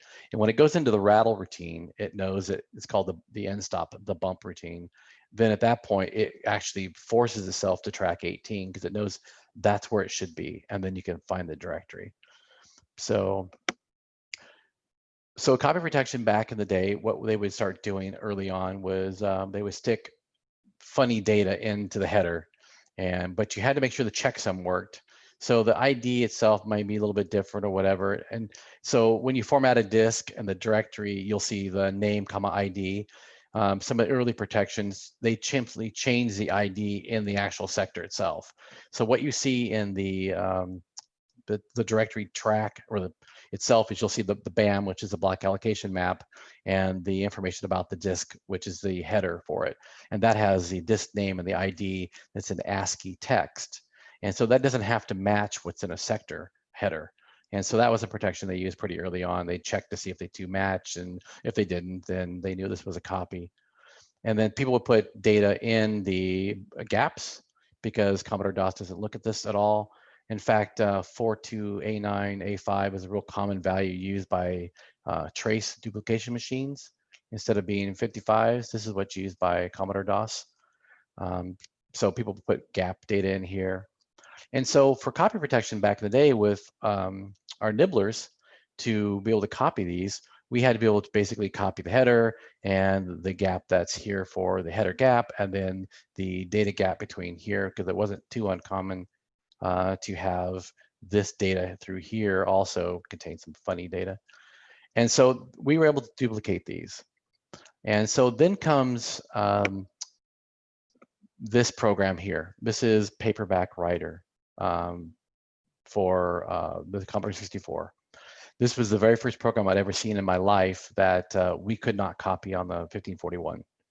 And the reason for that, it looks good. I mean, we've got header data here, everything's fine. And if you go to track 18, I'm assuming, Yuri, this is actually showing still correctly for this. Are you there, Yuri? Yes, indeed, yes. Okay, good. So I didn't know if the window changed or something. So this is the directory track, track 18, and this happens to be sector 12. And in fact, let me sneak into here. So you can scroll your data here. And so when the SuperCard Pro read this, I use the index pulse as a reference, and I'll get into that whole mess here too. So this is what basically the 1541 doesn't have an index sensor, and the index sensor is basically a reference point for the disk when it rotates.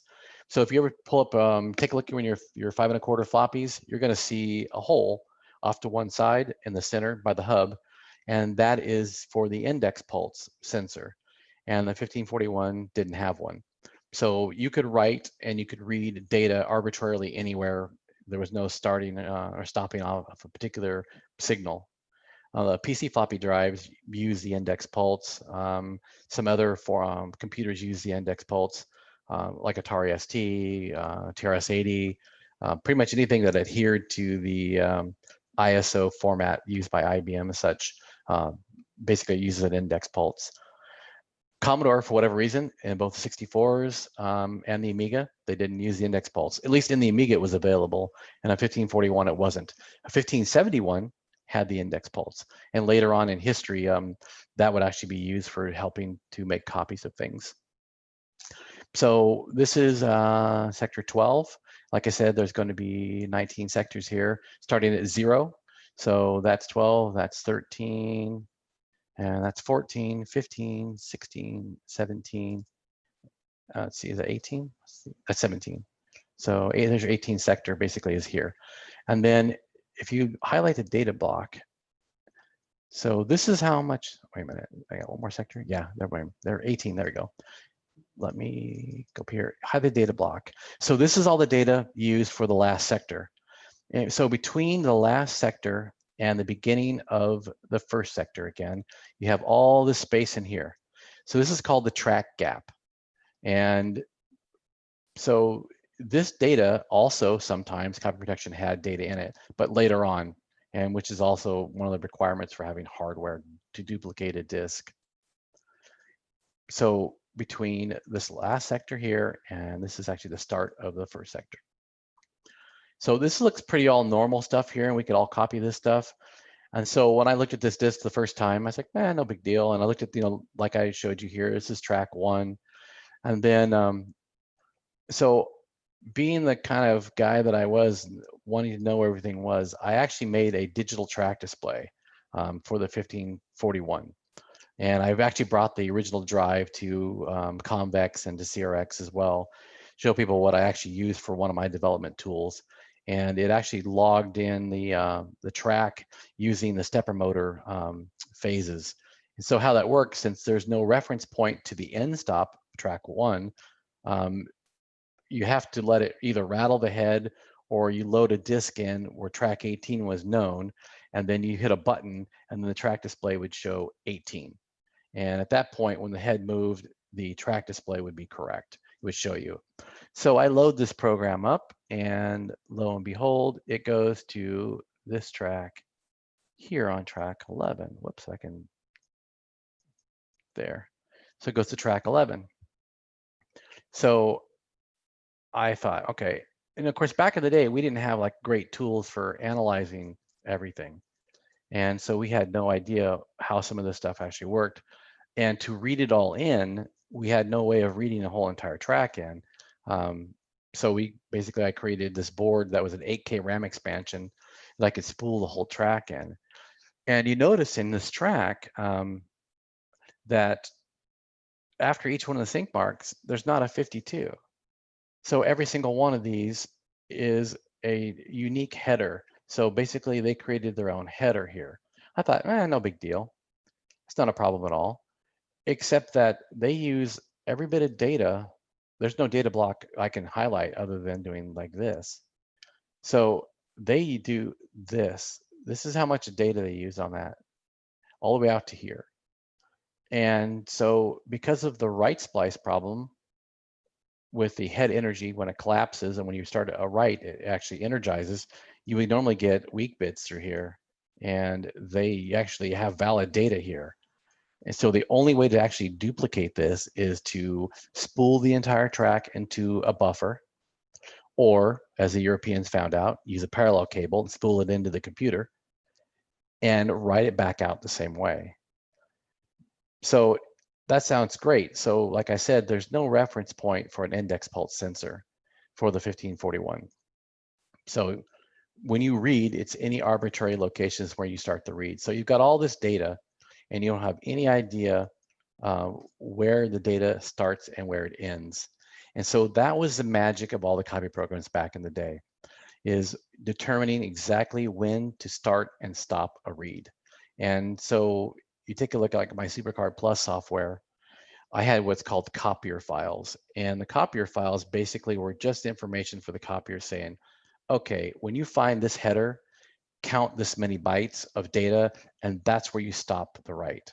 And by having that kind of a flexibility and adjustments right on the screen, we literally could reproduce a disk actually before it was ever released. So I had a partnership in a software rental store, and we had rentals of software, much like Blockbuster Video had rentals of videos. And so we would get pre-release stuff in, or release things in, a week or two before it was supposed to be put out on the shelf. And so the software rental store, of course, people always destroyed the software. So I made copies of all of our software backups for it, which was, of course, legal. And because I had to repair a lot of disks. And so by the time the disk was put on the shelf, we already had the information about how to copy that disk for our customers to back up their originals as well. So what's the difference between a perfect copy and a working copy? Well, a working copy really is one that you're able to say, okay, so we know the track ends here. Let's go ahead and just say, tell people, if you put the right splice here, it's not going to affect the data gets loaded. So on this particular case, this is the gap area for the paperback writer series. So none of this data is actually used or checked, but everything else before that. In fact, it's funny, they put a sync mark at the end of this, and I think just to fool people to think that this was actually data. So if we put the start and stop here, then we would actually have a working track at that point. And you had to do that for all 35 or 38 or 40 tracks. And once you did that, then the copy worked fine, no problem whatsoever. And you can make copies of copies this way as well. So it was a pretty foolproof method. So for preservation purposes, there's lots of arguments about how this should be done. And so I'm going to spoil everybody's day probably that argues with me, because there's a big argument actually going on right now about it. There's a project, there's a lot of people that do this already, and it's not like any kind of magic that's involved. There's a project called Flux Engine, and there's a project called Grease Weasel, and there's some other ones that are out there. And there's the one for the Apple, which is applesauce. And the applesauce one, so it's a board similar to what I'm doing with the SuperCard Pro. And they're using the original, like the Shugart SA400 Apple drives plugged into the hardware. And that particular device has 125 nanosecond capture rate, so it's 1/5 the resolution of SuperCard Pro. And the guy does pretty much like what I've done for forever on flux copying. You read all the data in, and you simply shift the flux around multiple revolutions until it all lines up, and you can time the rotation period from track to track. And when you step ahead, you can also do a reference on it too. So it's a lot of work in software side, but there's a thing called track skew. And so that was one of the protections that they actually used on later on in life with Commodore 64. Rapid Lock used it because I made Copy Lock, which is a protection scheme that's well, I'll go into that at some point. But with Rapid Lock is the same kind of protection. Basically, what it means is that we're on track, let's say we're on track 11 like this. When you step ahead to track 12 and start reading, the copy protection expects to find data that it wants to see right then and there without any kind of a delay or a very, very small delay. So when you're writing back a disk, each track, like I said, there's no reference point to an index pulse. So you have to basically create a methodology to be able to synchronize those tracks so that when you step from track to track to track without having an index pulse as a reference, you'll be able to recreate that exactly. For preservation sakes, you can use the index pulse and then shift your data and you can make it exact. You don't have to have an index pulse at all. You can actually shift the data, and you can, with plus minus 1 bit cell of accuracy, you can recreate a track to track step. And how you do that is you're going to do multiple reads back and forth between the tracks, making a reference point. And then what you can also do is do a write. That's the easiest way to do it. Write from track to track, go back and read the results, and you can determine exactly how much offset there is for the speed of the head. It's about speed of the head. That's a good point. So let's chat about a few years ago. I did copy protection, and I did also copy programs, but mostly copy programs. And back in the day, you did not want to try to reproduce your competitor's product, because the last thing you want to do, and you can attest to this, is walk into some quote unquote user group meeting and see whatever the latest copy program is on everybody's screens. And it's courtesy of them being able to copy it and make copies for your buddies and stuff. And so I go to what we call in the US a pizza party, because we would all meet at your local pizza parlor, and there would be dozens of machines set up in a pizza place. And everybody would have the same copy program up because somebody cracked it or copied the disk originally. And so you don't want anybody using your competitor's program, so you wouldn't crack it and you wouldn't copy it. So fast forward to a few years ago, when I started looking at originals of 21-second backup, which was a parallel copier from Canada, made by a guy named Charles LeBorn. I found an interesting copy protection that I could not duplicate with SuperCard Pro or any PC drive whatsoever. And that copy protection it's pretty cool. Basically, it uses half tracks, which is not a big deal for the 1541, other than the fact that the erase head on a 1541 is slightly wider than the write head. And so people don't know, you can actually write real, true, full half tracks on a 1541 if you disable the erase part of the head. So if you bulk erase a disk first and then do half track writes, you can actually write fat track protection, which is 2 half tracks side by side, and that works just fine. But on a regular stock drive, you can't write half tracks, a full entire track side by side. So what you would write is either a quarter or a half of a half track step ahead to the next half track, and you would write the next part of the half track again. So they don't overlap each other. So you leave some space in there. So 1541, excuse me, 21-second backup, what it did is it would step to 10.5 to 11, 11.5, back to 10.5, and then it would step back and forth. But what it was doing was rather ingenious, and incredibly it was reliable, which surprised me more than anything else. It would actually read the data as it stepped. So as the head transitioned from track 10 to track 10.5, it would read the data. And what would happen is that when you energize coils on a stepper motor, there's a lag time. And so that lag time would end up being amount of data that would be on track 10. And then there'd be a short amount of time as the head moved between 10 and 10.5 that it would transition at an arc to that next track, which is 10.5 in this case, and then some more data. So the protection to create it actually wrote data, stepped ahead, and then turned off the write. Seems pretty basic, except there's no immediate, like going from here to there. There's a transition, it's an arc. And incredibly, the 1541 circuitry can actually read that, and it's reliable. And there's no actually used data, so it's not code. It's just a pattern that's actually checked, but actually works fine. So on a 1541 drive, either the new NewTek or the Alps Neutronics mechanisms both work fine, because apparently the stepper motor and those have the same speed. But when you try to reproduce it on any of the PC drives that I've tried, the head speed is different. The step rate's different.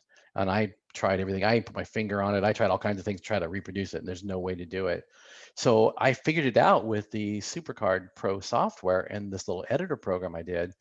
I actually read the data on both the 10 and the 10.5, and then I scrolled and I actually made 2 copies of this on the screen, and I split screened it and looked, and I was like, wow. So I can see exactly how many bytes were able to be written on the track. I see how many were lost.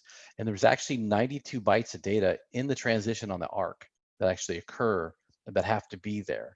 So pretty elaborate protection scheme, one that we cannot produce on any kind of modern hardware. So I wrote a copy program for the SuperCard Plus, so you could actually reproduce this exact protection on the 1541. And it works just fine. But you know, albeit what, 30 years later or something like that. So how do you do this today for modern stuff? Obviously, we can't do the 21-second backup today, but for modern stuff, the only thing you have to know is when you spool data in, you can see on this particular image file that there's 5 revolutions of data that were pulled in. And so if you want to do a Flux display, and I'm going to see if this actually works. When I do this, no, it does not. Interesting. So let me try stopping the share and see if I can share both of these. Let's stop the share, and we'll share. Yeah, I guess I can't. Okay. Limitation of zoom, you're going to get 1. Yuri, do you see the Flux display? Yes, we do. Okay.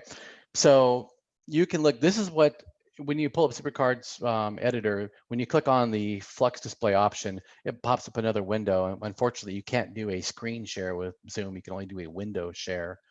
So this data is what pulls up. This is the actual Flux data, what it looks like graphically represented. And you can see the Flux time. There's a 4, 8, and 12, but you can't see it's off the top of the screen because much like Gideon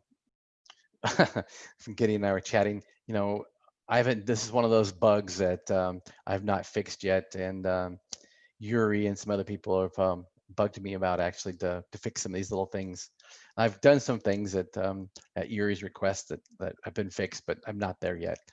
So this is the Flux representation and graphically. So it makes it easier to see what's going on with the data. So you can see like this data here I'm in right now. This is right here. I mean, it's pretty obvious to see that the data is down here. And when we step to other tracks, I'm going to step over here. You're going to see the Flux change. I'm not going to see my window stepping. So this is track 18. And on a MFM disk, it's a lot more visible for sectors themselves where they actually appear in here. So this is 5 revolutions of data. And again, one thing I need to add in here is be able to turn off all 5 so you can see just one at a time. So graphically, I can look at something and go, okay, so I know that something oddball is going to be probably the right splice. Like in this case here, I can tell you right now that this little clear line all the way through here, that's the right splice. So if I scroll to where that is in reference to the image, let's see if I can do this. I can flip back. Yeah, let me flip back to the other screen here so we can see this. I'll stop this share and I will share this again. So we learned quite a bit about Zoom. Okay, so I should be back on the other one as well, right? Okay, so this is that little sliver of emptiness that you saw over on the other side. And this is indeed the track gap area here. So this is the area that's not being used. It's the end of the track and basically at the end of the last sector to the start of the first sector. So this buffer data here is kind of important. We have this because drive speeds vary when you're writing. And so you're gonna lose some data in here. And this fluctuates by 15, 20 bytes or whatever, typically. So if you have a large buffer, then you don't ever have to worry about overwriting the data. When we were doing copying of disks, there was a lot of disk protection later on. Vorpal is a good example, which is a known copy protection name used in the epics titles like Championship Wrestling was the very first one, the Summer Games, later ones, and such. They use what's called long tracks. So they actually had more data that would fit on a normal 1541 track to try to make the hardware copiers so they wouldn't work. Because at that point, they figured out we could reproduce an entire track, but we can't reproduce a track that's too long. But us clever people that didn't like that idea, we discovered that if you slow the drive down and change the drive speed, you could effectively increase the amount of data that you could put on a track. So for copying long track disks, we would slow the drive down to, instead of being 300 RPM, which is normal, to about 297.8 to 298.1. In that range there, that would be fine. And you can still use regular disks just fine. You can still read and write to regular formatted disks without any problems at all. You couldn't go too much further than that because it'd be a problem. And you wouldn't want to speed the disk up, although we did that for a couple games because they had short tracks to reproduce them the only way. So this, in fact, is the track gap area. So to reproduce this at a flux level, ideally what you would need to do is go into the flux and figure out, okay, what invalid flux was there? Because at the transition period, you're going to see a glitch. And it's like we call the glitch the matrix. It's a glitch in the flux data. And so you have nice data, and then all of a sudden when the head energy collapses from the magnetic field, it creates a glitch. And so to identify that glitch is pretty much the best way to identify that as far as a write splice is concerned for at a flux level. So I have an option here called find invalid, and it will actually go and find any place where there's a glitch in the flux data. And you can see, like I was talking about before, this is at the end of a sector when the energy is turned off or actually turned on, depending on how they did this particular writing. But this is an invalid point right here. So this is how you would locate a write splice. And so you want to check to see how much space is available in here. So when you turn this on, because again, even on a modern floppy, you're going to have a ramp up of energy that's going to create a write splice of its own. So if you're going to be writing back this data and you know this is going to be your starting point and your ending point, you're probably going to want to write like from up here and start it here. That way, when you write your entire track out, it will actually overwrite this data and you will end up with a write splice that turns off the exact same spot that you started. That's it is in theory. So because floppy drives vary in drive speed as they spin, it's kind of a tricky thing to do. So I have a feature that I've not implemented in the SuperCard Pro software that I actually been using for a couple of years now myself. And it has the ability to verify the flux data. And what it does is it rewrites the track over and over and over again, and it actually will adjust the flux timings, which is I showed you earlier here. It'll adjust these timings based on the drive speed of the drive that you're using so that when the write splice turns off, it's exact. And so you'll have an exact bit for bit, true bit cell time. And sometimes it takes, you know, half a second for a track.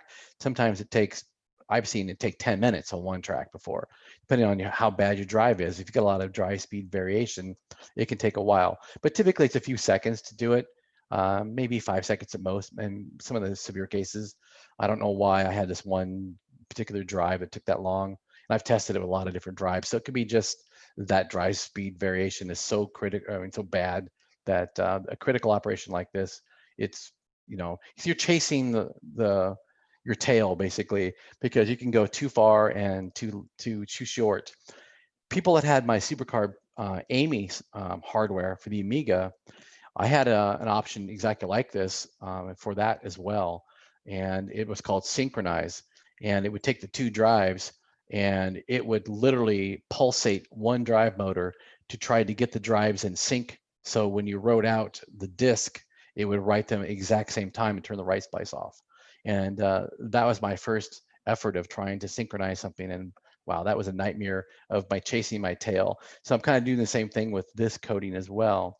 So you can reproduce a disk or a track, and of course the full disk at that point, using this methodology, but it requires a lot of work, and there's some math in the background that you have to calculate your ramping speed, and you want to know basically the easiest way to do it, how I do it, is I make a write pass on the disk you're going to write on, and I go and check the parameters of the disk at that point, as far as we read it back and see how much deviation there was from every time you read it back.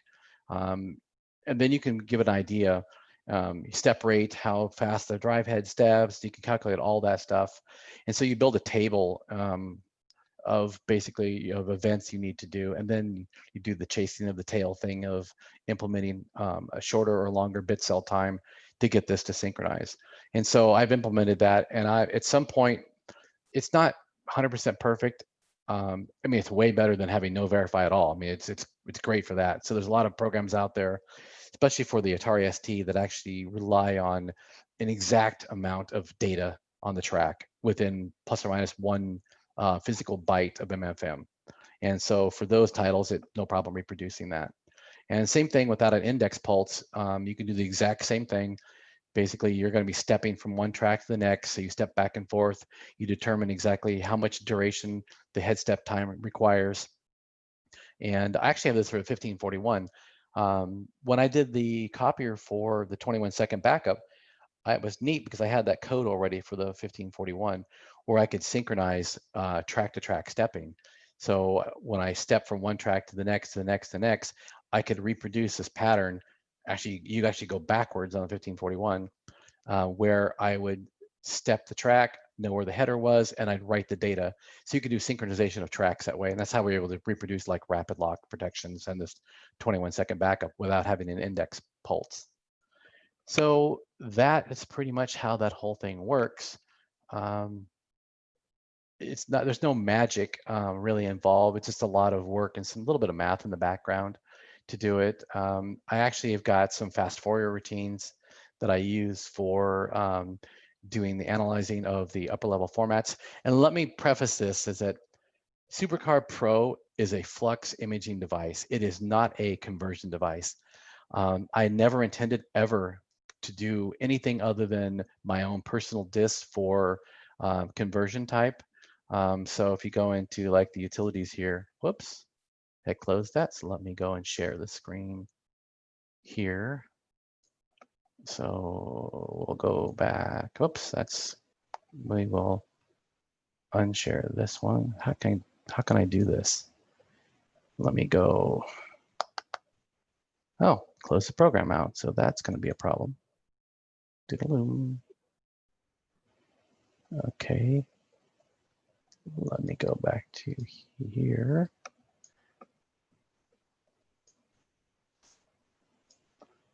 So we've learned a lot about Zoom. Okay, Yuri confirm it's there, right? You are correct. Okay, so this is the disk utilities one.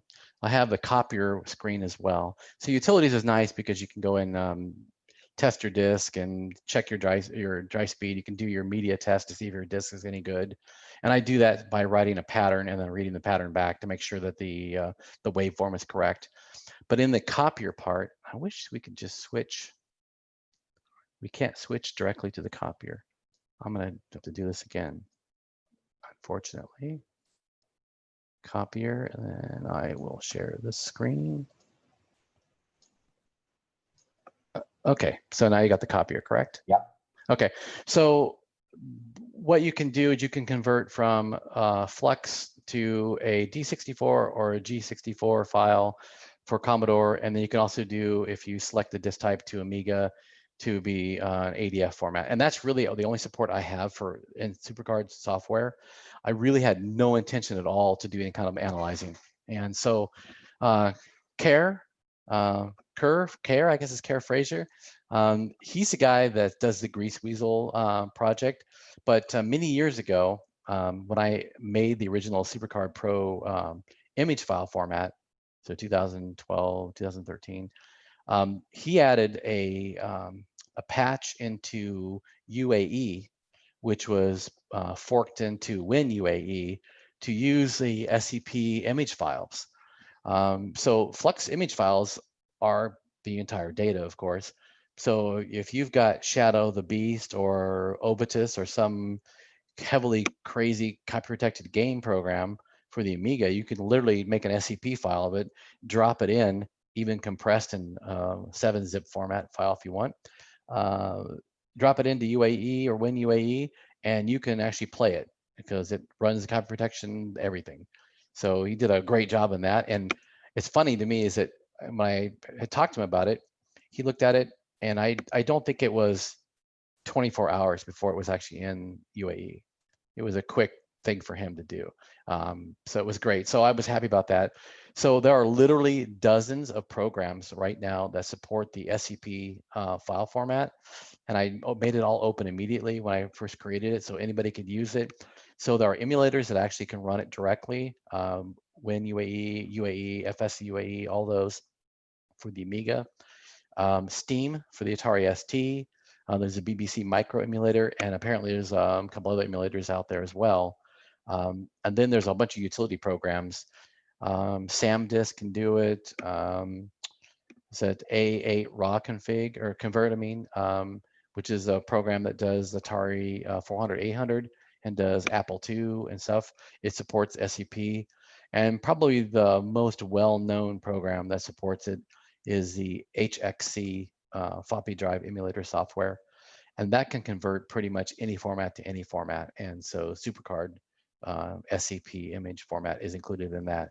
So you can go from one format type to another. So if you were to take your data disk at a Flux level from the SuperCard Pro hardware and drop that file into HXC, you can output it as a disk. And he even has a disk browser for different formats that are supported. And I did this just recently. In fact, a few weeks ago, I actually used it myself. And it's pretty rare that developers only every year use their own things, really. Once maybe, and then you're done because you made it. I have a 5 1/4 inch floppy that's in IBM PC format from is it 1994, and it was all the Peel equations, which is a custom logic chips for the implant board that I made for the Amiga, and that was a Mac and PC emulator board hardware that I made for the Amiga. So it had all the custom logic equations that were on that disk because I used an old IBM 5150 machine with BP Microsystems programmer, and Yuri knows about this because we just went through this last week, getting a modern system to actually be able to use that programmer. So I was able to extract the files themselves right off of the image through HXC's, basically it's a file browser, a disk browser he calls it. I can actually drag and drop the files off of it. So I recovered the files I hadn't seen since 94 right off of it, but it was at a Flux level that I was able to dump this. And so people have asked me, are you going to implement, various formats and stuff? And let me cancel out of here and go back to full screen here. So I really don't have any plans for doing a bunch of different exotic formats. I might do some other things. I think it's funny is that CARE right now, the Grease Weasel project, is kind of in the same boat. I can convert Flux to ADF, but I don't have ADF to Flux. So I use HXC if I have to ever do that. And so to have it in a native app, like if I had it built into SuperCard Pro to do that, and I probably will do that. And I probably end up doing the 1541 stuff because I'm mostly into Commodore stuff. Not so much into Atari and Apple and all this stuff. And there's plenty of programs out there that support SCP image file format anyway. And so we're getting into I just released maybe a month ago, maybe a little more than that, support for hard drive stuff in the image file format. So last year at CRX, if you were there, you saw my buddy AJ, who is not a Commodore guy, but needed some help from the Commodore community because of GCR format. So he came to the event, and over a period of a couple of years, able to extract some tape data that's in GCR successfully. He kind of transitioned into MFM hard drives. And so we experimented last year with plugging an MFM hard drive into SuperCard Pro, and we're able to pull the data off the hard drive. So we can do hard drive backup. But when I created the SCP format, it was designed for floppy drives with 164 tracks total, which is basically track and then heads, track 0, head 0. I mean, track head 0, head 1. And so I didn't really plan on doing hard drive stuff. So I made an extension to the format. There's an ID that you can look at in the format itself. If you see that particular byte set, this is an extended format of the SCP. And so at that point, it supports hard drive layout. So we build to back up all of our hard drives from back in the day, RLL, MFM style hard drives, which is what he needed to do, and recover data off of it, because he's got some other project that he's working on where he needs to extract the data and be able to see it in whole. So I did that, but I don't know how much more stuff other than what I call the Yuri fixes into here. So Yuri, if you want to chime in about your request list.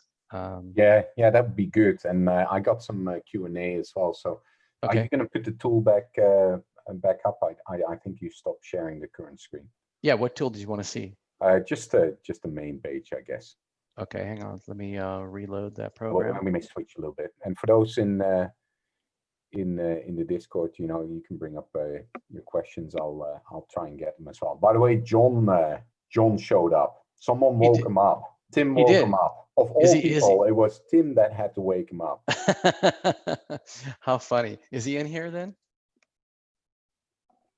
Nope, that's the wrong one. He's in the Discord, not I'm not sure. Oh, gotcha. All right, let me actually get the right file here. It's the right file, but it's the wrong screen. Plus we don't have sufficient filters for his language. Right, the robot doesn't work in the Zoom. So disk editor, there we go. And we will swap this to here. And oh, John, I just saw him. he laughed. Okay, so you see this, right? Yeah. You see the screen now? Okay. Yeah. All right. So we got that up. What do you got, Yuri? So the first one, and I think Z, who's in here as well, he had a similar question. Let me make sure I'm in the right screen here. So you spoke really well. I'm glad. I didn't want to interrupt anyway. It gave a really good. We have a good document now of how this actually works, and that there's no magic in it. I think this is the first time we've been able to get someone to spend a good 20 minutes, 30 minutes on especially that, and that's going to be a great document for future. So thanks a lot for doing that, Jim.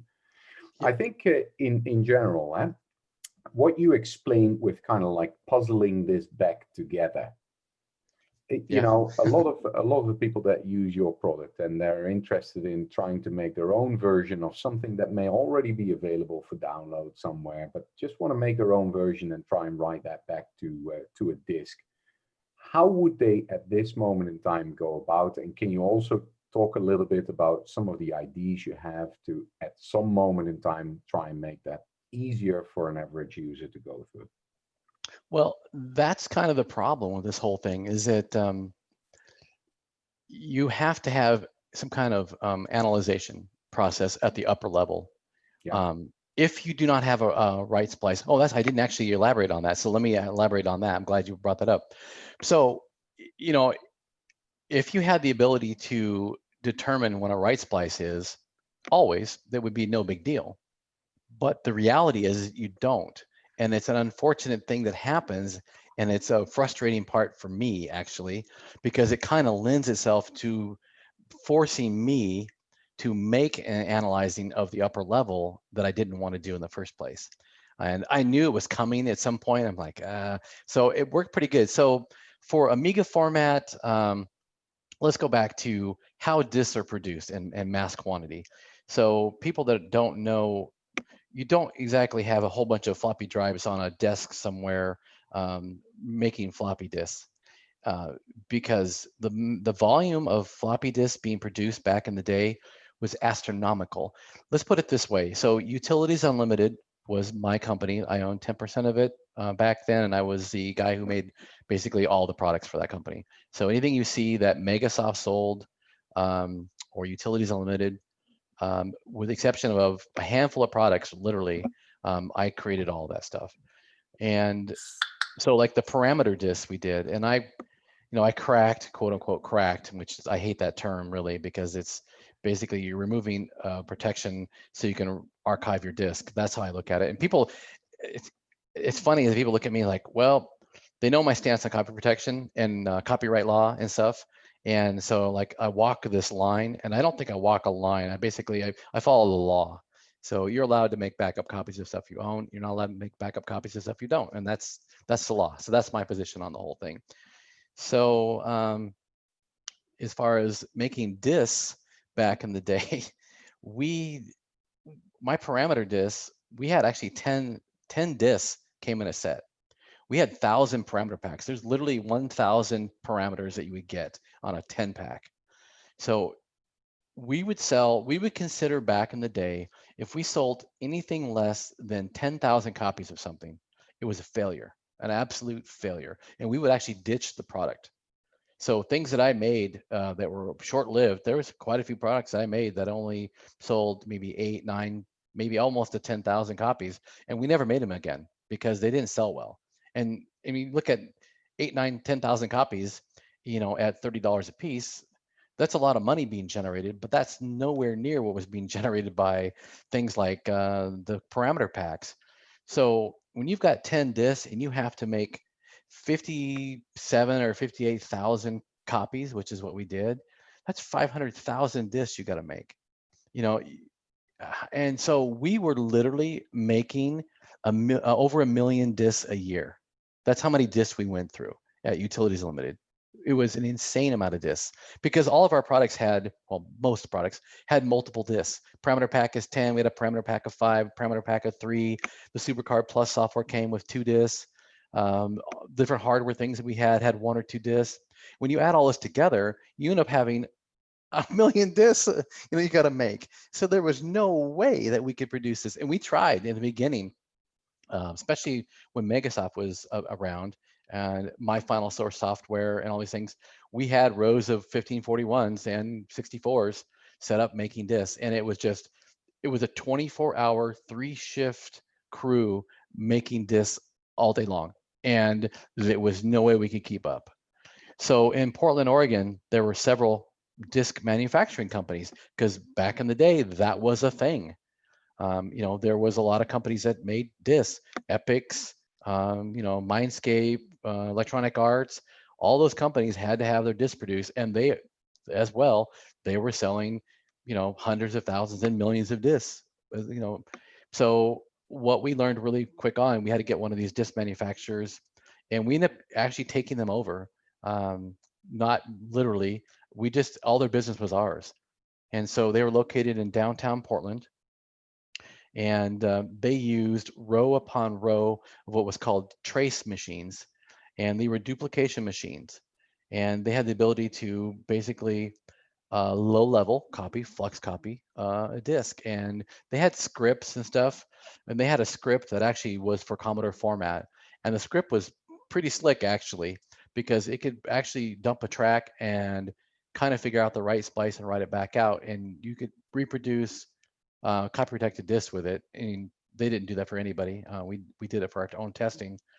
So they actually made our disc, and I kid you not, there was rooms in this warehouse building full of these machines, and they run at 600 RPM instead of 300 RPM.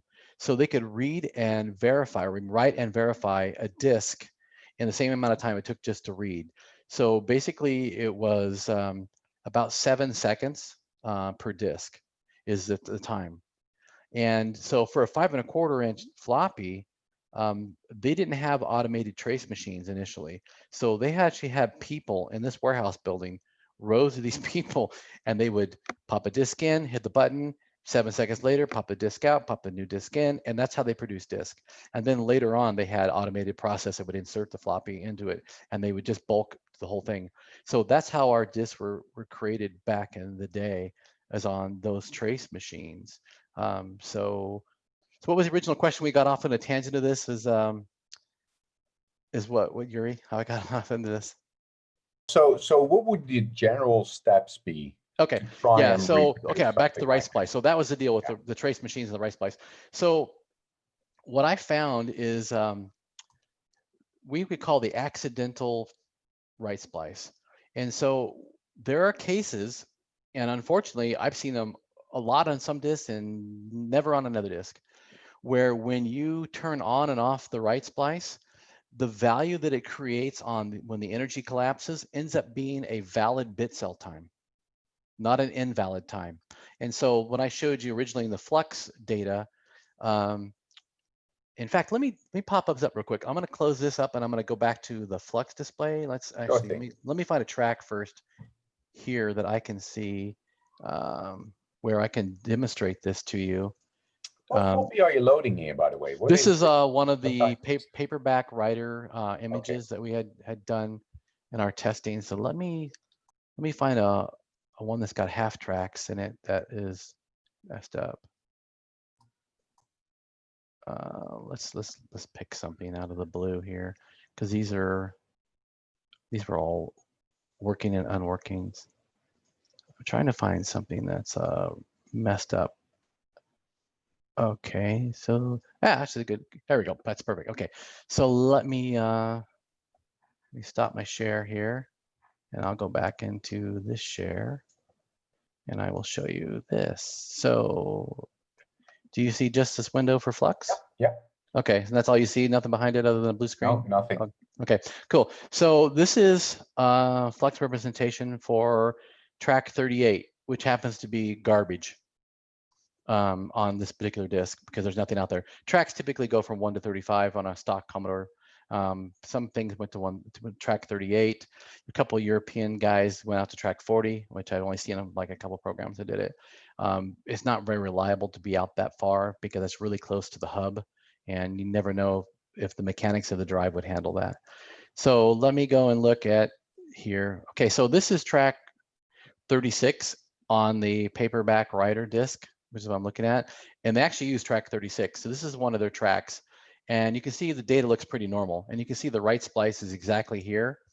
So a trace machine, what it did is when they got the data for their setup, the file that was generated by the trace machine off the original was synchronized to the index pulse. So when you wrote the data out using the index pulse on a trace machine, you could read it back.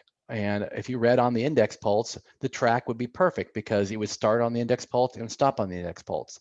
So I'd say that like 99.99% of everything ever made for the Commodore 64 was created on a trace machine, because any commercial product was, even Commodore's discs.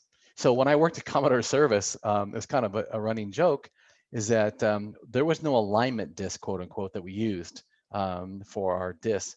We actually used Commodore's test demo disc as our alignment disc, because we knew it was created on a trace machine, and we knew it would be accurate and it would be a good quality recording.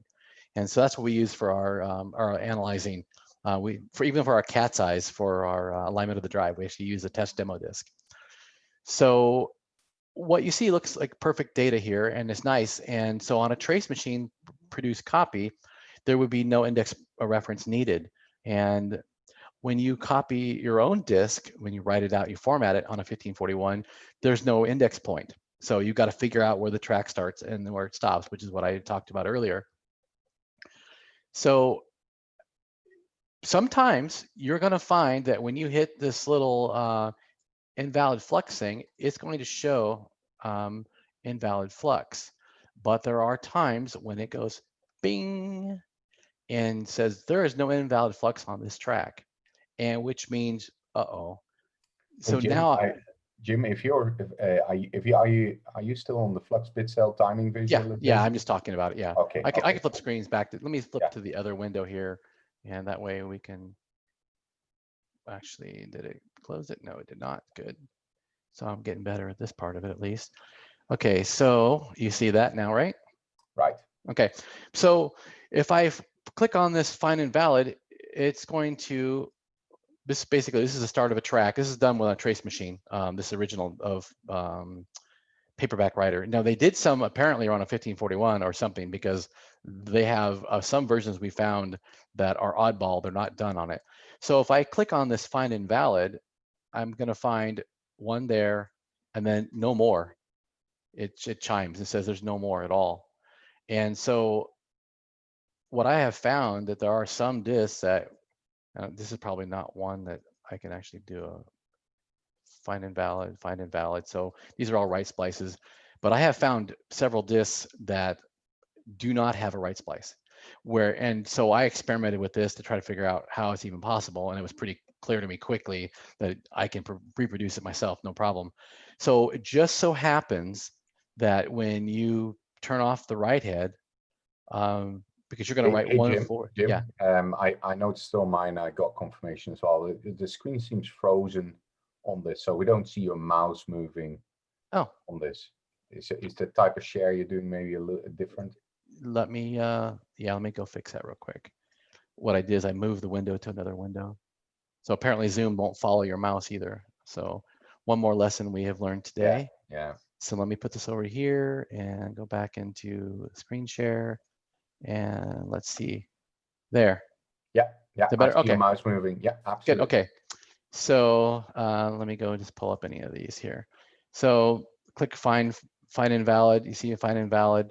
So I found cases, and what happens, like I said, when you turn off the write head, you get a smear, and you're going to be a weak bit, which is basically this little strange thing. It's identified here.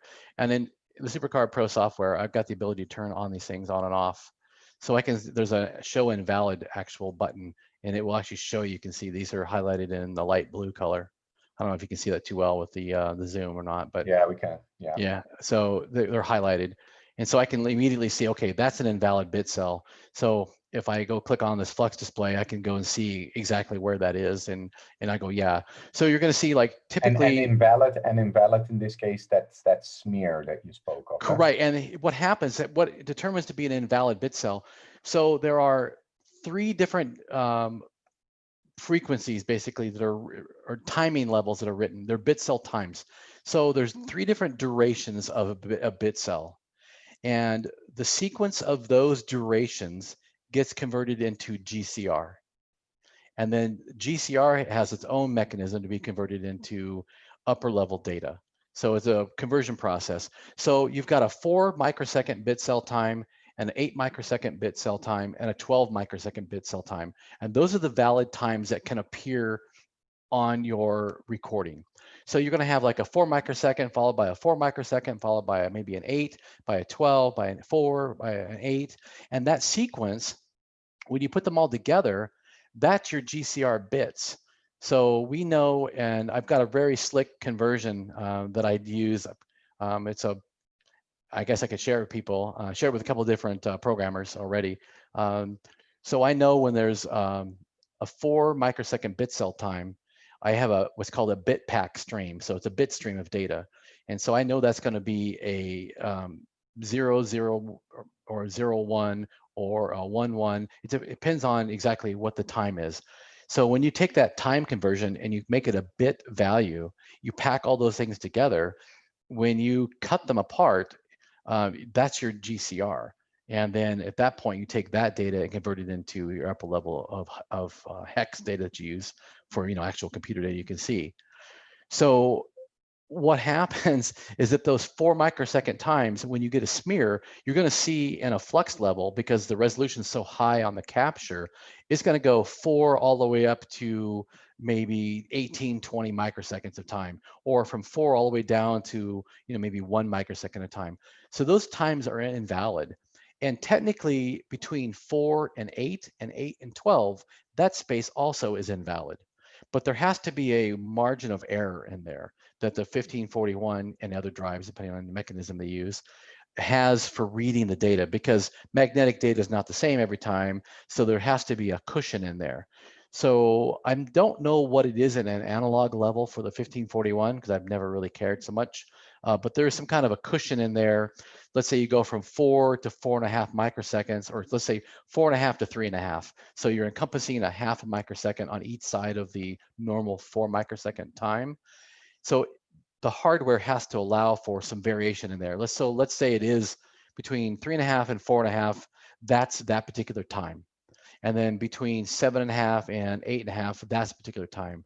So if the hardware sees anything between those little windows, it knows this is a valid time, converts that into data, and that's done at an analog level on the 1541. It's into a buffer. So basically, it takes the analog data, converts it into digital data, and then there's the custom chip in the 1541, the ASIC that handles that whole thing, and you outputs to the VIA a byte ready line, which ends up going to the CPU to let you know that the byte's available. There's also a sync line. And so that 4 microsecond time there, when you have multiple of those in a row, you have 40 of them in a row, that's a sync mark. Actually 10 or more, it's technically a sync mark, but Commodore uses 40 in a row to start a header or start a data block. And so the ASIC inside of the computer, which is really a computer inside the 1541, it will actually output a sync mark signal saying, hey, we've got a sync going on right here. When it sees 10 or more consecutive 1 bits in a row. And the first time it sees a non-1 bit in a row, which occurs at the data block ID or the header block ID, because they start with a 5, so it terminates the sync mark, it erases that out of the register, and or actually it buffers it, so you have to read it back. And so the sync mark is done. It's finished its sync at that point. So what do you got to do to find the track gap at that point? Because if you have no bad reference or data, I'm just going to close this out of here. So if you've got no reference, what do? You have to, at that point, you're forced to go to upper level to determine where the track has to start and where it has to end, and how much gap you've got between there. And as long as you can allocate a space in there, locate the space like 50% between where it should be, you can make a working copy. And so for preservation, it's a lot more difficult if you want to make an exact copy of that. So you have to go rely on bit shifting of data on the upper level. And truly the only way to do it is have an example, of something that's happened in the past, where or have somebody analyze it visually and say, okay, this is really where the track gap should be. And because I don't think you can automate it so much in that level, it require a David Yod and Dr. Knapp It's sophistication. so surprising that you say that. I just posted something in a little message to both of them. Yeah, because like I said, I've used fast Fourier routines, and that's what I have done for. So let me backtrack a little bit. Let me go pop that window back up again here, if I can get back to my computer. Okay, and I will move this back to here. There's got to be a way to automate this a little bit better sometime. Okay, so back on the screen share, correct? Yeah. Okay, so when I do the analyzing of the data for the 1541 and for the Amiga, so for Paula, I worked with Paula quite a bit, which Paula is the sound chip / disk drive controller chip / serial chip in the Amiga. And Paula is pretty amazing from the disk drive point of view, because it has the ability to clock data in. and do weak bits and strong bits. And remind me weak bits and strong bits, because those are kind of an important thing that I need to chat about real quick as well. So Paula, it clocks data in, and let me see, let me pull this up over here too. So I got a reference on my other screen here. So Paula's window of the time. So on GCR, you've got this 4/8/12. On MFM, you've got 2/4/6, or you could have 2, 4, and 8, or like on high density disks, you could have 1, 2, and 3. And there's a lot of different formats that they can do for encoding for the level of the disk itself, for the magnetic surface. So you have to know what that is. So Paula's window in it is about 10%. So if you got a 4 microsecond bit cell time, it's basically about plus minus 10% max. So that's a deviation you can have between your signal that should be and what you might find on there. So for SuperCard Pro, because I have basically a super high resolution of capture capability, my window that I set in the archival mode, I call it, which is converting to an ADF or to a D64, I've got a plus minus 48% window. And so I know that if the data ends up being between here and there, I've got this very small gap in there. So I can encompass a huge amount of error in there. And I don't do any error correction, but I do a real simple fast Fourier on the signal at that level. And I actually force bits to be in a category. It's either going to be in this bit stream or it's going to be in the other bit stream. And so by doing that, and I can actually force bits that are on the ragged edge back and forth between the bit streams, and I can check them to see how much, if it worked. And so I have that capability built into the software already for the 1541 format and for the Amiga format. Will I do it for other formats? I don't know. Maybe now that I've made this a little bit easier for myself. But so that's how you determine how much of a fudge factor you can have in invalid data. And so for you're doing your track, that's really about the extent of it. You've got to figure out where the start and the stop of the track is. That is the only magic in this whole entire thing, really. That and the track-to-track synchronization between tracks for stepping, that's it. I mean, there's no magic in this at all. It's just a lot of effort to create something that can visibly see it like I did for this, because I want to be able to see. I mean, people know that, my buddies here on CRX know that I am not a command line guy at all. I've typed enough in my day. In fact, we were chatting. I've typed, if you look at my Amiga stuff, I didn't even count the 64 stuff. Just 3 Amiga projects alone was 5.2 million lines of assembly code that I typed. Well, that I kept. Who knows how many more that I typed and deleted.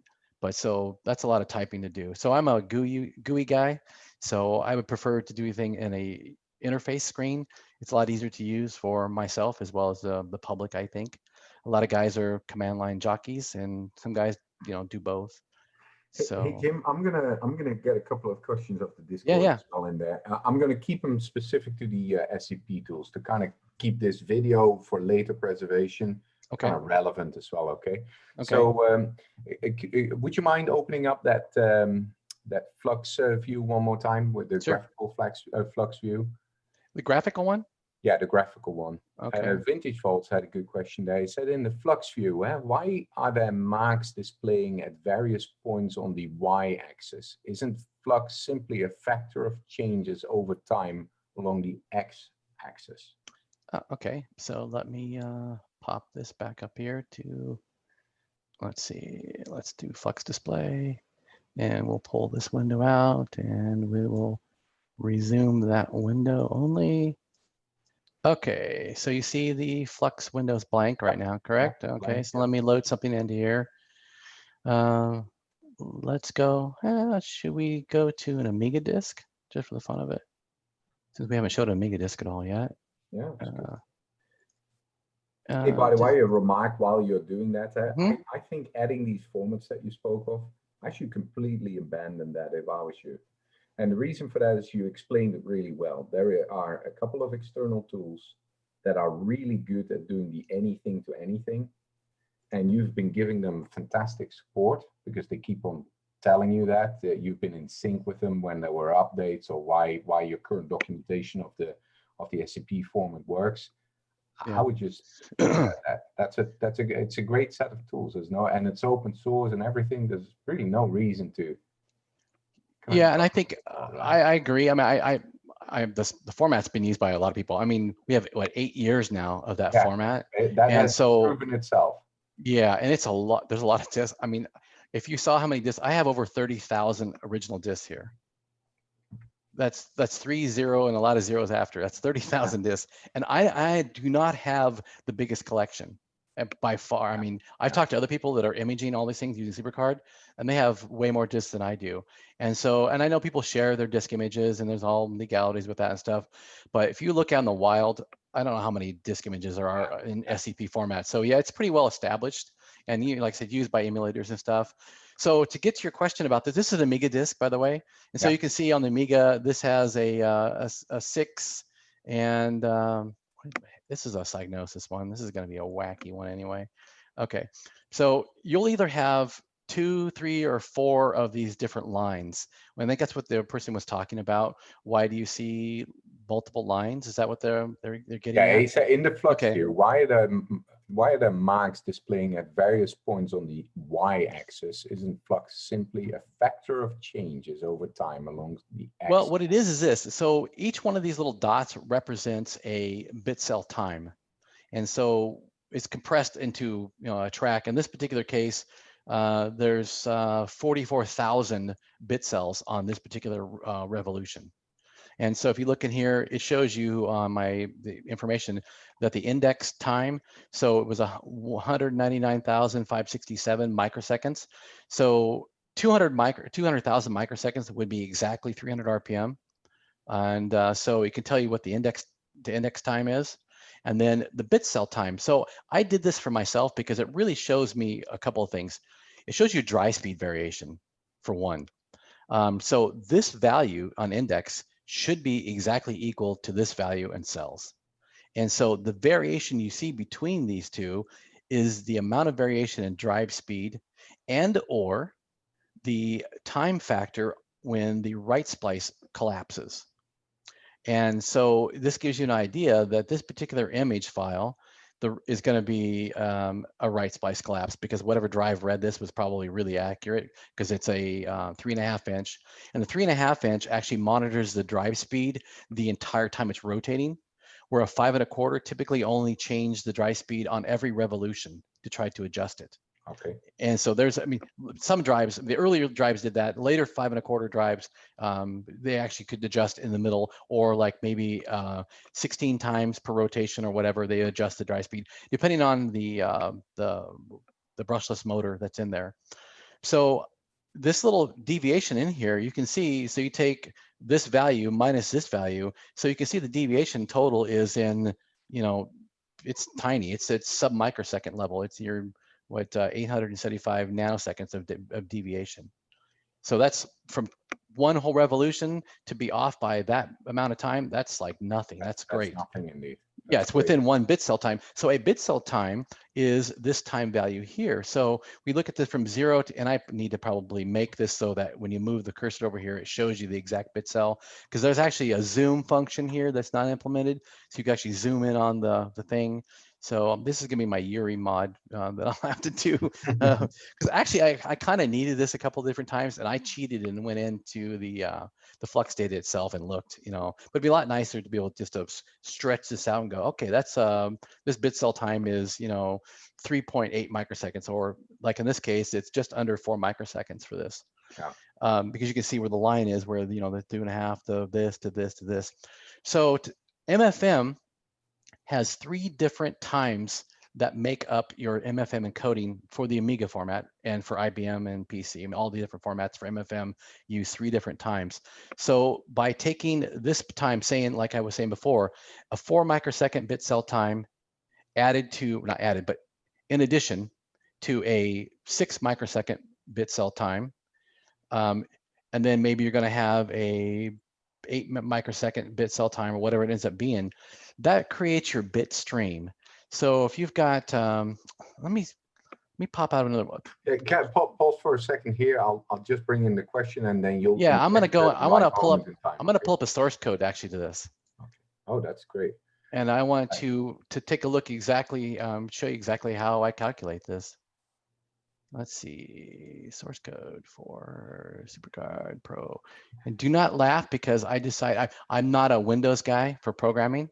I don't do Windows stuff at all, or API. So I thought, I wonder what I can use that would actually make this really quick. And so I use Visual Basic 6, if you can believe that. Let's see if I can locate this, and I got to do search on. I think that's an important thing to note as well. Basically, you're just building a bridge between the functionality that sits on the board. The program itself is really nothing. It's just a visual layer for all intents and purposes to all of the communication that you actually have. The intelligence sits in the board. Yes, and so like in the hardware itself, it does all the conversions. So while I'm finding this, let me talk about the weak bits and strong bits thing too. Yeah, so that would make it easy for you. That's one. So we termed back in the day, and I think I coined the phrase strong bits. I did not coin the phrase weak bits. A weak bit is when you've got a bit cell time that is invalid. So it's going to be above or below that threshold for each one of those lines. And what happens is that the encoder mechanism in the drive does not know how to deal with it. I hope that's not chiming in you guys' ear. It doesn't know how to deal with it. And so the data, every time you read it, depending on where the last bit was, it will actually fluctuate in the value. So every time you read that track over and over and over again, you're going to see a changing value in that. And so we call that weak bits. And when copy protection houses figured out you could use that for copy protection, it was a pretty slick copy protection because it was difficult to try to figure out how to recreate that on a Commodore drive or on even modern hardware. So let's see if I can figure out where this actually is. Bear with me for a second here, because I've got a gazillion things that deal with this. So a strong bit, that is a case where the encoder cannot synchronize at all to the track or to the PLL. So that's when you have a condition where the bit time is so short that the PLL circuit, which is the phase lock loop circuit, cannot synchronize to start the decoding of the magnetic signal. And so the line stays low the entire time and until it actually will synchronize. So you may find it stays low for the duration of the entire track, depending on the protection scheme. And so that I called a strong bit. And the reason why I called it a strong bit is that one of the magic things of Paula, what it would do is if you read a track that had, we call them no flux areas in the modern times, this strong bit, it's NFA. I finally found it on the source code, that's good. So NFA is a no flux area that is caused by this issue. And Paula, when you read it on the Amiga, it would read back all zeros as complete zeros. But if you write zeros on the Amiga, that writes a weak bit. So nibbler programs for the Amiga would see all zeros, write all zeros, the data would fluctuate, it wouldn't stay lock solid, copy protection fails on a copy. And so the SuperCard hardware itself has the ability internally inside of it to completely handle all of that stuff. I didn't want to have to do it in software because it's kind of it's a fudge factor that you got to do with the weak bits especially. It's a fudge factor that you have to deal with. So okay, so finally I found this in the source code. SuperCard. Do you see that? Yeah. Okay. So the first time anybody's ever seen this before, actually, I don't think anybody's seen it. So this is the MFM decode routine for Amiga DOS, actually. So what you saw in that the flux data is that each one of those times becomes a bit pattern. So I know that a 4 microsecond bit cell time is 2 cells worth, and it has conversion into this bit pattern, which is a 1-0. A 6 microsecond bit cell time gets converted into a 1-0-0. And 8 microsecond bit cell time gets converted into 1-0-0-0. And this is like a trade secret. Actually, I'm not even sure why I'm showing this, but so what I do, I convert everything with my PLL routine into basically this bit stream. So I know that this plus minus window of this time, that particular bit cell gets thrown into this pattern. And so I do a couple different layers of conversion. I do a layer from the clocking of the data into the buffer, and then I look at that data to make sure it's not some kind of wacky value. And then I look at the window using the little fast Fourier routine, and I shove the bits into a table saying it should be in this one or it should be in this one. And then I take and convert that into these times. And then that gets converted into a stream. So let's say you had like 4 of these in a row of 1 microsecond, or the 4 microsecond bit cell times.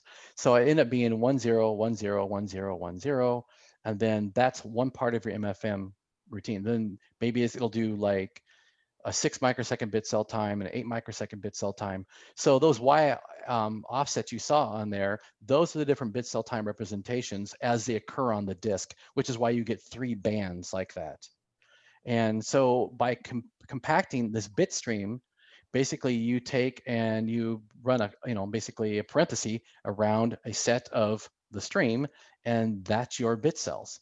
And when you go and look with the editor, I have the ability to do what's called bit shifting. So when you're reading MFM data, you see this bit stream like this, where you put that parenthesis around a block of data to actually get something that's readable as an MFM value, you can shift that little window around in there. And so it makes it really nice for determining, like if there's no sync mark on a track, which is a common protection for the Amiga, they have no sync mark. But what they do is they go and look for a particular pattern, and they do that themselves in the copy protection routine by doing a bit shift of the data, because the Amiga itself could read and write full tracks, because there's lots of memory in an Amiga. So we didn't have to worry about dealing with limited amount of memory like a 1541 goes. They simply spool in the data, and they could bit shift through it and find their data they're looking for, extract it, decompress it, whatever they're doing, and then that would end up being the data they would use for their game or whatever. Psygnosis is very common that they had no sync marks anywhere. You have to have a sync mark on the first the boot sector. It's got to follow at least some part of the Commodore DOS so you can actually boot the disk. You don't even have to have a directory track up on track 40 at all. It's not required, but you put the disk in the Commodore, it's going to say non-DOS. That's about the extent of it, really. And that was very common back as well. So this should hopefully answer the question about the 3 bands you've got. Basically, it represents the timing for each one of the bit cells, where they occur visually on the screen. And by knowing that data and looking at that data, you can really see, you know what I should do? Here's a really good example. And we're almost at 5 o'clock, so I'm gonna try to get rid of. You got 8 minutes, so you're gonna have to. Yeah, we're good. We've got all day long if we wanted to, but because I'm the last guy here. Let's see. Let's go pull up the Flux display real quick, and I will go load. Okay, so it's not there. Disk images. So any other questions if I'm searching for something here? No, the other thing that I did want to bring in for those, there's always been this story about you got the flippy disk pull down. I think you explained that's non-functional part. You don't need that. You can actually do the other side of the disk. Yeah, you can flip the disk over and you can read and write. It took me 4 years before I realized that, but right. And I showed you that CRX. Yeah. Last year, and yeah, you really don't need it. I mean, there's some routines you need to in order to synchronize the tracks together, so you know that from track to track where it goes. But yeah, you can just flip the disk over. It's a lot easier than modifying the drive. Now, I believe that the flippy support actually works in SuperCard Pro. I mean, I worked with John on this because John does the drives, and a lot of people actually do use that option. So where's my archive at? I got so many drives now, flippy, non-flippy. It's I can't keep up with it anymore. What's your personal favorite while you're looking? For the Amiga, Yeah. I actually swap drives all the time. I have not found anything that doesn't work correctly, honestly. I mean, there's a couple I think are posted on my forum Yeah. that I But found you that haven't had, that they weren't so good for weak bits. That's the thing, is that some drives don't handle weak bits very well. Okay. They all handle strong bits just fine. But what's a good title to have that's commonly available that you'd say that people should see for that drive if that drive is a good drive to use? Like a program to load, you mean, or just look Yeah, at? no, a game title, for instance. Oh, like for the 1541 stuff, any of the Mindscape, like Roadrunner, Okay. those all use weak bit protections back in the day. Yeah, very common title, easy to get for anybody. Yeah, easy to get. Okay, so I finally found my archive of discs. It's only on another entire hard drive because I've got all of them Yeah, archived. and then John saying, John is saying good for weak bits. The Panasonic said. Yeah, the Panasonic is for the number 4. Yeah. Yeah. And he's archive. confirming the Mindscape indeed. Yeah, the Mindscape games are the ones that we ran into. How come I can't find a obliterator? Oh, I didn't know the 5 not as much. That's interesting, John. We did a 5 the other day here to get it going, but I didn't know that one wasn't as good for weak bits. That's interesting to Is see. it Obertron? Oh, Operation Thunder. Hey, then while you're looking for stuff, yeah, there was a bit of a dialogue earlier on about physical damages made to a disk to try and copy protect, which obviously you wouldn't be able to duplicate because. Correct. Yeah, there's actually one program. So if anybody's out there and has got this program, I'll pay you for it because it's the only program that I do not own in my collection. Is it FLAC with the synchro Yep. roll? Yeah, FLAC you don't with have you don't have it. What about No. John on Discord? How come John hasn't sent me that yet? Yeah, so the protection scheme used on that is they burnt the disk. Yeah. And so there's what they do is they try to write to it. And the only other person that actually did this for a protection scheme was it's kind of funny in a way, is that Mike Henry from Basement Boy Software back in the day. He actually he punched a hole in the disk with a disk puncher. Well, I mean, not just, but like a hole puncher. And kind of made a version of that. Yeah, so basically you try to write to the disk at that point. I'm thinking now, both you and I have CNC machines. Maybe we should do that. Maybe try. I can reproduce it, but as far as an original disk, I hear you, but maybe yeah. as a fun experiment for next year. Yeah. Oh, yeah, that's a good idea. So I cannot find the program I was looking for. I will tell you the protection type, and it's called copy lock. And what it does is it varies the bit cell time in a sector. And so I wanted to show you it. Obertron's got it. It might be Populous might have it too. I'll make a little Populous. Rob Northern made this protection. So if you Google Rob Northern, if you ever want to know anything about how CopyLock worked, it's been released open source, actually, the whole entire thing. And so what Rob did was pretty ingenious, and I didn't even know he was doing it because with the SuperCard Amy, we could copy it because it's a Flux copier. Oh, maybe Space Station Oblivion. Let me look at that one. Let me just go through here and look. Basically builds a ladder. And so what he would do is that he would time the duration of a sector, and that duration had to match. And the only way to make that duration correct is if you compress the time of the sector itself. So imagine you had a variable speed drive that you could vary the speed in steps in real time in a window of period of a sector. And the only way to do that is in hardware, basically. So it compresses the data into, and I can't find. I'll post a picture of it on the Discord when I find it, and that people can see it. It's interesting. So we basically get a ladder, this big stepping like this, and so it shortens the sector up as far as the amount of time goes, or lengthens it depending on which way you go. But when you read the disk and you look at it with a copy program, it's unprotected according to that. There's no errors, there's no nothing. It's brilliant the way it works. And so that's the kind of protection scheme that requires hardware as well. There's no way you can reproduce that in software because you can't change the drive speed like that. So. Hey, Jim, did you want to keep to the time or did you want to continue? Is there anything else that people have? I mean, it's I kind of moved myself out of a couple different time slots, and so I cut myself a lot short. So. Well, I think in general, I think it's good that first half an hour that we had, where you dove into kind of some basics on how this works. I think it's good. It's never been recorded. I think that's good to be available to a lot of people. Maybe as part of our Friday sessions, we'll do a couple more. I know that your product is in very, very wide use. There's some people that are true experts at it. There's a lot of people that have it and don't know how to use it, blame themselves, blame their hardware, or blame you or the staff for it.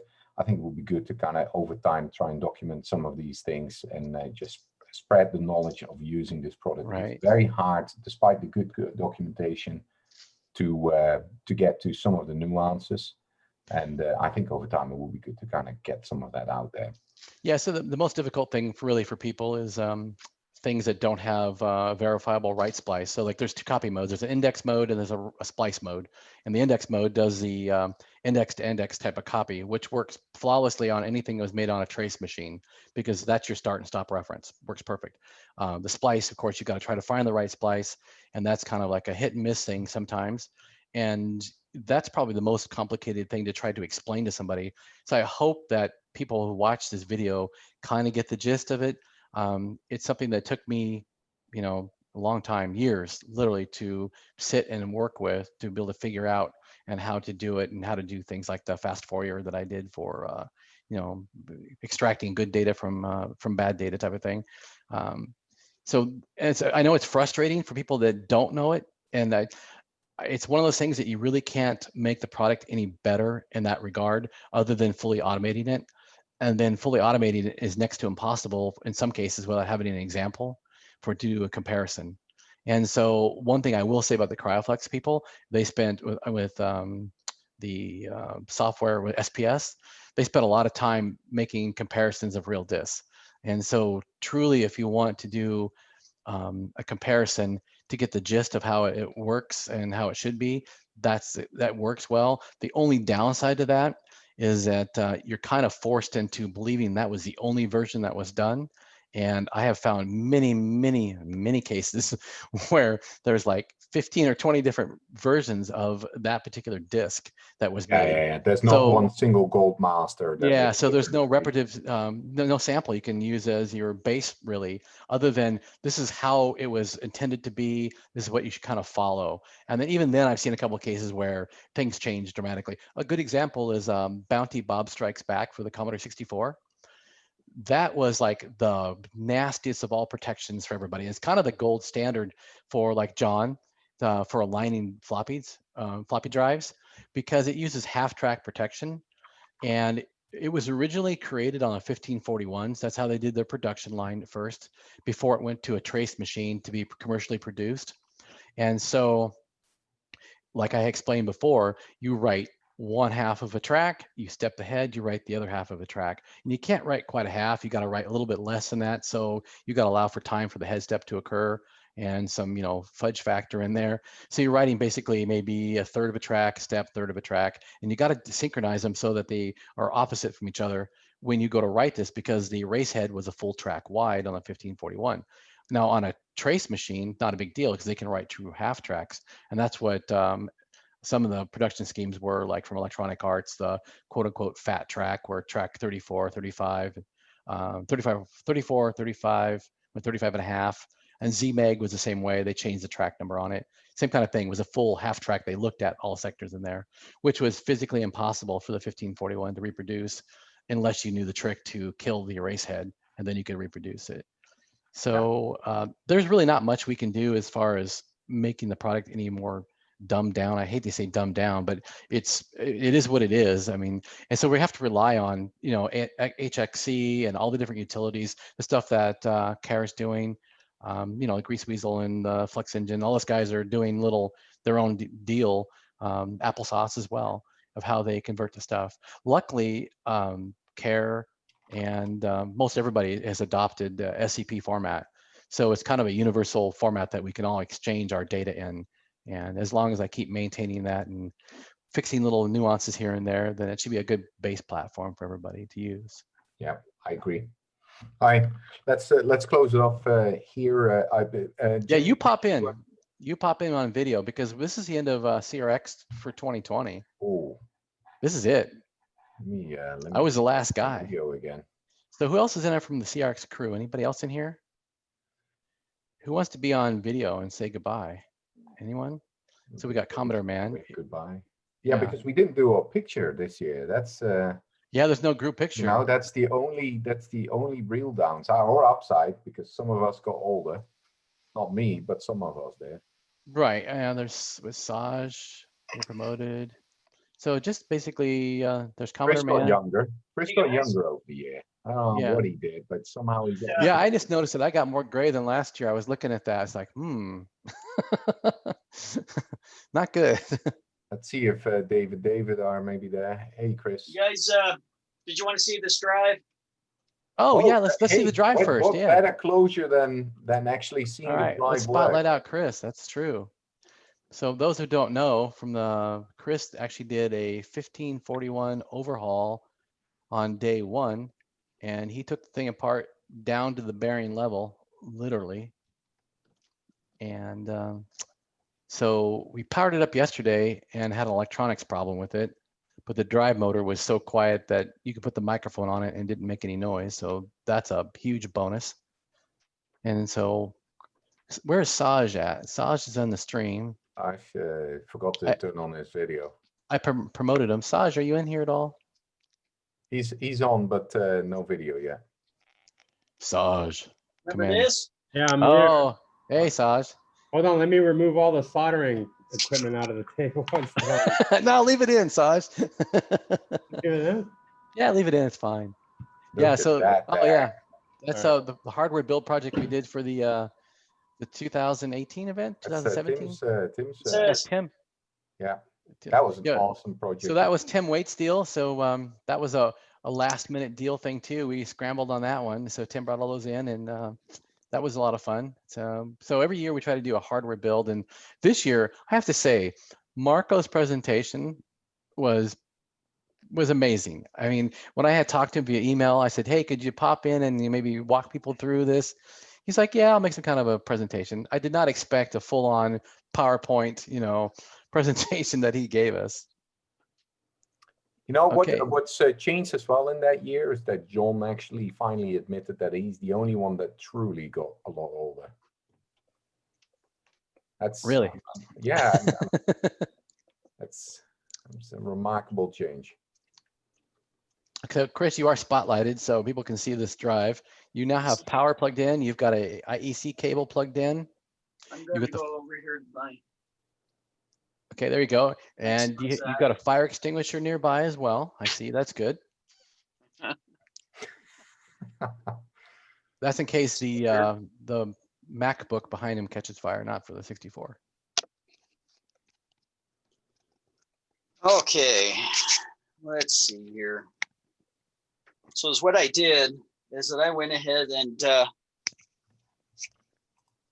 was having problems with that other board. So I just pulled a board out of a working unit.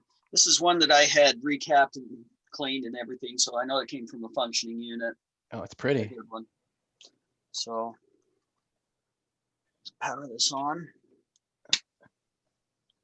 Okay, so we get That's the right. hopeful. That's hopeful. Nice. We'll power on. Oh, maybe it'd help if I plug my. Hey, isn't that the second round of that? You know, this is the second time I've done that.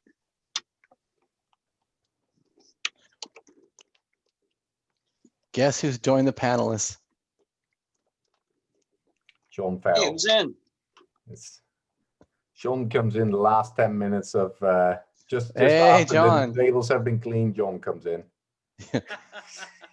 I guess Yuri finally got my language filter working, so Time- thanks for time. having me. It's time for ice cream and John walks in. I spotlighted Excellent you, hard John. work, everybody. Thanks very much. See you all next year. Okay, I'm gonna go spotlight Chris again. All right, Chris, you're spotlighted. Oh, okay, so yes, doing the directory. Here we go. And the crowd's So gonna see go. what we get. There, Hey, Sai. Sai, we can see What you, up? man. Good. Dun, dun, dun, dun. The drum roll. What's he You testing can't the hear the drive? drive. Oh. Finally, I found not a good sign. Hey, use a good disc, Chris. Come on. Well, that is a good disc, though. No, it's not. That one's garbage. Grab another one. Maybe you gotta reset the drive. I don't know. Okay, Don't so use- what I had done earlier, I know it's a good disc, and I know what's going on here. So I'm gonna grab my diagnostic tool again. Hard on. A lot of people have been rooting for you for this one. Now, mind you, that this drive, I literally just went to my stack and I just grabbed something out of the pile. So I'm not surprised it's not working.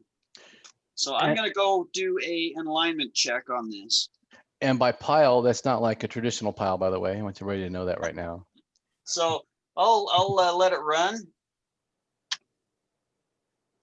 Alignment check, spacer check.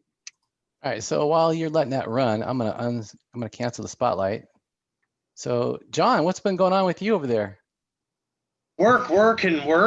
And I've had a little bit of Commodore fun lately. Had a few drives orders come in from all around the world, but as we know, with the COVID, things have been a little slow to get where they need to be. So True. if any of those people are watching, I appreciate their patience. It took 3 months to get a drive to France. Wow. 3 Wow. months. That gentleman, Marceau, was super patient, so it was much appreciated. But I went and saw Mr. Joe May yesterday. Oh, how's Joe doing? He's doing good. He showed me Good. his tinkering garage with his Amiga and Commodore stuff and all the things he's been playing with. Cool. Anytime I need alignments on my 1541, 71s, etc., I always hit up Joe. So yesterday I picked up 3 71s and dropped off a couple 41s, just going through, preventative maintenance. Nice. Nice. Good to see everybody. Yeah, good to see you too, buddy. What's I mean, up, it's man? been How are you? Good, been man. you. How are you? Good to see you.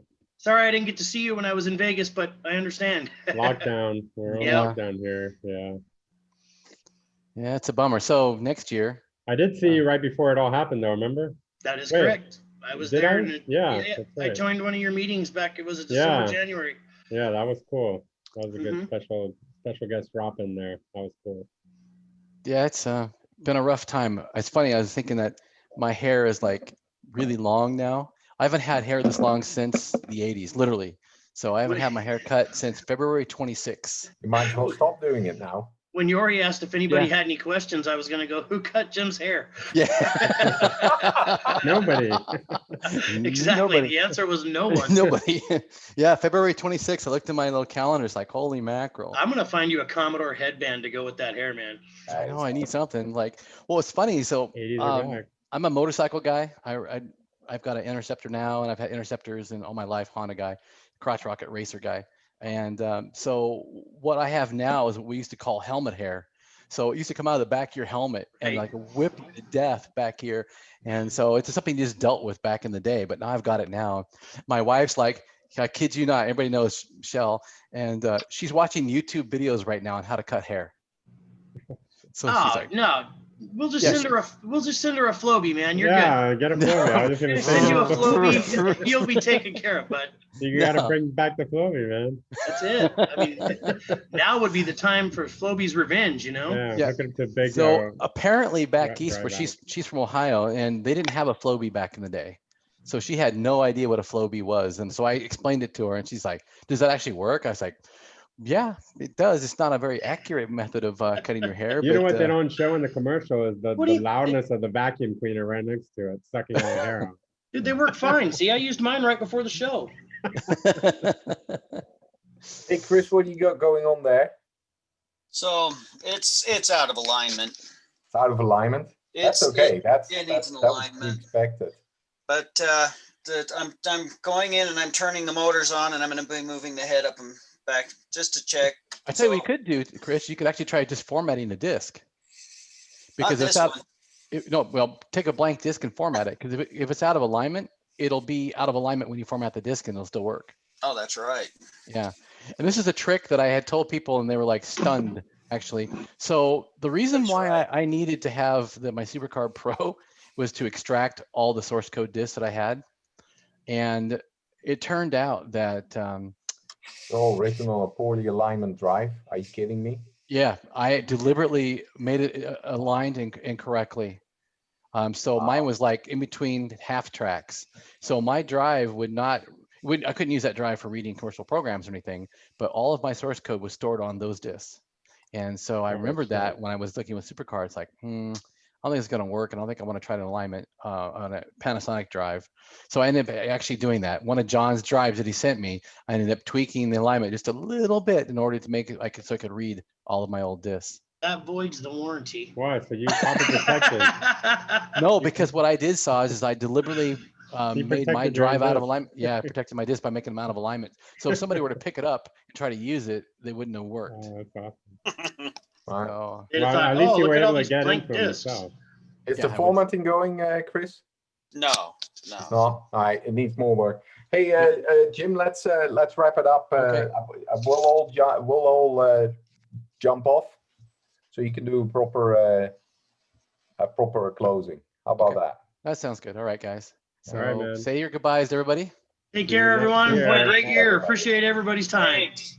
Great presentations. Take care, guys. Just the motors all, Jim.